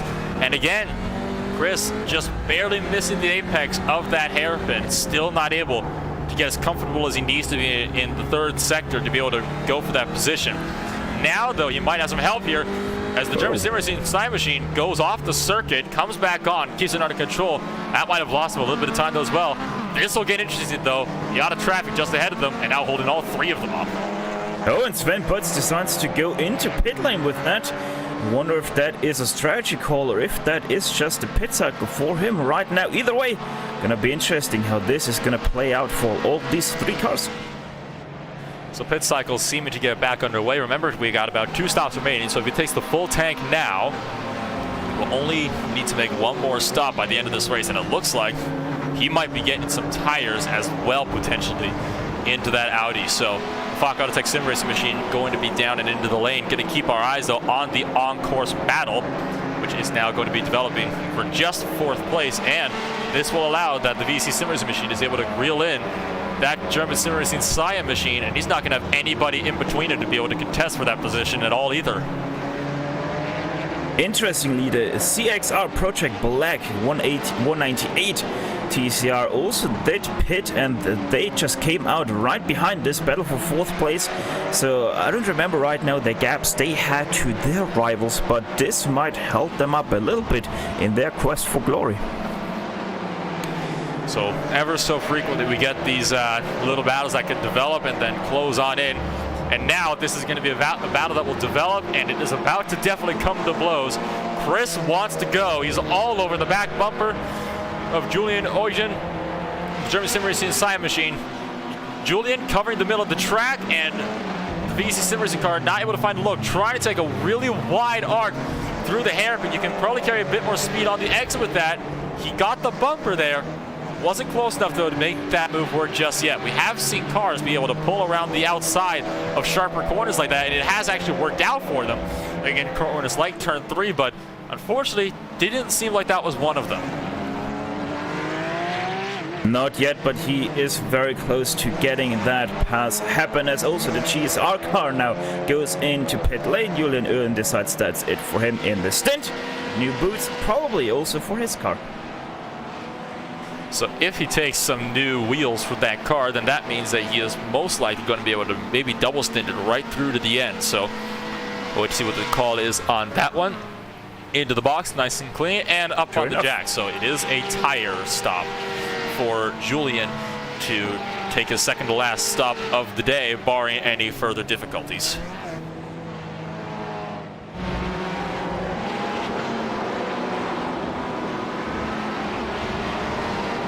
With everything been developing as it is, we really have not been able to talk about your MX-5 field a lot, as they often tend to be forgotten in this race. So I'm going to take a little bit of a look with the Movano Sim Racing team. Brandon Hawken, he has been a driver that has been really, really dominant all season in that Movano Sim Racing car. They've been doing a fantastic job. They're well ahead on the points right now. And in your Miata field, at least, it really, nobody's been able to contest with Movano all race. They have been having such a strong run, and now, as we talked about the last time we did a top 8 rundown, they have lapped just about every driver in their field, or nearly. It's at the point where they're trying to make it work. It's an interesting thing to see them do, but it's something that they are still trying to work on, is lapping through every car in that field. If they could get that done, it could be massive for them. Yeah, second place, Uchas is right now going through bunks up Adele. So really, they are not even that far away from lapping that last car in their class. Brandon Hawking putting on a show as he always does when he is the wheel of MX-5, and very much proving why he is regarded as one of the best MX drivers here on iRacing. Very much so. So Movano car really having their I'm going to be honest, the Movano team all season, they have had their driver roster completely stacked to the max. At Okayama, the 2.4 hours of Okayama, they were forced to start from the pits for having incorrect registrations, and they still ended up finishing a 1-2 in that race after starting from the pits. Certainly not an easy feat to pull off. So that team, they've been looking so dominant in your club class, and we hope to see good things from them in the final races as well. Element Sim Racing's Sebastian Gesch in the 107 Audi currently having to deal with a hornet's nest of traffic trying to get around him. So, not to mention the interclass lap traffic as well. So, it's one of those really difficult things that you got to try to manage when you're in these little runs. It's so hard to try to find any kind of speed when you're in a field like this. It's always difficult to make something work. You're getting passed left and right. You're trying to pass left and right. There's really nothing you can do. No, there really isn't, but you have to manage that sometimes. Sometimes there is that thing where just you have to sit and wait and just can't do anything about that situation, and just that's the thing where you need some mental strength to get through that. And yeah, if you're a really good racer and you know what your cards are and you know how to play them very well, you are going to get through that situation. Team Vikings is currently on the charge, trying to get by the Element Sim Racing machine. They're looking to be side by side. Deep on the brace goes Team Vikings. This is for position, trying to take the outside of the hairpin. Not able to make that one work. Getting a little bit more power, but going to slot back in line instead. He's going to wait for another attempt to go at it. But Ole Christianberg Udeberg definitely wants to go as well. Yeah. Oh! Gesche gets that bump from behind. Uneberg too late on the brakes. There waits now for Gesche. Great sportsmanship there from Ole Christian. There was also Porsche trying to avoid that incident. I think they've also put up some damage from that.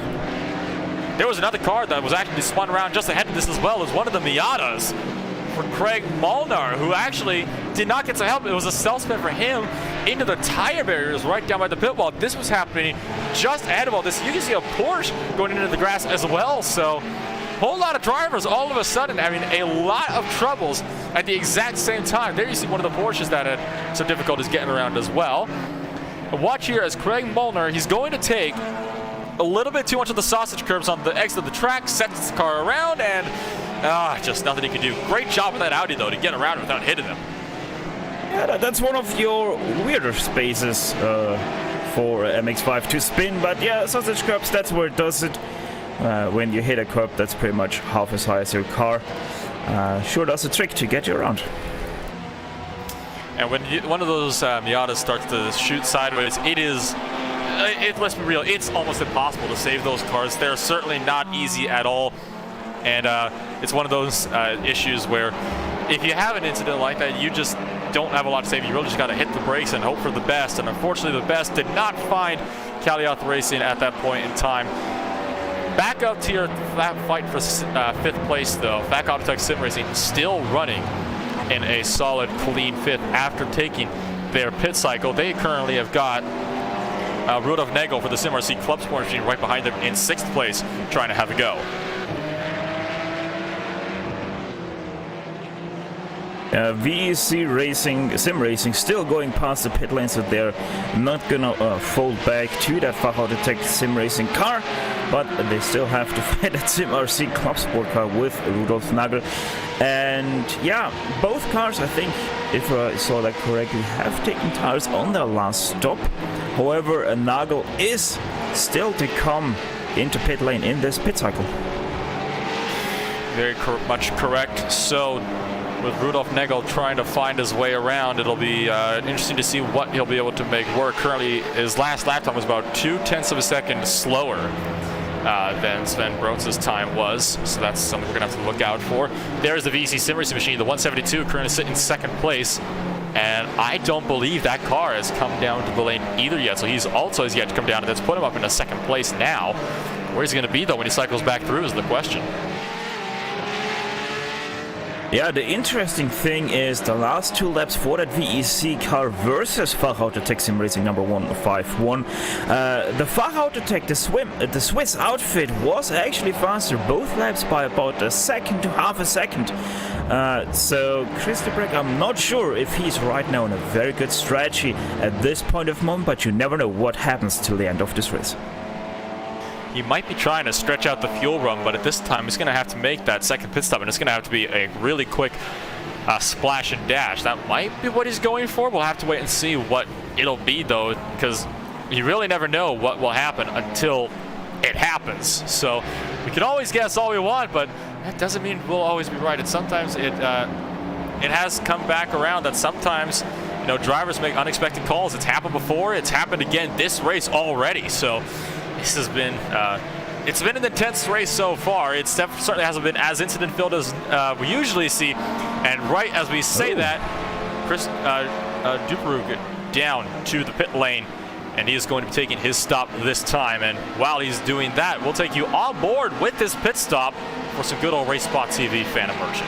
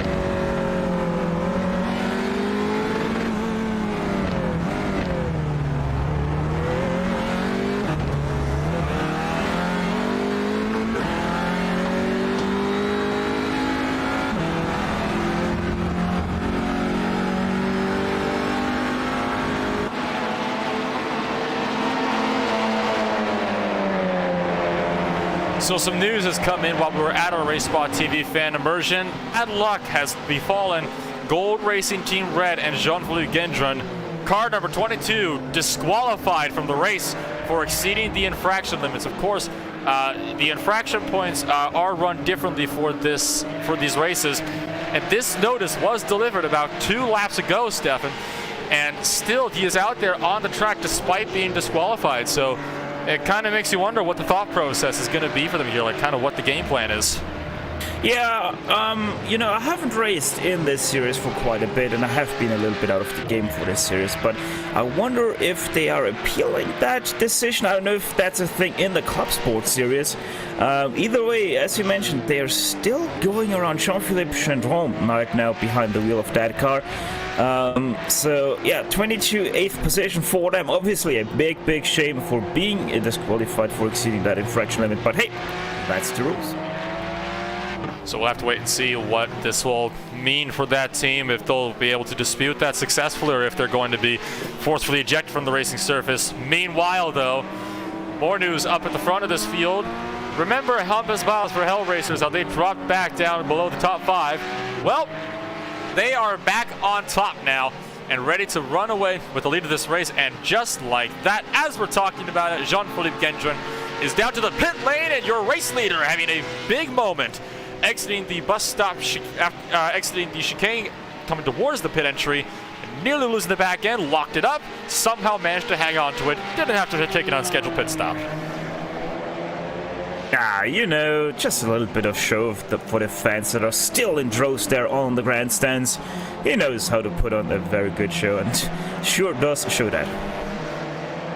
Absolutely. So, with all that in mind, it looks like Jean-Philippe Gendron and Gold Racing are going to be bringing it off of the track.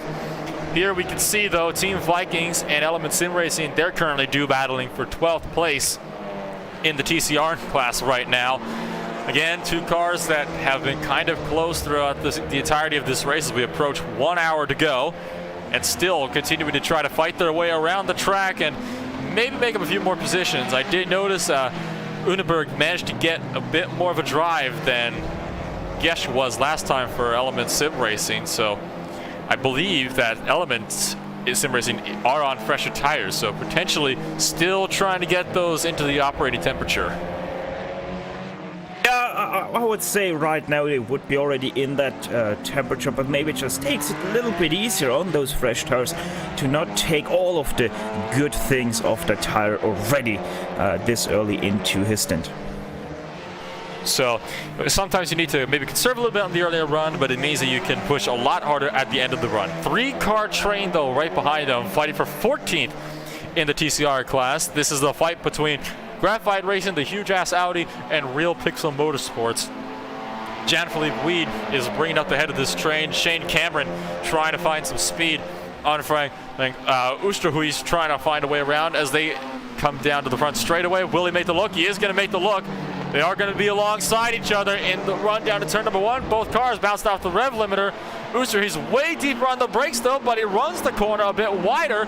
That might allow Cameron to get a better jump on him through turn 2. Trying to go around the outside of 3. Can't make it work, though. Here comes Weed, who almost goes into the grass to avoid him. Yeah, Cameron and Weed both made contact there on the exit of Renault. So, yeah, lucky moment for both of these guys to not go around. Well, like we talked about earlier, touring car racing is definitely a contact sport, and this is portraying that perfectly right here. These cars, you'll often see them beating and banging around. In official races, you'll see them in here. We've seen it here several times already, even in just this race. So these tour cars, they really do like to make contact, and the good news is they can take a hit. Yeah, and we might as well see that with the new car coming soon to iRacing, that GT4 car. They also like to bang and beat there a little bit with those cars. Seems to be a little bit of a trend with those slower cars as Weed looks to the inside there of Frank Oosterhuis, but to no avail. He tried to scare him into running wide there. You could tell he was trying to get closer and closer. Might have tried for a bump and run. Didn't quite work out. Bump and runs a little more unheard of on a road course, but you know, they definitely still come up every now and then. Jean-Philippe Weed taking a wider line, tighter apex than Frank Oosterhuis, and now through the chicane again. Mr. Hughes running a little bit wider than Weed. Down onto the front straightaway, approaching Ben Charlton for the CXR Project Black Machine. Thundering down the pit straightaway for what will be their 85th time today. And now, Mr. Hughes still not able. Well, actually is able to pull away, but not able to break away. Jean-Philippe Weed looking again. Not close enough to make the move. Yeah, it seems like Frank Oosterhuis really good on those brakes into turn 1, but he is losing a little bit of that mid-corner speed. Right, you look at how much Philippe Weed is actually able to get close, but then once again Frank finds the traction and is able to drive away again. It's a battle to definitely keep our eyes on for the time being. Graphite Racing still running along in front, approaching more lap traffic. This time it's Thomas Nofts. They're going to find their way around for Shipsky Racing, who's going to duck back to the right side of the track. And Shane Cameron in the huge ass Audi was just shut out of that battle by Aaron Dupuy for Fisher Motorsports in the Porsche that was just trying to find its way through. So Cameron not going to be the most pleased with the Fisher Motorsport machine. And now you really got lap cars really trying to separate this battle from us. Yeah, but they're still very close together. Now with Aaron Dupuy being stuck a little bit behind, Frank Oosterhuis just keeps everybody once again quite nicely together. Jan-Philippe Weed was very easily able to close up again, interestingly enough, up to Kamsa. But here once again comes a bit of a different line from Frank Oosterhuis, who runs himself wide, but gets a very good setup for Bank Sabrel. So Jean-Philippe Weed, what can he make here in the final sector of the racetrack? This is often the track where it's a little more one-lined than most other sections. He is all over the back end of Frank Oosterhuis, definitely trying to harass his mirrors, force him into a mistake. He might have done so here, though. Weed gets a much tighter line as Aaron Dupuy goes to the pit road, but here comes Weed all over the back end, almost bump drafting him onto the front straightaway, trying to make the look, and he is going to give him a little bit of a tap on the back end as they go down the front straightaway. You never really see bump drafting in these cars. They allow your race leader to hop us pass through, and here comes Weed. Will he be able to make the look up the inside this time? No, because Oosterhuis, again, later on the brakes into turn number 1. He does a very good job of every single time defending his lead in this 3-car pack through turns 1 and 2, and then runs a little bit wider here through turn 3 of Rimno, which gives him a good setup. But now Philippe Weed, very great here on the run up to Repsol, but around the outside that's not going to happen for him. Oh, he tried to get the nose in there, and he almost had it. He was being pushed onto the curbing there a little bit on the exit. So this is getting aggressive. Dive bomb from Jean-Philippe Weed down the inside, all over the curves, but there is Oosterhuis able to just pull that outside a bit better with the front wheel drive power in those cars. And again, somehow he is hanging on to this lead. Yeah, you're saying it somehow, that somehow is exactly his very well placed defenses. Just is able to place his car so well that even with the inside line that Jan-Philippe just had through set, he's not able to do anything and still be behind him. But here now comes once again a very good run. Goes to the left side. Lakaisha, it's going to be for him this time around. Let's see, on the inside, goes onto the cup. That's a slide from him, and he's going to lose maybe that position to Shane Cameron. But no, Shane Cameron besides Barrowfit. The hazards of trying to overtake on the curb is that it's very easy for the cars to get a little bit loose, and that's exactly what we saw happen there. Nick Harwood for Racecraft Esports Slide, again, going to muscle Shane Cameron out. So Cameron, again, having a lap car between himself and the cars in front of him. Weed taking his textbook line through the RACC chicane, and now trying to run down Frank Oosterhuis once more.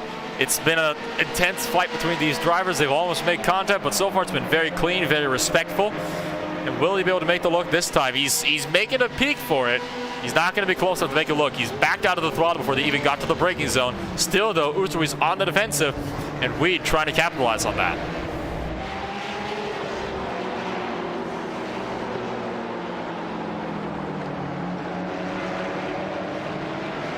Continuing to try to find a way around, and Oosterhuis running a little bit wider off through Renault, but not able to find any speed from around the outside just yet. Jean-Philippe Weed, it's been such a close battle for the past 4 or 5 laps. Every time just gets so close, but just never has the braking power he needs to be able to make it work. I think Jean-Philippe Weed, he might be a little bit more aggressive on the brakes, but I think Frank Oosterhuis is more confident on the brakes, if that makes any kind of sense. Oh, it most definitely does there. You were able to really see it. Just Frank Oosterhuis consistently is able to brake later than Jan-Philippe Weed, even though he is trying to be more aggressive than his own braking point in those situations. So Weed most definitely tries everything in that Real Pixel Motorsport TCR car to get past Frank Oosterhuis, but still, that graphite racing car is not one easily to break. Certainly not. So far, Frank Oosterhuis has been keeping his composure very well. He's been put under a lot of pressure in the past few laps, and he has been managing that pressure perfectly. He has been not letting it get to the best of him. He has made minimal mistakes in these laps. At this point, it's really two different lines that are faster than each other at different points of the racetrack, and they're trying to see which of these lines is really the better one. And again, can't discount Shane Cameron, who's still waiting in the wings because he's seen how close this has gotten, and he might be waiting for them to make a mistake here and for that to maybe help them to close it in. Weed, though, a little bit bigger of a gap this time down the pit straightaway, not right on the bumper like he has been the last few times. Yeah, Shane Cameron got a little bit separated from those two guys ahead of him because of those two Porsches that came past them about 2 laps ago. So Shane Cameron still trying to get back that gap that he had to give up to them, but last 2 laps he has been consistently about 4 to 5 tenths faster than those two fighting ahead of him. The question will be, how long will this battle shape up? Because we both know battles like this, they never last forever, so we'll have to see what this will do for these drivers as they continue to find their way around this beautiful racetrack, which is now completely engulfed in darkness. Current local time in sim looking to be about 10:10 as of right now, coming up on 10:11. That is, of course, 10 o'clock p.m. right now, as you can quite obviously see. Very dark on the racetrack right now. Got those, fog lights that tend to illuminate some of the track in some places. But there's still a lot of the places where the headlights, you really need them to be able to try to find your way around this circuit carefully. Sure enough, it's 10 past 10, and you're getting 10 points from me for that broadcast thus far, Nolan. And I think even Jan-Philippe Weed, he is starting to get a little bit on the high side of the points there on his stress scala. He's getting a little higher up, but he's still keeping that pressure up. Almost runs through the back. Oosterhuis this time, he's definitely trying to find any kind of way through at this point. Weed is looking a lot more impatient now. He's making more and more looks whenever he can. You can tell he wants to get by. He knows that he's that little bit faster than Oosterhuis on so many parts of the racetrack, but he can just never get close enough he needs to make this move done. We've seen that so many times throughout the course of this race, already to the point where I've lost count.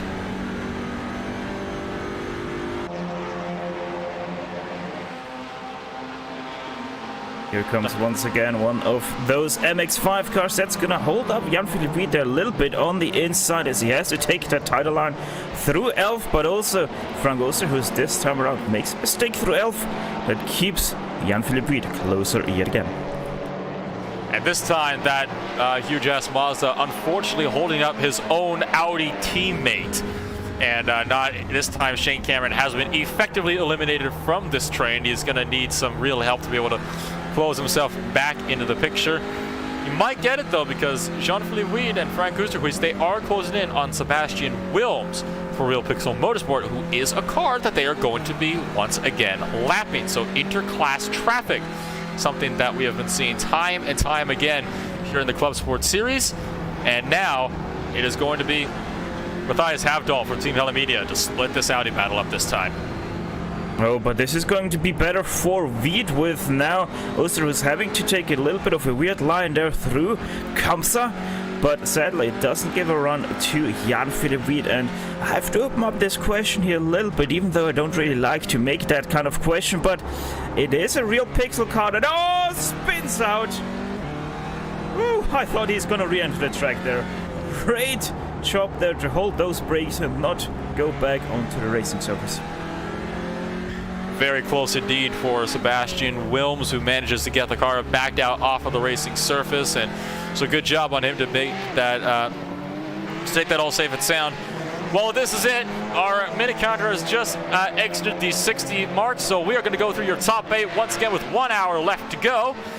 It is going to be Hell Racers, currently in the lead, once again in control of this race. Racecraft Esports Slide, currently about 7 seconds back in second place. Baraki Racing hanging on to that podium position. It's been a great recovery drive from them all race. Nab Racing down in 4th place.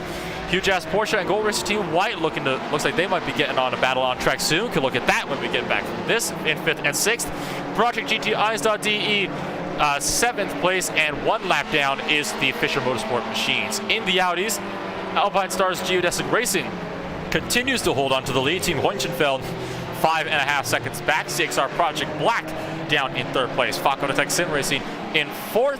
German Sim Racing in 5th, VEC Sim Racing 6th, with Artifact Racing down in 7th, Full Send Racing currently down in 8th place. And again, 7-car Miata field today, so Movano Sim Racing team has now lapped every single driver in their class, so props to Movano for once again putting on that dominant performance. He is all but certain to win this race, barring any difficulties. Huge Ass Mazda in 2nd, Shipsky Racing in 3rd, World of Sim Racing team 4th, Charlie Racing in 5th, Kalioth Racing in 6th, with CXR Project Black in 7th. So with the way this has been developing so far here, Stefan, no doubt it's going to be an interesting fight. I would like to move up now, though, to that Porsche class, and that battle for 5th place right now between Alex Albert for the Huge Ass Porsche and Andrew Repkoff for the Gold Racing Team White. That's within 2/10 right now, and it's getting closer. Getting closer. Now they have to deal with a little bit of a TCR traffic there. That is the Real Pixel Motorsport number 2 car here. And we saw just a lap ago spin out at La Caixa, this time able to do exactly the opposite of that. Stays under control and lets that battle still be raging on. So with things beginning to continue to get a little bit closer, we're going to keep an eye on this TCR fight as well.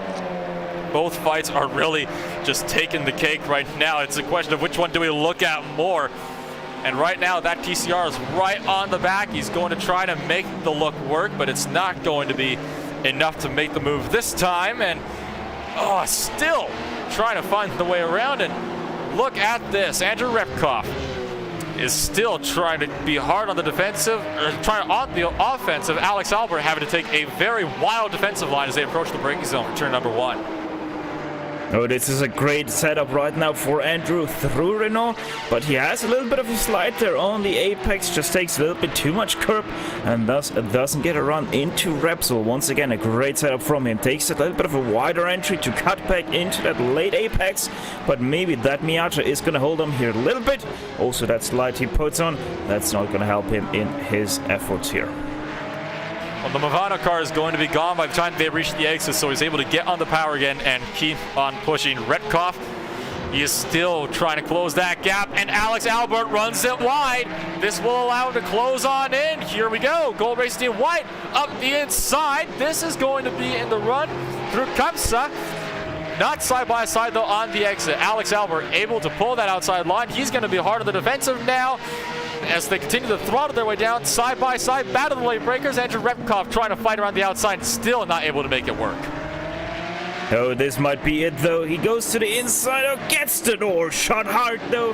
Has to brake to avoid any contact made there. Bank Sabrel is not going to be the overtaking spot for Andrew Repkoff. That was the equivalent of slamming the door shut on somebody's foot when they've already got their foot in the door is what happened there. You know, Repkoff had the nose in there, and Alex Albert made it very clear he was going to get that apex, whether he liked it or not. So he ended up trying to slam that door shut, and he did so successfully. Repkoff probably not too happy about that. Here he comes with the big run, front straightaway pass.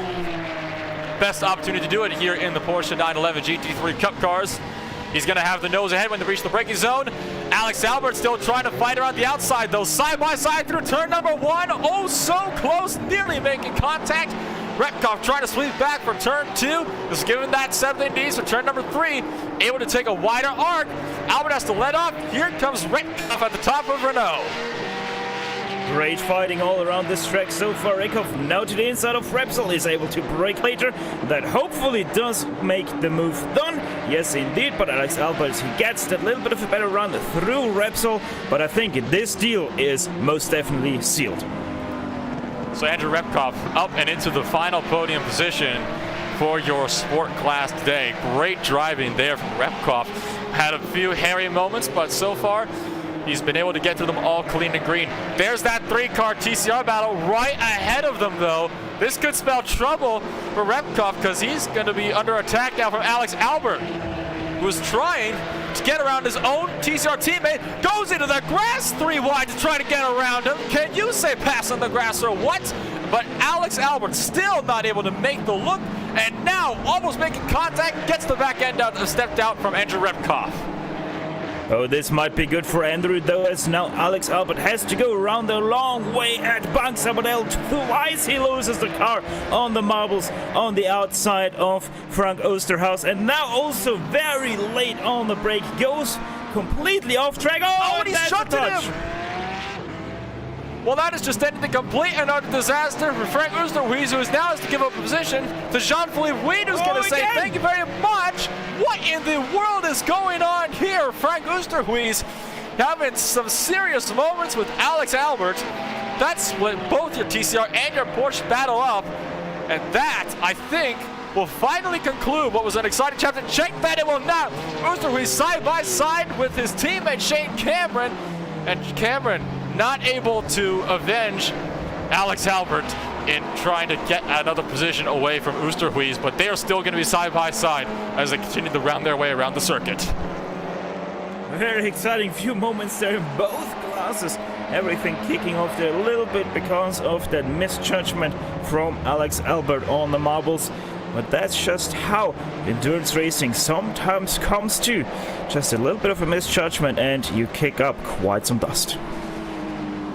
Well, that has all allowed Andrew Repkov, who is now in 4th place, to get an absolute brilliant run on your field here. He is completely gone, and it was an intense few moments, but now he's got himself some serious breathing room.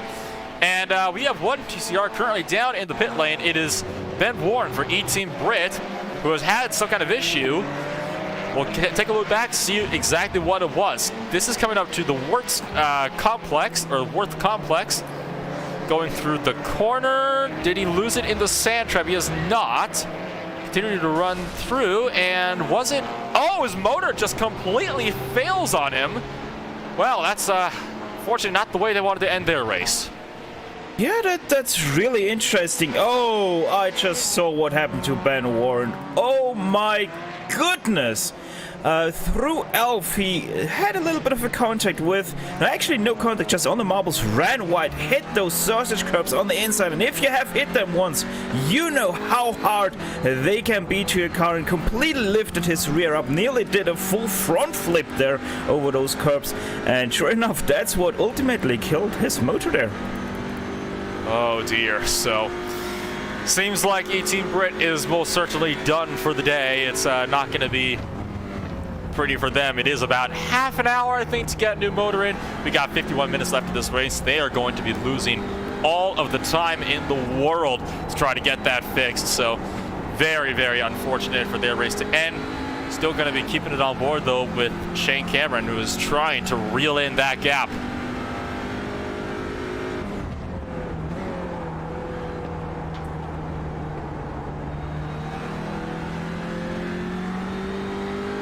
Cameron continuing to try to fight back on Frank Osterhuis, trying to just continue to close the gap. Osterhuis, meanwhile, is still trying to reel in Jean-Philippe Weed, who, in the midst of the chaos that took place nearly 10 minutes ago, somehow managed to scrape away from that with yet another spot, 14th in class. So it was an interesting little while that we had going there, and it seems like a lot of emotions, shall we say, tended to overflow a little bit in the midst of that.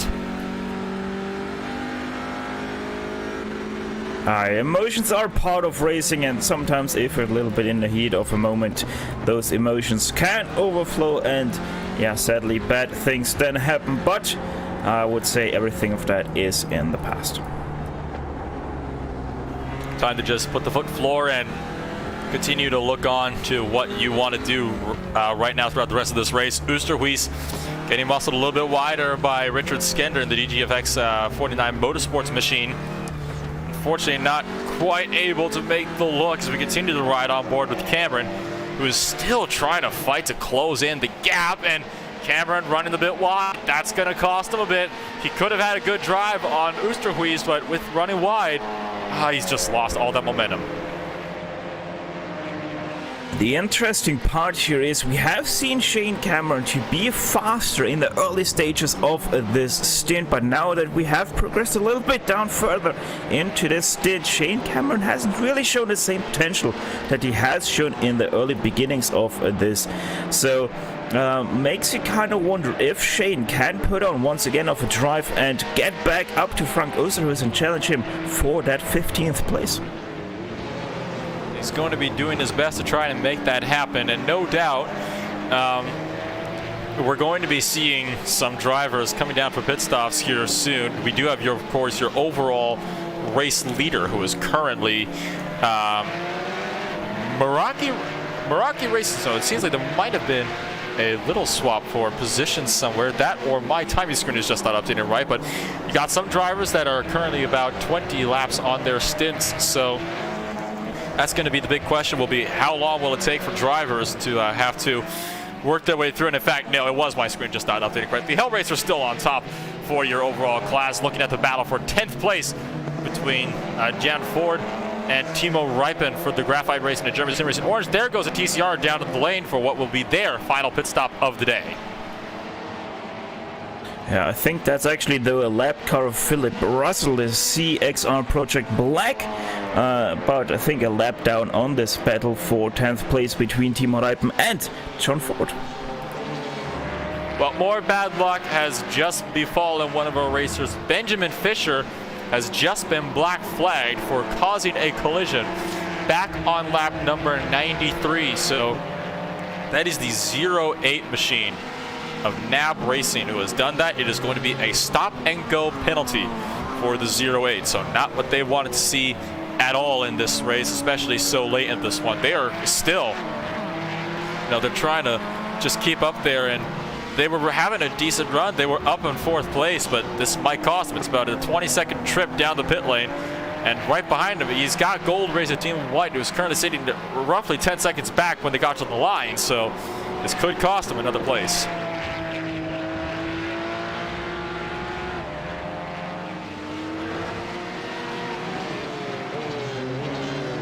I think you just accidentally mixed up drivers there, because Benjamin Fisher is of the 84 machine of Fisher Motorsport. They are sitting in 8th place in class,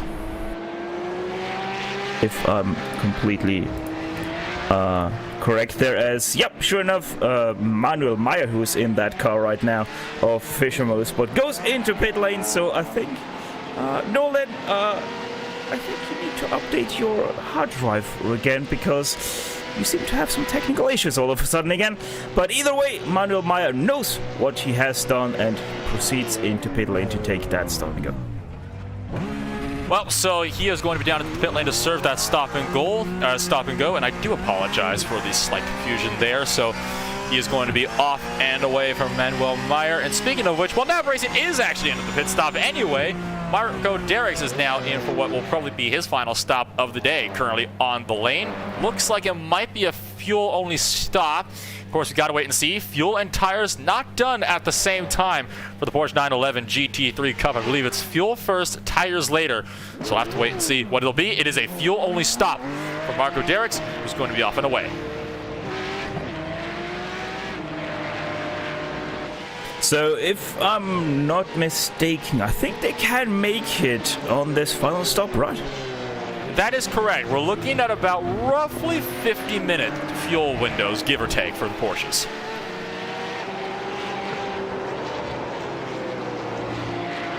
So with this in mind, it looks like Marco Derricks is set to go through to the end of the race. So we're hoping that he will not have to be coming back down to the lane anytime soon. He's currently sitting 6th place right about now. We'll have to wait and see what he'll be able to do in the run after this one. Of course, that's going to be the big question, is what will it look like when everybody has cycled through? And it's a bit of a lockup there, big lockup from Derricks throughout turn number 5, almost all the way through the apex. So he's run that corner wide, not what he has wanted to do at all. So it's one of those challenging little situations when you're trying to figure something out, and something like that happens. It's cold tires too, though. The track temperatures, it looks like they have cooled off significantly. Track temperatures currently sitting at about 74 degrees Fahrenheit right now. It is 71 degrees in the air as we continue to race into the night. So with the cold tires still being a factor, lockups are definitely they can be expected in the opening laps of these final stints. Yeah, you're gonna really have to work those tires to get them up to temperature. It takes you about 3-4 laps to really feel comfortable on those V7 tires. But it's a good thing. Once they are warm, those cold tires, those cold temperatures, you really feel them. Those tires really want to grip, and it's just such a joy to all of a sudden drive in these cold weather conditions. By the way, if you're on the European side of things, that's 22 degrees Celsius in the air and 23 degrees Celsius on the track. So the temperatures have only actually cooled down by 1 degree centigrade. Kind of surprising. You would have thought that maybe it would have cooled down a little bit more as the night goes on, but I think that shows how aggressive the race has at least been on track to keep it as hot as it has been. The battle for third place, again, we really have not been able to talk about your Miata class at all in this race. All the action's been happening up at the TCR and the sport class. We might see one developing soon, potentially, hopefully, between the World of Sim Racing Machines and the Shipski Racing Cars for third and fourth place. They're sitting about 2.5 seconds on course right now, and that gap is unfortunately seeming to stretch out. So Thomas Naft, he is trying to find his way out there, but he really is he's struggling to find the pace, and it looks like it's lap traffic that's playing into the hand here of Victor Urula Garrido for the World of Sim Racing Machine, who is continuing to just pull that lead and continues to just speed it up further in front. Yeah, last lap was a little bit of a tough one there for Noft, as his last lap was about 3 seconds slower than the World of Sim Racing team. So Noft not really happy with all the traffic he's getting lately. Traffic is one of the biggest factors when it comes to endurance racing. Traffic management is always key. You have to know how to manage it, and sometimes it's one of those things where you're going to have to try to find a way through as best as you can.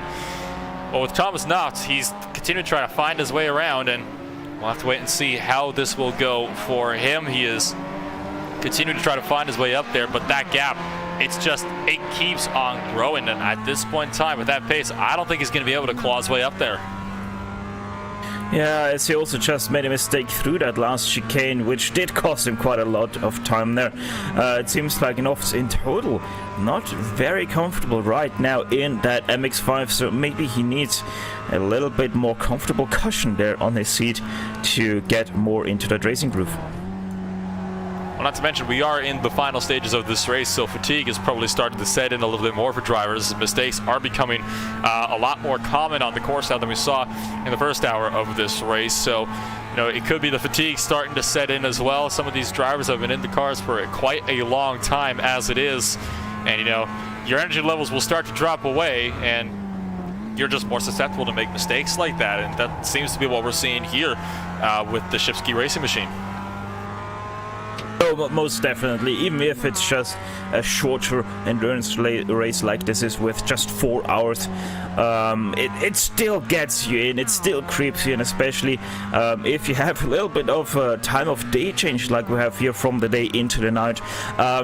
It's kind of weird if you have never experienced that, but even if you're fully awake, it's like midday for you, it still gets you kind of tired when you race into the night or you're racing in the night on a virtual server. So it is kind of a weird feeling, but hey, it happens to the best of us.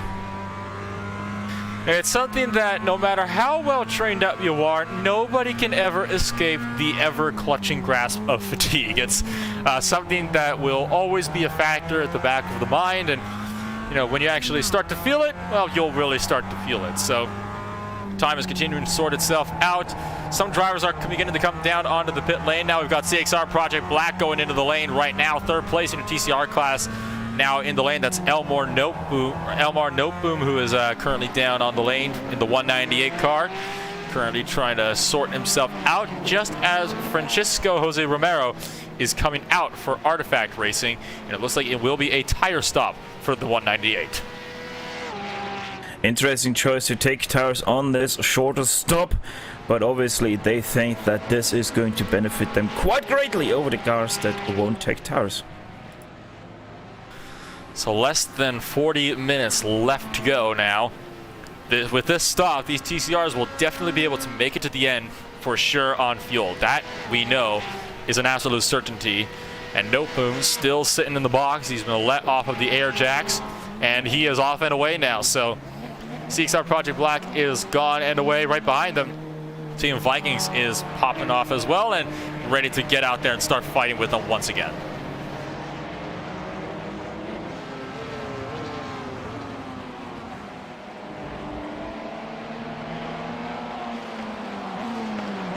So with these cars continue to try to cycle their way through, we have Alexandre Godfrey for VC Sim Racing who's come out just behind these drivers, and this will be a battle for position between the Team Vikings machines and the CXR Project Black. So it's looking like Godfrey is going to be continuing to try to find his way through to the front. Godfrey is going to be on those warmer tires. He did come from the pit straightaway, so he has been on the track for at least a lap longer than these other cars, and he's going to be trying to put the pressure on, make up whatever spots he can here in the closing stages. It all shapes up to be quite a great last few minutes here of this race. Last few minutes, we still are well beyond the 30-minute mark, but in endurance sense of talking, that is just a few laps, and suddenly you have the checkered flag waving at you. Certainly is, so not a whole lot of time left in this race to make any kind of moves, and right now Godfrey is looking very strong on Ole Christian Uneberg. He's going to look to the right side of the racetrack, and it looks like Uneberg is going to give that one up without much of a fight at all. So Godfrey makes up yet another spot. He's now to 4th place in class. They're now catching the Movano car. Will Noteboom be as nice and get out of the way as Uneberg did? Considering he's sitting in that final podium position, I'm not so sure about that. Well, the thing is, Alexandra still has to pit in, so I wouldn't be surprised if Elmar sees what is going on here and decides to not fight as hard, to not defend this position, because he knows that Alexandra is just faster because he is on that lighter fuel tank. Well, it's about to get interesting here. You got Movano trying to lap one of their cars while being lapped by TCRs. They almost went 3 wide trying to get around them. And now Godfrey on the inside of Noteboom. Noteboom, though, deeper on the brakes. A little bit of a bobble as they enter the corner. Godfrey trying to get around turn 1, and he's going to be able to pull the outside around turn 2 to get the move done. Noteboom is going to have to settle for 4th place in class for now. Like you said, though, Godfrey yet to come in, so he's going to be losing those spots shortly here. And this looked a little bit like Elmar knows what's going on here. He did defend a little bit, but then saw what was going on and just decided he's not really going to accelerate out of that left-hand kink of Elf. Now he is going to sit a little bit comfortably behind Alexandra Godfrey. And yeah, Alexandra just has to put in those laps, just drive and drive and drive, push every single corner to as far as you are comfortable with, because he really needs to get on these laps and then be on that little lighter fuel tank and less worn tires at the end of his stint. Absolutely, and one thing I would like to mention as well, the gap between Hell Racers and Racecraft Esports Slide was originally about 10 seconds or so. Well, that gap is closed. It's actually about 6 seconds now between Nick Harwood and Hampus Baz. Do you think there's the potential for a fight for the overall race lead yet before the end of this race? Well, it sure is going to be interesting. Nick Harwood, I think, if he really puts his head down, he can fight for that lead and for that win potentially when he catches that Hellraiser's car. Hampus Baz, he has been in the car for such a long time. I mean, he is in the car since lap number 55, where he has taken over. So yeah, Baz most definitely is getting tired. I have seen already a few mistakes from Hampus thus far, especially into Banks Sabadell, where he has locked his tires and ran into the gravel. So it's not far out there to see Hampus Baz losing that little bit of confidence in the car because he's getting tired. Well, absolutely. He's been out there for nearly 3 hours now, and he's continuing to put in the laps. And he's made a few mistakes already. In fact, he made one on just the last lap through the RACC chicane. Like you said, got a little loose, locked the tires up. It did actually glance off the tire barriers on the right side of the racetrack. That's caused him to lose 3 more seconds of time. So now, Nick Harwood is right on the back of him. He's about 2 seconds away and continue to try to find his way out there. He's got the World of Sim Racing. Miata is going to get around all clean, no problems there. But right now, Harwood can definitely see a race on his hands. This could get interesting here in the closing minutes of the race. Yeah, most definitely, and you can also see that damage that he has from that tire glance on his front right corner of his car. And looking at the cockpit view, I don't think that Hampus has any damage on the steering wheel, so he's a little bit lucky there that the toe didn't get knocked out of his Porsche. But most definitely, he is starting to feel that tiredness creeping up on him. Oh, not a slide again. So Boz, the mistakes are definitely coming in a bit stronger now. Maybe some tire life having to do a little bit with this as well. Bounces over the curves. He's staying on the track, but now he's really got to start getting his head down and focusing up here, because now Nick Harwood is less than 2 seconds behind, and I'm pretty sure Harwood, he's hoping for any kind of mistake right now. He's got more than enough time still than he needs to work his way out there to the front.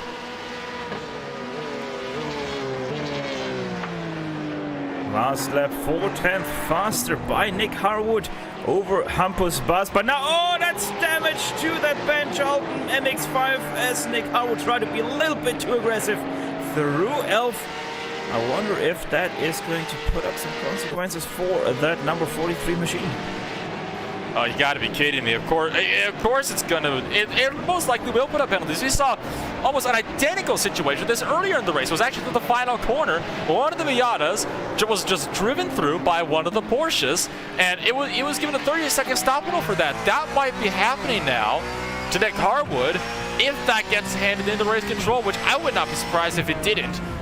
Oh dear, this could get ugly here in a minute, but that has given Hampus Bas a little bit more time, but still not a lot. The gap's still closing. Second and a half. It was a little bit of a lockup last time through the corner by Bas, and right now, Harwood, he's probably not focusing on that penalty. He's probably thinking about what he can do to try to continue to reel his way into that position.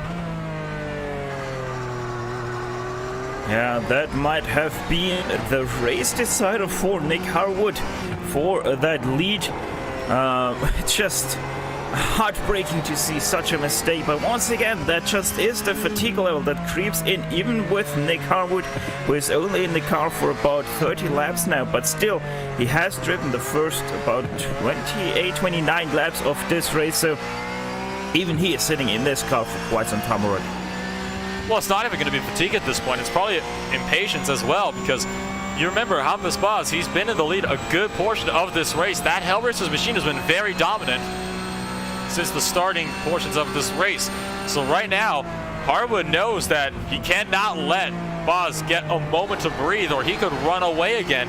He's definitely recognizing this, so he's trying to get whatever he can to make his way out there, and he doesn't care about any lap cars in the way. He just wants to get around them as quick as he can and then just continue to get on it. Yeah, it's that little bit of tunnel vision that you sometimes can get if you're getting a little bit close to the end and see that leader ahead of you, and you know you're faster, and you know you have to make your moves, and you know that those lap cars are just way too slow for your car, and you have to get past it. All of a sudden you see yourself pushing that sad little MX-5 over into the gravel trap. Gap is continuing to closing. 1.2 seconds, 1.3 fluctuated a little bit, but the gap, it is going to close. I would say he's going to be all over within a couple laps here. So now Bas has got to start looking in his mirrors. He's got to start focusing up and wonder, how can I defend against that? Because Harwood, he's on a mission right now. He's on a mission to go and get that win and get Racecraft Esports Slide's first win of the season here. And now also a little bit of traffic there for Hampus Bas. Bernd Ziebel of the Projekt GT1.de car is ahead of him through that RACC chicane. They go now, and hopefully that will not be too much of a trouble for Hampus Bas having that red car ahead of him. 3.5 hours are down. Just 30 minutes left to go here in the 4 hours of Barcelona. It's been a long race. It's been a trying race for a lot of these drivers. And now it's about to come to a head here for the overall race lead. In the past few races, we've seen now the overall race lead, it hasn't actually come down this close. I think this is the first time your overall race lead has been like this all season. Maybe a little bit at Brands Hatch, but apart from that, not at all. So this is definitely something new to see in this season so far. It's definitely given us a good bit of excitement. You can just tell it's only a matter of time at this point. Yeah, once again, about 5/10 faster for Nick Harwood on the line than Hampus Bas. So he's most definitely closing in. There's now a little bit of an MX-5 traffic. Thomas Noft is going to be led by those guys for, that is the, I don't know, that's already lots of laps back for those MX-5. I didn't realize how many laps they're already back. Well, I mean, the Porsches were lapping them before we even got to the 10-minute point in this race, so they can certainly go down laps quite quickly, it would seem, especially in the early portions of the race. And now Baz, he's just being held up by bad traffic at this point. Like, it's just bad luck catching lap traffic at the wrong times. Sebastian Wilm's going to jump on the brakes really early to let all of those Porsches through. Being nice and courteous to let this fight for the lead through. And now, less than half a second to the lead of the race at the end of the third sector once more. By the way, 20 laps that particular MX-5 is now down. Nick Harwood can really smell those exhaust gases from that Hellraiser's Porsche. And once again, a mistake from Hampus Bas. Opens the door there a little bit through New Holland. Oh, that's it touches him! Woo! Keep them both together. A little bit of a flash there by Nick Harwood. And an angry flash of the headlines from Harwood indeed. He wants to go. He can smell blood in the water like a shark right now. Trying to charge for the lead in the final portions of this race. He's going to be all over the back through 1 and 2. Almost had the look, but Bas slammed the door shut and nearly took both of them out at the same time. They're approaching some more TCR traffic now, and those are two cars up front, Paul Van Loon and Francisco Jose Romero, that are fighting for position, so this could get very dicey here. Remember, we've seen this time and time again throughout this race, how cars have, two battles come together and it's ended in disaster. It's happening again here right now, and it looks like one of those cars might have had an issue because suddenly there's a 3-car trend. In fact, it was. Rudolf Nagel has slid off the track at turn 3, and it's now a 3-car fight right ahead of them. This is about to get antsy. There's going to be somebody's got to give here. Or maybe not, as they go 3 wide into comes out. That's contact once again for Nick Harwood. Once again able to keep everything together, but this is just carnage right now for Nick Harwood. Well, we always said this is the calm before the storm, and now the storm is raging in full force. Harwood continues to try to find his way through. Baz can't find a way through the TCR. A poor MX-5 just getting caught in the crossfire at this point. 3 wide through the final sector behind them. And so far, Rudolf Nagel has to yield as well in their own battle for the TCRs. They're almost making contact as well. Harwood still trying to fight with Francisco Jose Romero. Finally gets through. That has allowed Hampus Bas a little bit more breathing room while that 3-car TCR fight rages on behind them. Yeah, Hampus Bas very happy about that gap he's now getting over Nick Harwood, but I think that's just going to close in just a matter of probably 1 or 2 laps. Absolutely. So the fight is certainly on. It's not over yet. Going to keep eyes on our TCR fight. Paul Van Loon up the inside of Jose Romero and almost making contact again. The 178 machine having some very close moments. This is the fighting we're so used to seeing here in your TCR class. Still, it's no less exciting. Full Send Racing. Well, I've made this joke time and time again. Well, I'm going to make it again because why not? Full Send Racing, they're going to go full send up the inside of Francisco Jose Romero into turn number 4. Yeah, but there might be another send by Artifact Racing now to the inside of Seat, keeping that inside line very nicely, but the drive comes off from Paul Van Loon, and he's able to get that 21st position overall away. That's 7th in class. Oh, he goes wide too. Oh, and he's into the gravel too, so Paul Van Loon is off and into the sand trap. That's going to be a slowdown penalty. So Full Send Racing, well, they pushed a bit too hard, and now they are off and going to have to serve that little bit of a penalty. Nagel now going to be all over the back of Francisco Jose Romeo for Artifact Racing. Battle is going to be on, though, for your overall race lead. Harwood has closed in the gap again. They're sitting at about 9/10 right now, 8/10, and the gap is closing fast. Yeah, Hampus Bass got held up there a little bit behind Blake Neck, of Alpine Stars Geodesic Racing, who are, I think, are you leaders in the TSRs? No, they are second place behind Team Heusenfeld, 148 right now. So this is all going to it's all going to come to a head here. We got just coming up to 20 minutes to go now. There's not a lot of time left for these cars. They're hitting about 1 minute 50-second laps here. So rough estimation, we got about 12 laps remaining. That is not a lot of time for Harwood to try to find his way through. And at this point, we've seen that he can definitely get to the back end of Hampus Bass. Hasn't been able to find a way through yet. That's been the key factor here. He wasn't not able to find his way through last time because he got the door slammed shut on his face. And now he's going to try to look it again. And this time, he might be coming in with a battering ram. Yeah, and I think you're roughly right with your estimation. I think it's going to be somewhere around 15 laps that these guys still have to run, including this lap they're on right now. So Nick Harwood, he still has those chances, but he also still has that little bit of a question mark hanging over his head with that incident with the MX-5 in turn 1. Absolutely, and that's going to be something we have to keep in mind as well. It's going to be whether they're going to do anything about that, but, you know, kind of looking around, it looks like it is being looked at by race control. So it could be potential trouble here for Harwood. So he's got to do whatever he can because I can tell you what, somebody wasn't happy with him making one of those aggressive maneuvers because that's being investigated. As once again, Hampus Bass, some traffic for him right ahead in form of an MX-5. He's able to get around it. What will Nick Harwood do? He's also going to get around it, but Hampus Bass, big mistake for him into the RACC chicane, but no chance given to Nick Harwood as of yet. Well, here we go again. Time for round 2. Put the boxing gloves on. Here we go. Nick Harwood with the run down the front straightaway. Can Boz do anything to defend? He's not going to, I don't think he's going to be close enough to make the move down in the turn number 1 this time. He's going to try to make the look. They're both going to dive around TCR, and now Harwood going to get held up by the TCR. But Bass was wide. He's really wide, and Harwood is through to the lead of the race. That is it. Racecraft Esports slide into first place. New race leader for the first time. That's extremely unexpected from Hampus Bass. Makes the corner very well, and then still somehow manages to lock up the brake and go very wide at Elf.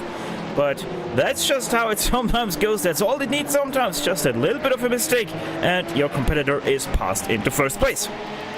It's not over yet, though. Hampus Bass, they're fighting through lap traffic right now. 2 TCRs right ahead of them. Bass still trying to find a way through, so potentially Hell Racers could still find their way back up to first place. Harwood's got to be really aggressive on his defense now. He's really aggressive on the offense. It's got to be on the defense now. Going to be ducking around one of the Hunchenfeld cars, and it's going to be Boz to also find his way through. Not the best of moments to try to find their way through, and got another Audi ahead of them with the German Series Inside Machine going to slow up, let them all through. And it looks like Hampus Bass, he's ready to race. Lock up, go! He gets hit from behind.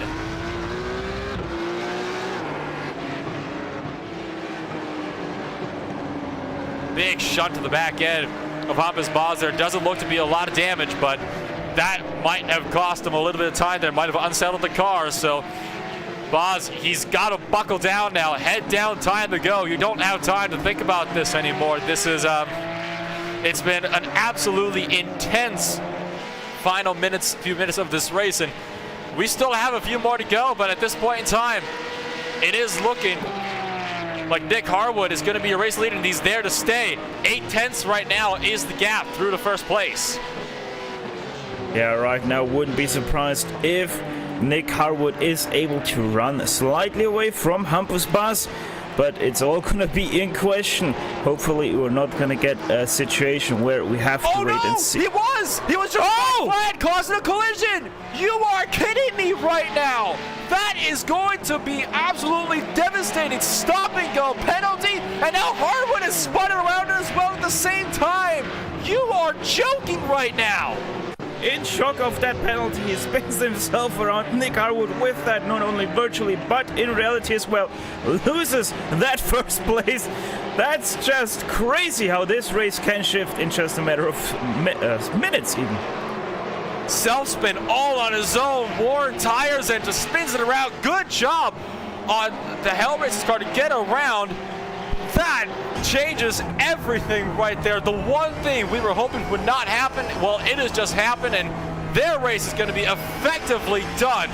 You could not script this if you tried.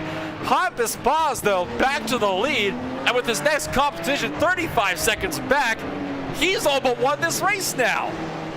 Yeah, and the thing is, I'm not sure right now how the delta time is here for a pit stop, but I think Racecraft Esports Slide should still be able to get out in front of Mariaki Racing.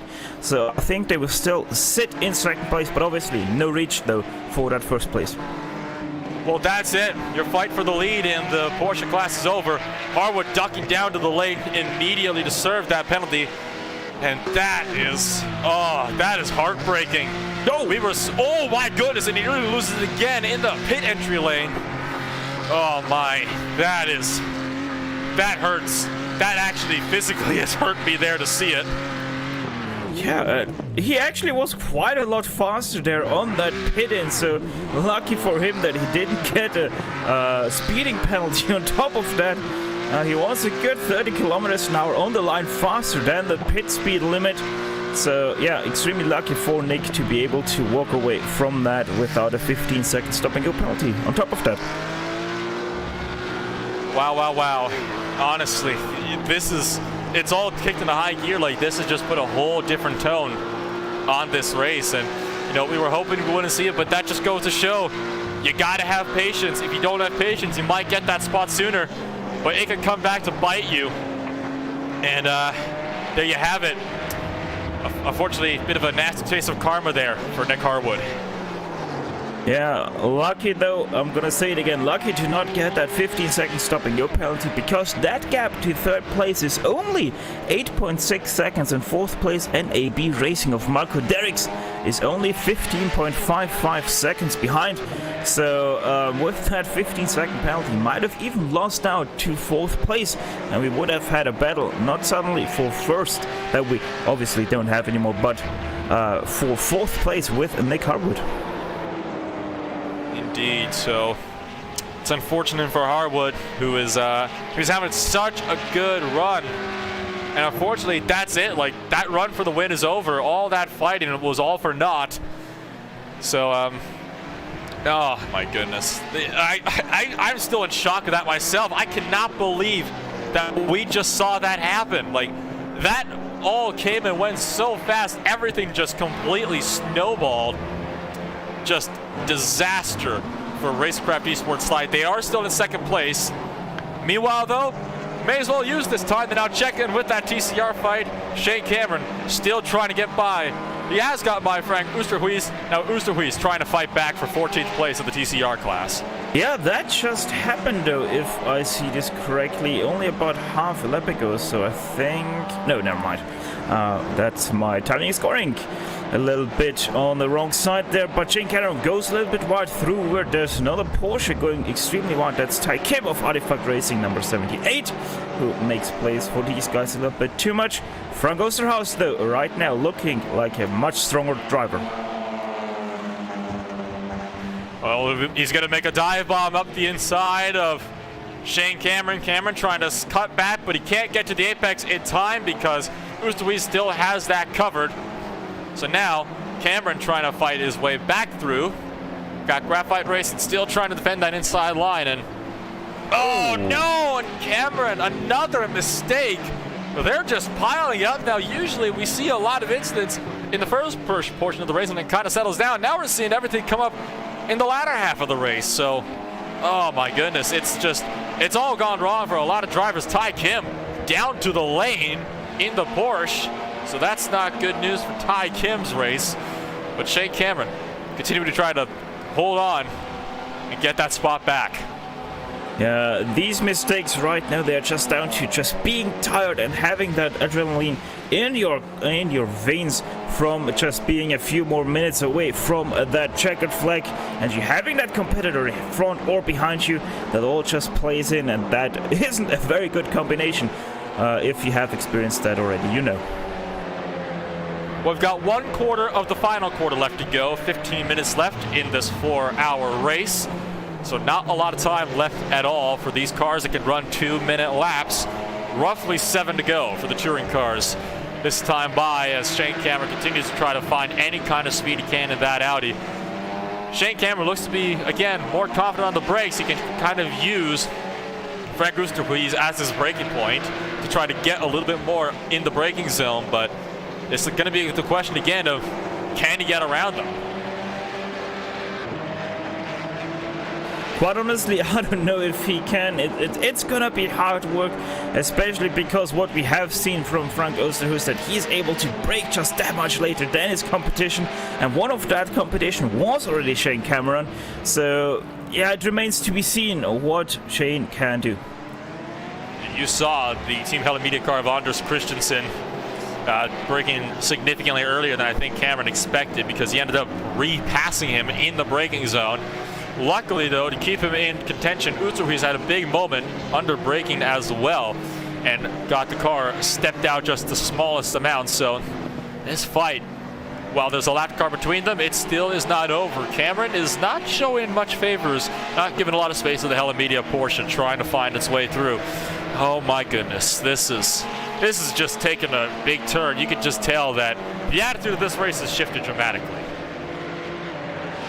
Yeah, everything has kicked off in those last 15 minutes or so, and for some very good, for some not so good, but it sure is a lot of excitement that we have been able to witness here. This is the exact kind of show that we are so used to seeing on the Club Sports series. You know, drama everywhere. That's nothing new, to be frank. You've got all of the passing, all of the battling. You know, not the biggest amount of incidents in the world still. It's been an absolute fantastic series, and I stand by my point when I say that this is probably one of my favorite series to commentate over because of everything that can happen in these. The way everything is laid out, it's just done almost to perfection. It's such a fantastic series. I absolutely love it because it's always action-packed through every single race, right through to the end, as we're seeing now as we approach the 10 minutes to go mark. Oh yeah, it comes down from obviously the administration, and then the classes are just so well managed. You have the Porsche as your highest car, which is technically a GT4 mixed car, a GT3 car with GT4 aerodynamics, and then you have that TCR, which is just that much of a different car. As Frank Oosterhuis makes a big mistake into the Caixa, opens the door for Shane Cameron. Side by side, those two now are. Let's see what happens through bunks. But Frank Oosterhuis makes a big mistake on the inside there, and that's Shane Cameron through once again for that 14th place.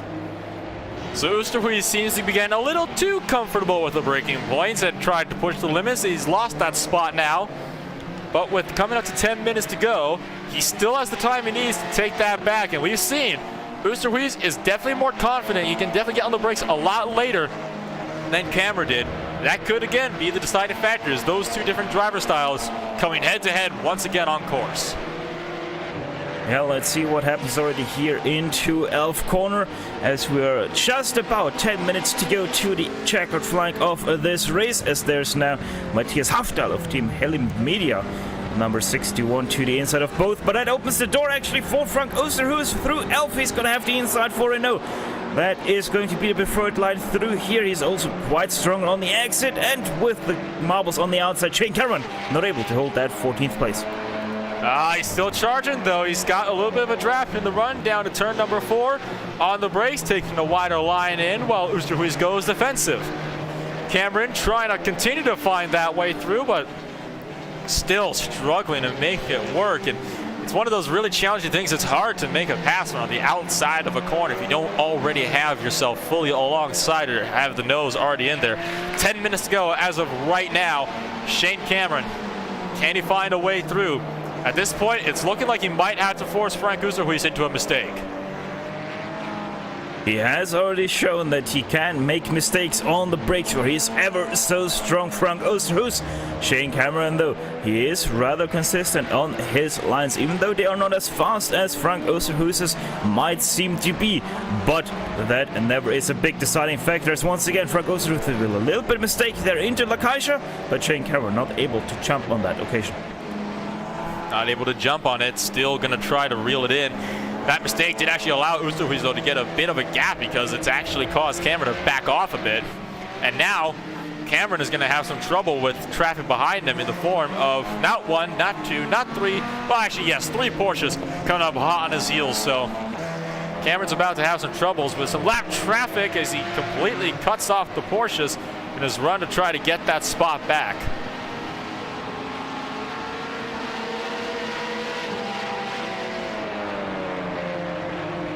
Well, not a lot of time left to go. We're going to have roughly about 5 to 6 laps left for even the Porsche field up in front. So things are definitely shaping up to be interesting for the final laps. We got that battle for the overall race lead, which has completely dropped away for reasons that we at this point do not need to repeat for. We got this fight still going on in your TCR class, but that's beginning to be split up a little bit more. So looks like things have begun to settle down a bit more. We might be able to find ourselves in more of a rhythm in the final 10 minutes of the race. Now, you have mentioned that fight for first place. One thing we have to mention, though, is that Nick Harwood, in the last few laps, since he had to make that pit stop for that stop and go penalty, has been able to reel in Hampus Baas 6 whole seconds. It was 24 seconds, now it's just 18 seconds between those two cars. And you know what a little mistake can do to your chances of winning a race. Absolutely, that's actually a very fair point. I'm noticing that too now. So 6 seconds closed in. Unfortunately, that's not going to be nearly enough time with 8 minutes to go to be able to reel that gap in. So it was a good effort from Harwood, but unfortunately, might just have to settle for second place. It is still a good idea, though, to continue to push on because you never know. Hampus Baas was pushing really hard, and some of those Porsches, they did pit at just around the 48-minute mark, so you never know. We've seen fuel come into this before. I'm not quite sure if it'll come in today, but with the way he was pushing really hard, you never know. Anything can happen still. 7 minutes of racing, it's a lot of time for a mistake to be made, considering it takes just fractions of seconds for them to be made. Yeah, and those fractions can have big consequences that lead up to minutes of repair. So even though that lead might be right now 19.5 seconds because of the traffic Nick Harwood just had in front of him, it still isn't completely done and dusted because, especially endurance racing, anything can happen, and probably, if you're not careful, will happen. I'm still a little concerned about Baas' chances here. He's been really close to making mistakes, and I'm watching as he's been locking up quite a few of those corners. So Hampus Baas, he might be feeling some more pressure still. Might see that gap closing and thinks, I need to keep my pace up to make sure he can't close the gap. And he's right alongside of the TCR right now. If they made contact and he spun off, I probably would have honestly just stood up and probably would have had to take a minute because, again, it's one of those things where you just cannot script what has been happening in this fight for the lead. No, most definitely not. First of all, Hampus Baas starts to feel his tiredness, makes mistakes. Nick Harwood comes along and accidentally makes that little bit of a mind slip up, punts MX-5, gets himself that stop and go penalty after he has been able to get past Hampus Baas for that lead, and now he is once again charging down Hampus Baas, but probably just not quick enough, as there's a Porsche on the inside of Hampus Baas, Marvin Julian Amans, who has spun himself around after the RICC chicane. Battle is on for 4th place right now in the TCRs. VC Simmerson trying to go around the outside of the 151, who has taken that spot in the midst of this lap. Fak Autotech Sim Racing is definitely through, and they are there to stay for now. So Fabian Alexander Baller is through and into 4th place in your TCR class. And the VC Sim Racing machine still trying to find any kind of way to get through. There's still time to make it work. 5 minutes left to go. familiar foes at this point in time. VEC Sim Racing versus the Swiss outfit of Fachautotech Sim Racing. This time though it's not it's a different name for Chris de Breck, but he's going to the right, the left side there. That is going to be the outside for Elf, but maybe it happens for him this time. We have seen him try on the inside, but it is on the gravel. It's a little bit sideways there for Chris de Breck. Now also once again has the outside for Renault. Will he able to go to the inside for Repsol? Will he keep it on the outside? He keeps it on the outside. Still side by side for that 4th place between those two. And here we go, the power of the TCR fighting back around the outside. Both cars very even on the braking point, but it looks like Baller has been able to hold him off again. So it's again one of those incidents where you can go side by side through 3 corners in a row, and everything is going to be, it's been definitely shaping up to be the way that this is, and it's unbelievable, the race that we've been seeing, especially in the final portions of this race. And well, with VEC Sim Racing, continue to try to put on the pressure with Fabian Alexander Baller. It's one of those things where if they get just a little bit too close, we might see one more incident yet before the end of this race. And actually an interesting fact coming into play now for this battle for 4th place. Michael Schüttler of Team Heusenfeld number 148, not too far behind this battle pack. Very true. That is, of course, for position, and he is currently the race leader in the TCR class, so he's looking to put every car but one a lap down in this race. Problem is, though, how lenient are these TCRs going to be on allowing him to put them a lap down, because they're fighting for position right now in the final 3 minutes of the race, so they're not going to want to let him through, are they? So it might be a fight for Team Heusenfeld to find their way through.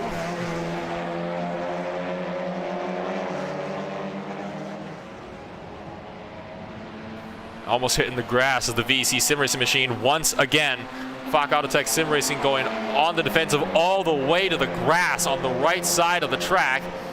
VEC going to try to make the look. Here we go again. Chris going to be later on the race around the outside, much later. In fact, Fabian Alexander Baller not going to try to defend that at all. Might have gotten the brakes a bit too early. That is allowed. VEC Sim Racing now up into 4th place, but now we can see Baller try to fight back.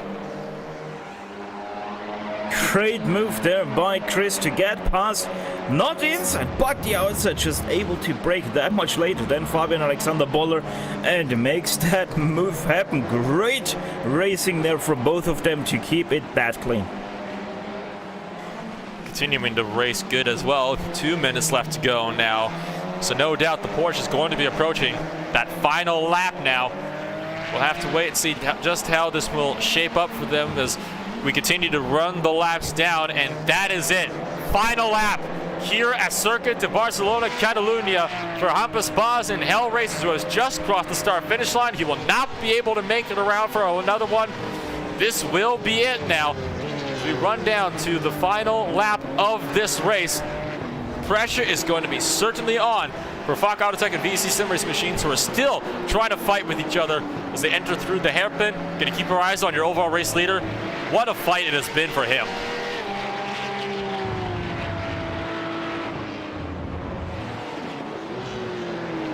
Off through the Renault corner, and so far, oh, there's another lock of Baz, and he's gone off! And that has just put Hellraisers off and into the gravel. That won't be enough, though, to allow Nick Harwood to close it on in. Another mistake, though, from Baz, showing that it isn't over until it's over.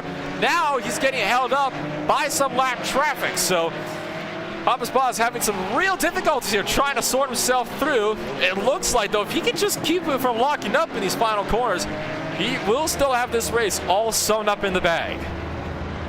Yeah, but those last few corners are still tricky to manage if you are tired. So Hampus Baz not out of the clear yet, but he still has that comfortable lead of 14, 15 seconds. And down through the La Caixa hairpin for the final time today. This has been a section of the track that has provided us with so much excitement. And Hampus Baz exiting through the final corners is going to be through Europcar, and it's going to be the chicane RACC for the final time today, ducking around a Miata. He's just got to handle 3 more corners. There's 2. There is 1. 1 more corner to go through New Holland Bend. Hampus Baz for Hell Racers will take it to victory lane today in the 4 hours of Barcelona.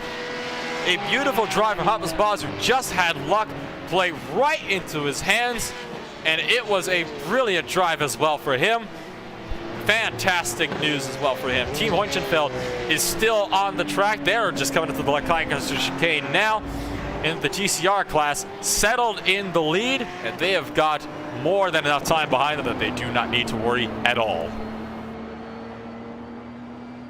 Them themselves nearly 21 seconds to second place in the TCR class. The Team Hoichenfeld number 148. Dominant drive by them. I don't think they were ever really challenged for that win. So Schöttler just driving home those last few laps, knowing that if he keeps it clean, he is going to win.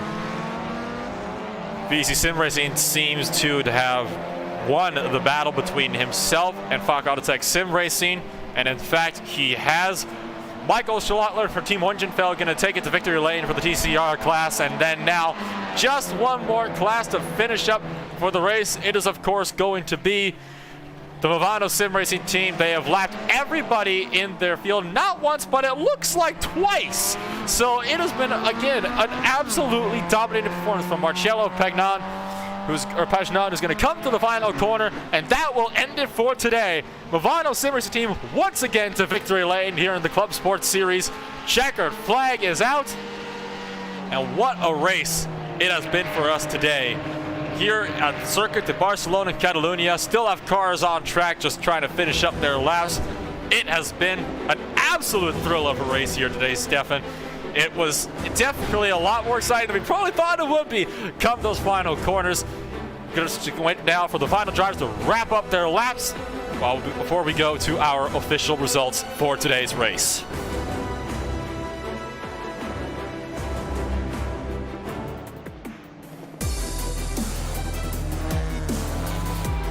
It is looking to be Hell Racers currently on the top spot once again here in this race. Racecraft Esports slide down in second. Rocky Racing takes away third, with Nav Racing down in fourth. Gold Race Team White in fifth. Huge Ass Porsche in sixth. Project GT Einstadt DE seventh. Fisher Motorsports in eighth. Team Hella Media ninth. Northside Racing will round off your top 10 for the sport class. DGFX 49 Motorsports in 11th, with Team Hella Media in 12th. RevMatch Esports, RB Scaleworks in 13th. Fisher Motorsports in 14th. Artifact Racing 15th. SlowRacing.com Esports in 17th. Gold Racing Team Red 17th. SRT Esports Green in 18th, with Pantochero Sim Racing in 19th place. Stefan, you have our TCR class. Team Hoichenfeld is the car that leads the charts there, ahead of Alpine Stars Jurassic Racing in second place. CXR Project Black, the 198 machine, finds themselves in third place, with VEC Sim Racing 172 is able to get ahead in that battle for fourth place over Fach Autotech Sim Racing number 151. German Sim Racing Cian is gonna come home in 20th on the total sheets, with a SimRC ClubSport behind them. Artifact Racing number 178 ahead of the Full Center Racing number 187. German Sim Racing Orange, they're also gonna find themselves inside the top 30 overall, with that 24th place in the overall standings. Team Vikings Mjolnir right behind them in 25th. Element Sim Racing 26th. Real Pixel Motorsport 127th. Graphite Racing 193 and 28th. UJazz Audi, they're gonna come home in 29th overall, with Real Pixel Motorsport already being a lap down on them in that 31st position. SROC Racing 32nd. SRT Esport TCR in 33rd. Evolve Racing Team on number 1 in 35th.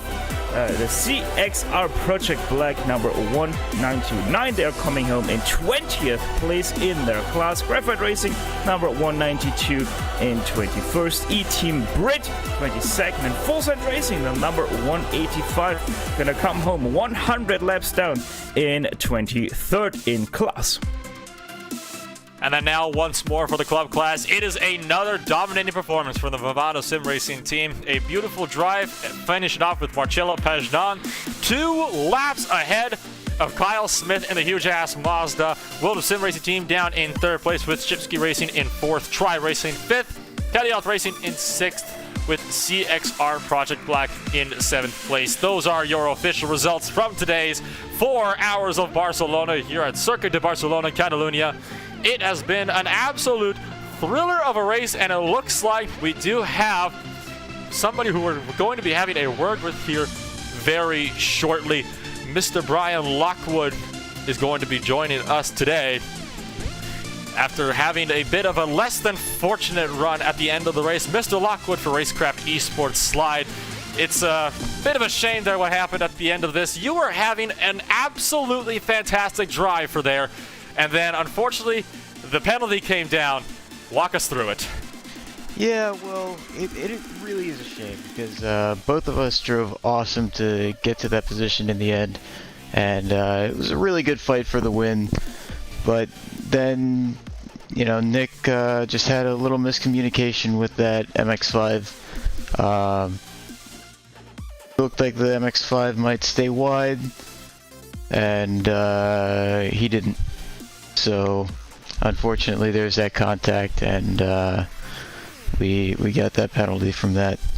But you know, it was an awesome race. Congratulations to Hell Racers. They drove really well to win that, and you know, hopefully we can have a better showing next time.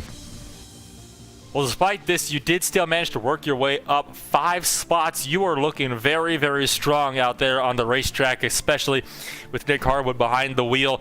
It was a bit of an interesting call in the course. When you get to these 4-hour races, you do have those 50% points that are awarded to all the drivers at the halfway point of the race. Did your pit strategy in the middle of the race happen to revolve around those half points, or was that one of those things that's kind of more at the back of your mind? Yeah, we didn't focus on it in particular.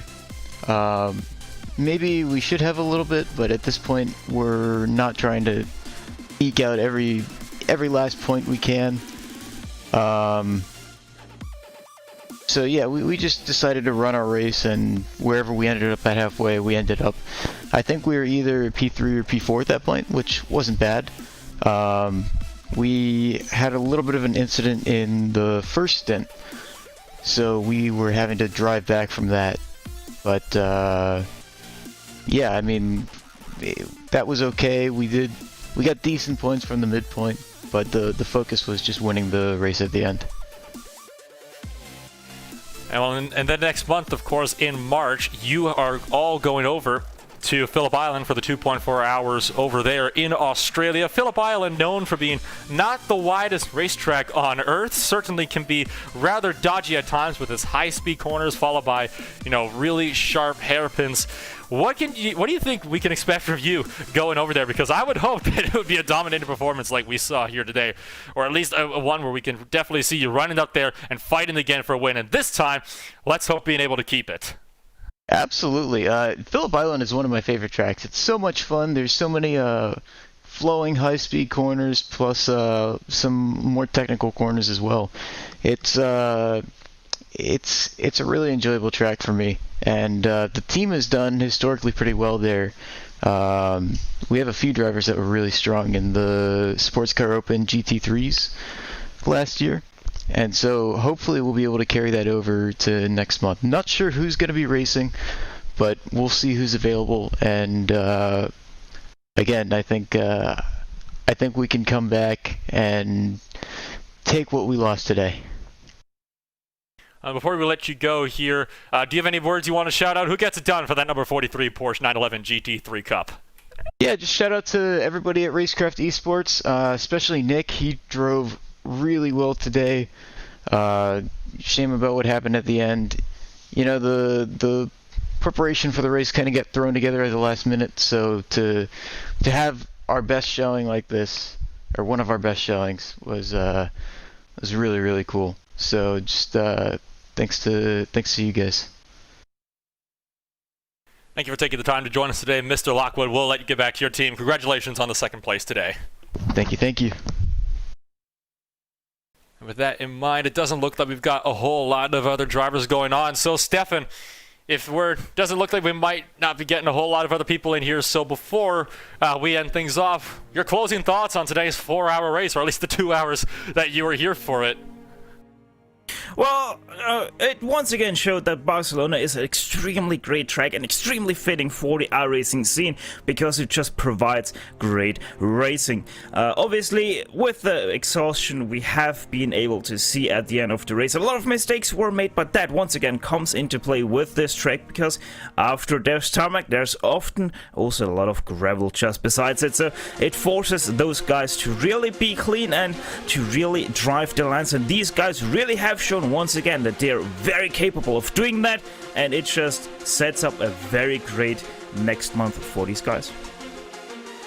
March 7th is when we're going to be going back green flag racing with the Club Sports Series for season number 3, round number 5, the 2.4 hours of Phillip Island is where we're going to be at next, hopping back across to the other side of the world down to Australia before finishing off on April 4th for the 4 hours of Interlagos.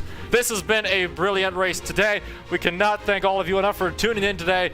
It's been a fantastic broadcast. I would like to thank David Haynes for, showing up for the first 2 hours, and then Stefan Schlachter for joining me for the second 2 hours. It has been an absolute thrilling race. I have been Nolan Rempel, bringing this whole race to you live for the 4 hours. Hugo Luis has been behind our cameras today.